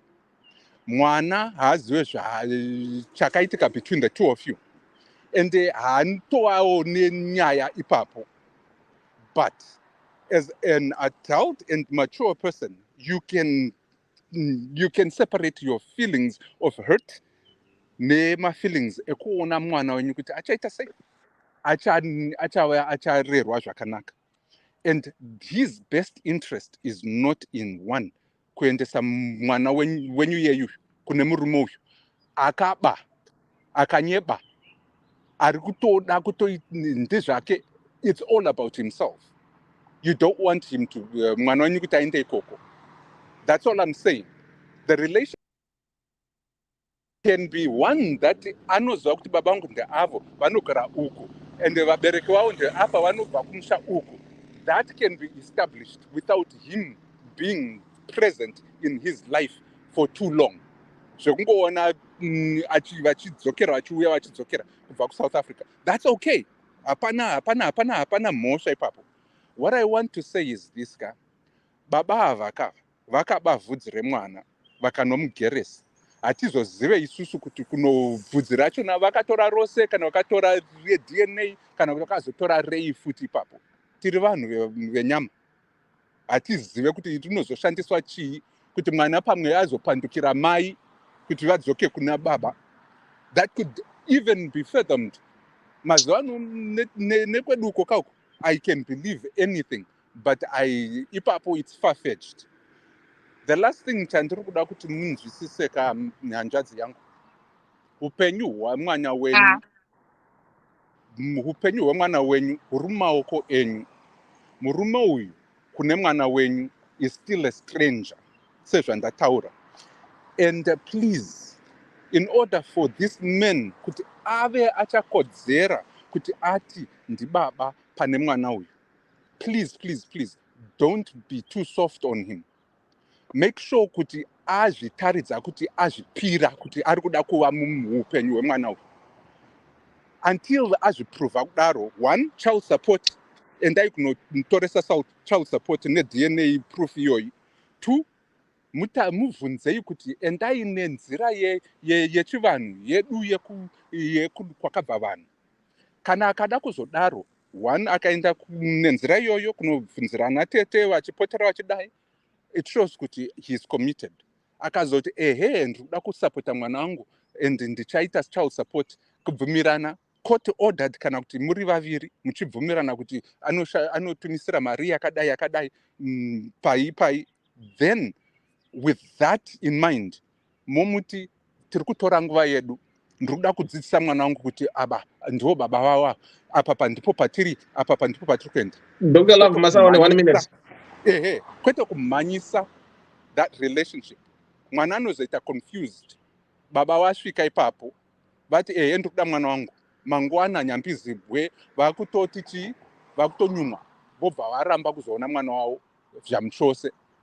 Pane 1 munhu wandanoziva akahwira mwana wake kuti aone.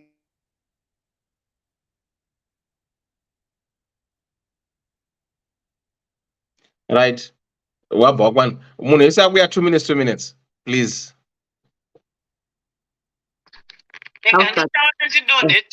All right, 2 minutes zenyu. Okay, ngaaone zvake mwana wake, but ngaashandise proper channels, haarambidzwe.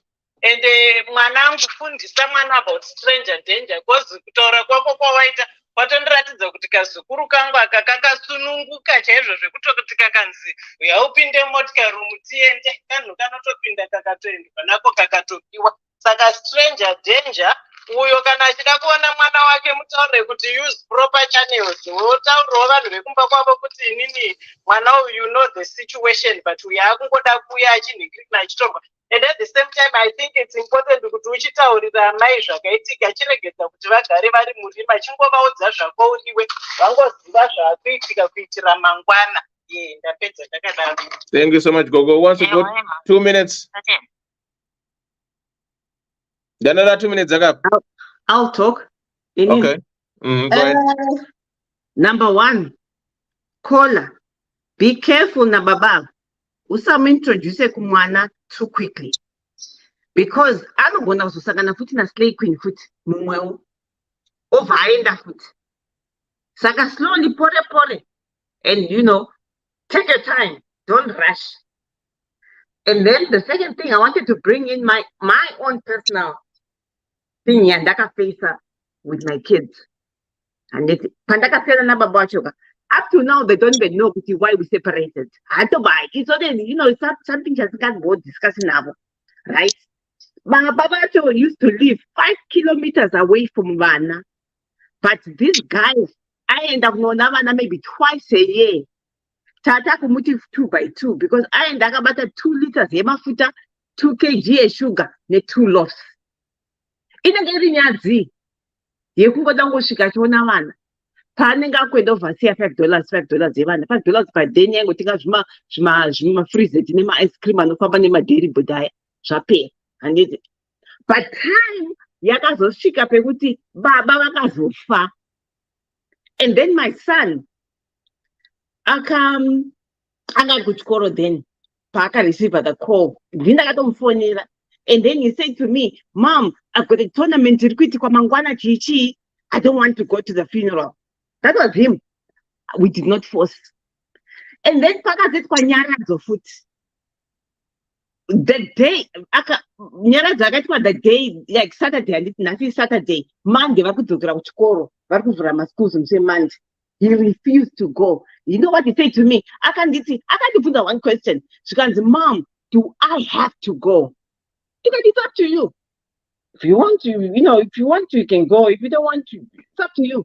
And then he says to me, I don't want to go. Those that are unnecessary.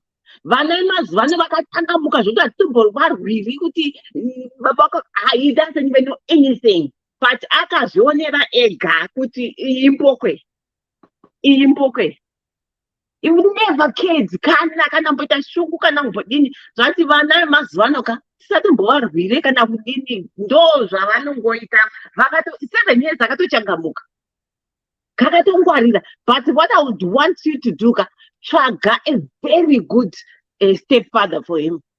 Achamubata bhozo utoti kana izotsvaga baba vachoka inenge toexam, inenge angotsvagawo zvongoda kuziva. But otherwise hana kana kuzombokumbuka kuti ndakazoenda kana kuti kwachemhanza uko ndichitadza kuenda kana kuti pawildlife apo panodzidzwa zvakanaka, ndaishaya mari yemabhuku chichi.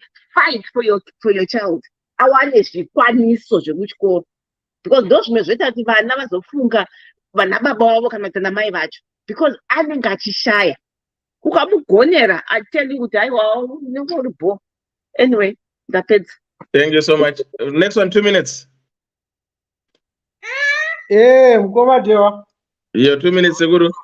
Pachi pamwe. Pamweni.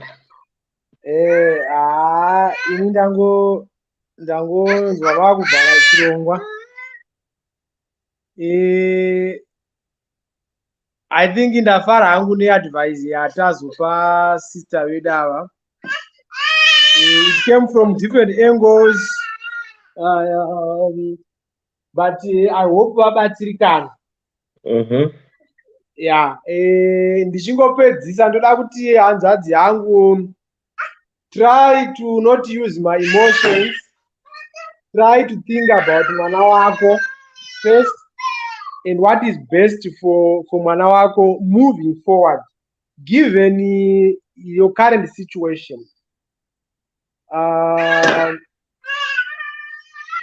Any interaction na baba mwana uyo will be helpful. So ngatisatanga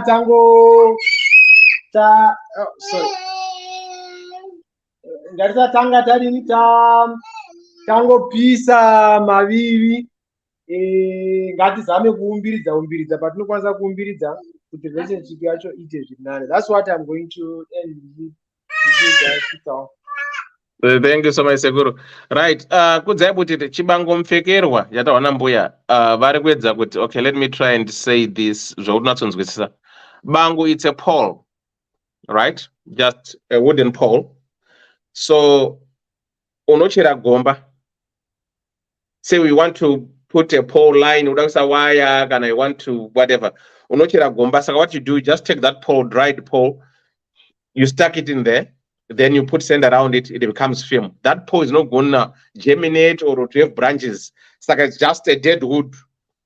Its purpose is just to stand there as a pole. Saka ndokunzi bango mpekerwa. Bango, it's a pole. Kupekera is to shove in or to put in. Saka vari kuti in Shona vari kuedza kuti murume wako is like a deadbeat father. Or kuti hana any production that he brings. He's just there for like I'm not to spam donor or whatever. That was his duty. No chibango mpekero. Right, who wants these 2 minutes? Pasarana. All right, sir. See how tough. All right. 2 minutes ndakatarisa time. Right. Nyaya yechokwadi ndeyekuti sisi tinozviziva kuti zvakaitika and pain inorwadza. Kuti ukarangarira zvawakaitirwa worangarira kuti munhu iye ndo the same person adzoka. So this is just the beginning for you kuti muchipora, so you and move forward. Zvinorwadza and zvinobata, but if you take it from my advices ekuti mukatora vanhu vechikuru mova involve, then you try and solve this issue yamukoma ava nenzira yakanaka isinga-include imimi naiye direct is a good step in trying to build up the relationship yemwana nababa vacho. Ramangwana harizikanwe, hatigone hedu kuti nokuti he has failed before, he will fail again. We really don't know. Tine maplayers akatadza kutamba kuMan U, but they went to PSG and performed far much better than what they used to be kumashure. So these are my last statements. Do it in good faith. Zvinotibatsira. Welcome back Koni wanga warova. Thank you so much Elder Dewa. Thank you so much. Dr. Love and Sekuru Benson. Nokutendai. Thank you so much. Koma kwangu 2 minutes. Yeah, ndofunga zvizhinji zvataurwa. But imi kana muchinyatsonzwisisa haikona kufidha mwana nepoison because zvinoaffecta mwana izvozviya izvi zvokuti hei baba vako vakazodai, baba vako vakazodai. Ndozvendogara ndichitaura ndichiti chero munhu womurume chaiwo ukaona mukadzi achihura usaudza vana because brain hemorrhage inoenda kuvana vako iwewe. Pedzeranai zvinhu zvakanaka imimi musingainvolve mwana because tiri kutaura panapa in the best interest of the child. Thank you. Right. Thank you so much. Kola uripo? Right. My last closing words to you, Ndekuti, I'm not gonna close about you or your thing, your baby dad. No. I wanna talk about stranger, whatever. You need to know safeguarding of the child. Kana uri kuti mwana iwewe aibva kuchikoro akasangana somebody whom he doesn't even know, akaenda akanogerwa, akadzoka agerwa, that is a very, very, very, very, very big safeguarding there. From today, after this show, you need to safeguard your child. Tell him not to interact with people he doesn't know, not to take gifts from people he doesn't know, not to take sweets, not to take money, not to talk to anyone.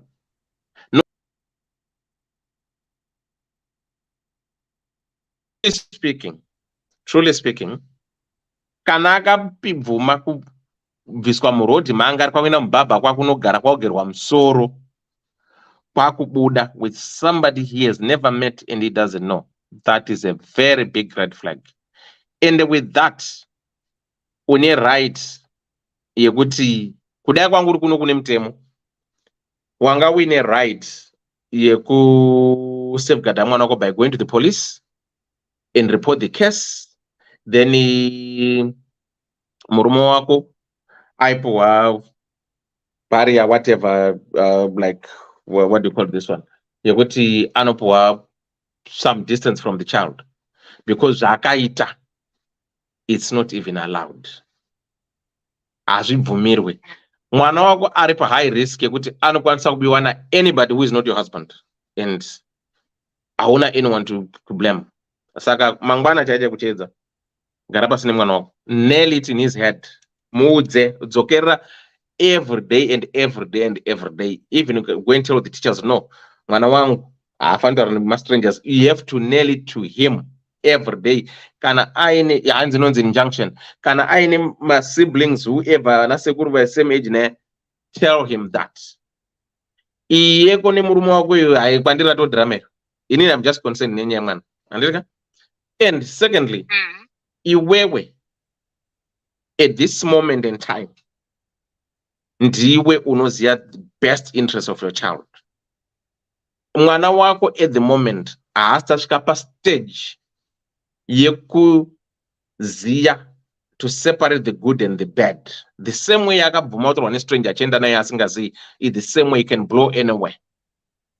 Vana, yes, he can ask you questions, but haana the capacity to retain the information in depth.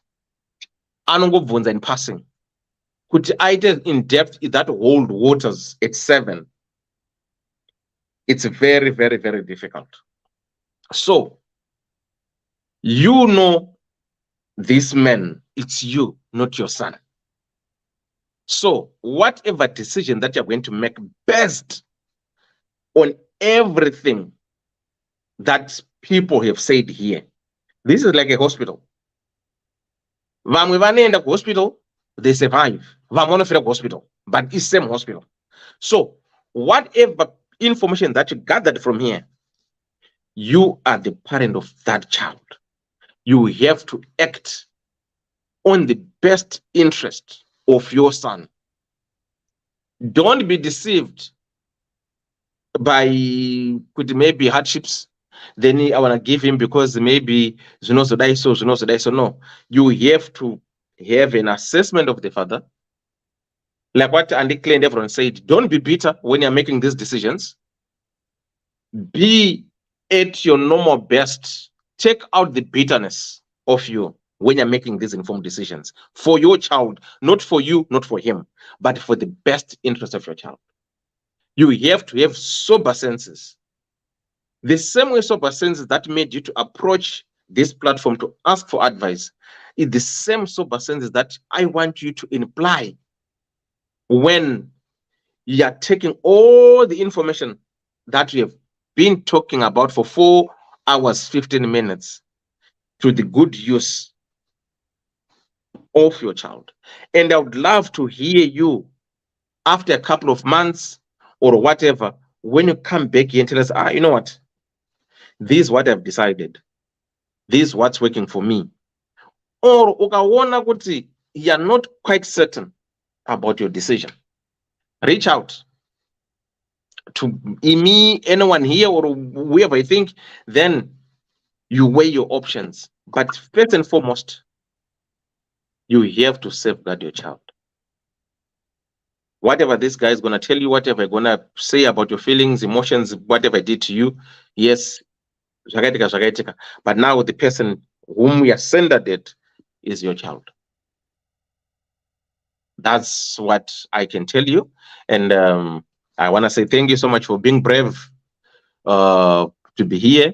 And yes, some opinions and views might be harsh, didn't sit well with you, but those harsh and opinions, they prepare you, because that is exactly what you get when you get into the community. Vanhu hatifungi zvakafanana. Saka ukaona munhu panapa ari kutaura zvaari kutaura ka, unoti ari kupenga. You have to accept that and say thank you, because ukazoudzwa nomwe munhu manje, if you are not prepared, you will go into depression. Saka, that's all I can say to you. And I want to applaud you to be here, sitting 4 hours and saying out your story. And I just want to say thanks to everyone, like always what we do, because we respect people's opinions and views. And for me, this was more of an in-depth counseling that we have done, and having you being here for 4.5 hours, sitting and listening and answering questions. That means to say, for me, you are in the mending.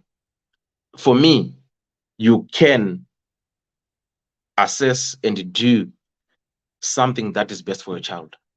Not for your husband, not for you, but you have to do what's good for your child. So I don't know what I want to say to the comment section, to the panelists. For me, I have done what I've said. Ndinotenda. Ndanzwa zvese zvataurwa, and mwoyo wangu wasunuka, pane zvimwe zvachindibata, ndakuita ndichionawo from other angles kuti apawo ndiri wrong, apawo ndiri right. Saka ndinotenda nevese vandipa maadvice, ndichitenda nemi nanatete nanasekuru. Maita basa, ndicharamba ndichikuudzai kuti nyaya yacho yafamba zvakaita sei. Ndinotenda.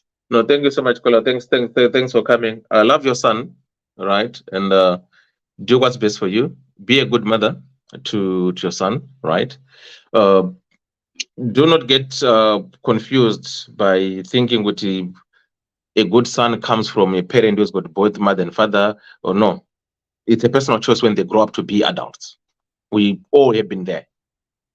Zvimwe zvandauti ndazvide musoro wangu izvi miyangu nabanga kuti musoro wangu kuti iwe hasi uzotaka kufundisa izvi urikuona. Saka as we become adults, there are certain decisions that we make which at times we need to take the responsibilities ourselves. As much as our parents try to safeguard us, give us the good guidance and everything, but at times we become adults, we make the wrong decisions. But for now, for this young man who is 7 years old, you are in control. You are the decision maker. And I know you will do what's good for him. You have got best interest at heart for your son. I don't have to speak about the father, but I have to speak for you. You have got best interest for your son. So with that best interest, you have to make the best informed decision to better your son and to better yourself. So good people, on that note, just want to say thank you so much, everybody. Thanks for the input. Thanks for the support. Thanks for those who are giving stars. Thank you so much. We'll meet again on Monday. I don't know Monday's topic, but murdo takaita say takaenda. For those who are planning to go to Zimbabwe, please do likewise. Follow Ddc car rentals and hire car. You need to as well share with your friends. Vango said no, but no scratching my friend after back. Vane muda dzekwa isa ku Zimbabwe. Mweta say kupromote na business ndo kusumdzira kwati nchitaka chimwene takadaro. If people have been affected by this show, please do likewise. We have got a strong team of professionals who are willing to help you for free. Caller, if you need support, we have got professionals that I can signpost to you. Whatever you discuss now, it doesn't come back to me. Right. Saka on that note, I just want to say thank you so much. But I want to go read the t-shirt blue. Munongo wabvunza sa wazima already kuZimbabwe wanoziva zvimuno muEurope ndo mavo munana America chienda zvakadai munobata mukoma gwangwa. Right. Vaya varada mafaro akawedzerwa musi wa 24 June iyo worship night iyo uyaya na Dokas Mayanongo aripo takaenda murudo ana tekshwa zama whatever vaisa vanongo aripo ana manatsa tese tenge tiripo tichifara pa dance table moya teta sei tojabula atisikumirira ipapo. Musa 1 July, Zim turn up iyo iripo Toge Vibes, Sashel, Jamaster, Volts, Nox, Pop 10. Best one ngari mumulesta vachita zvavanoita. My tickets, you can follow the link iripa page pangu, and you can just comment kupai link. As Mary ipapo chete iyo Y2K promotions 26th August family show Leicester. My tickets say my early beds are £50. I think that's a couple of them. Nema 150 VIP. Mundi bata tono faratiri ikoko takaenda murudo ndo zvatinoita. If you've got a story that you want to share with us, please do likewise. Unongotumira story yako then ndita sei toya pano toitaura kana wada unoita zvaita caller unongoyapa pa WhatsApp kana kuenda pa panelist app toenda takaisai takamhanya takadaro. Saka on that note, guys, I just want to say thank you so much. Thanks for sharing the live. Thanks for the stars. Thanks for everything. Without you guys, I don't think we'll be sitting here for these hours. So on that note, just want to say goodbye. See you Monday. Ddc Currenters. We remain committed to helping our customers stay mobile. Dinomatika paguta, parar, mukuta. Uyakuna, Ddc. Fona kuna, Ddc. Tenema fiwa seva, 4x4, family car. Tenema fiwa seva, 4x4, family car. Unotipata apa. +447961803546 or +263773791 and last one +263771257 your big up daddy T.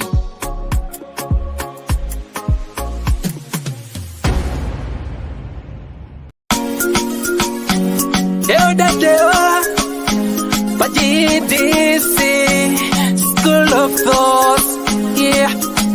Kubatsirana, techisisana, techiyambusana, fila, kuonesana, techisimudzirana, ya. Panondo vatosangana, techibatsirana, panondo vatokumana, techisisana. Ddc Skool of Thoughts.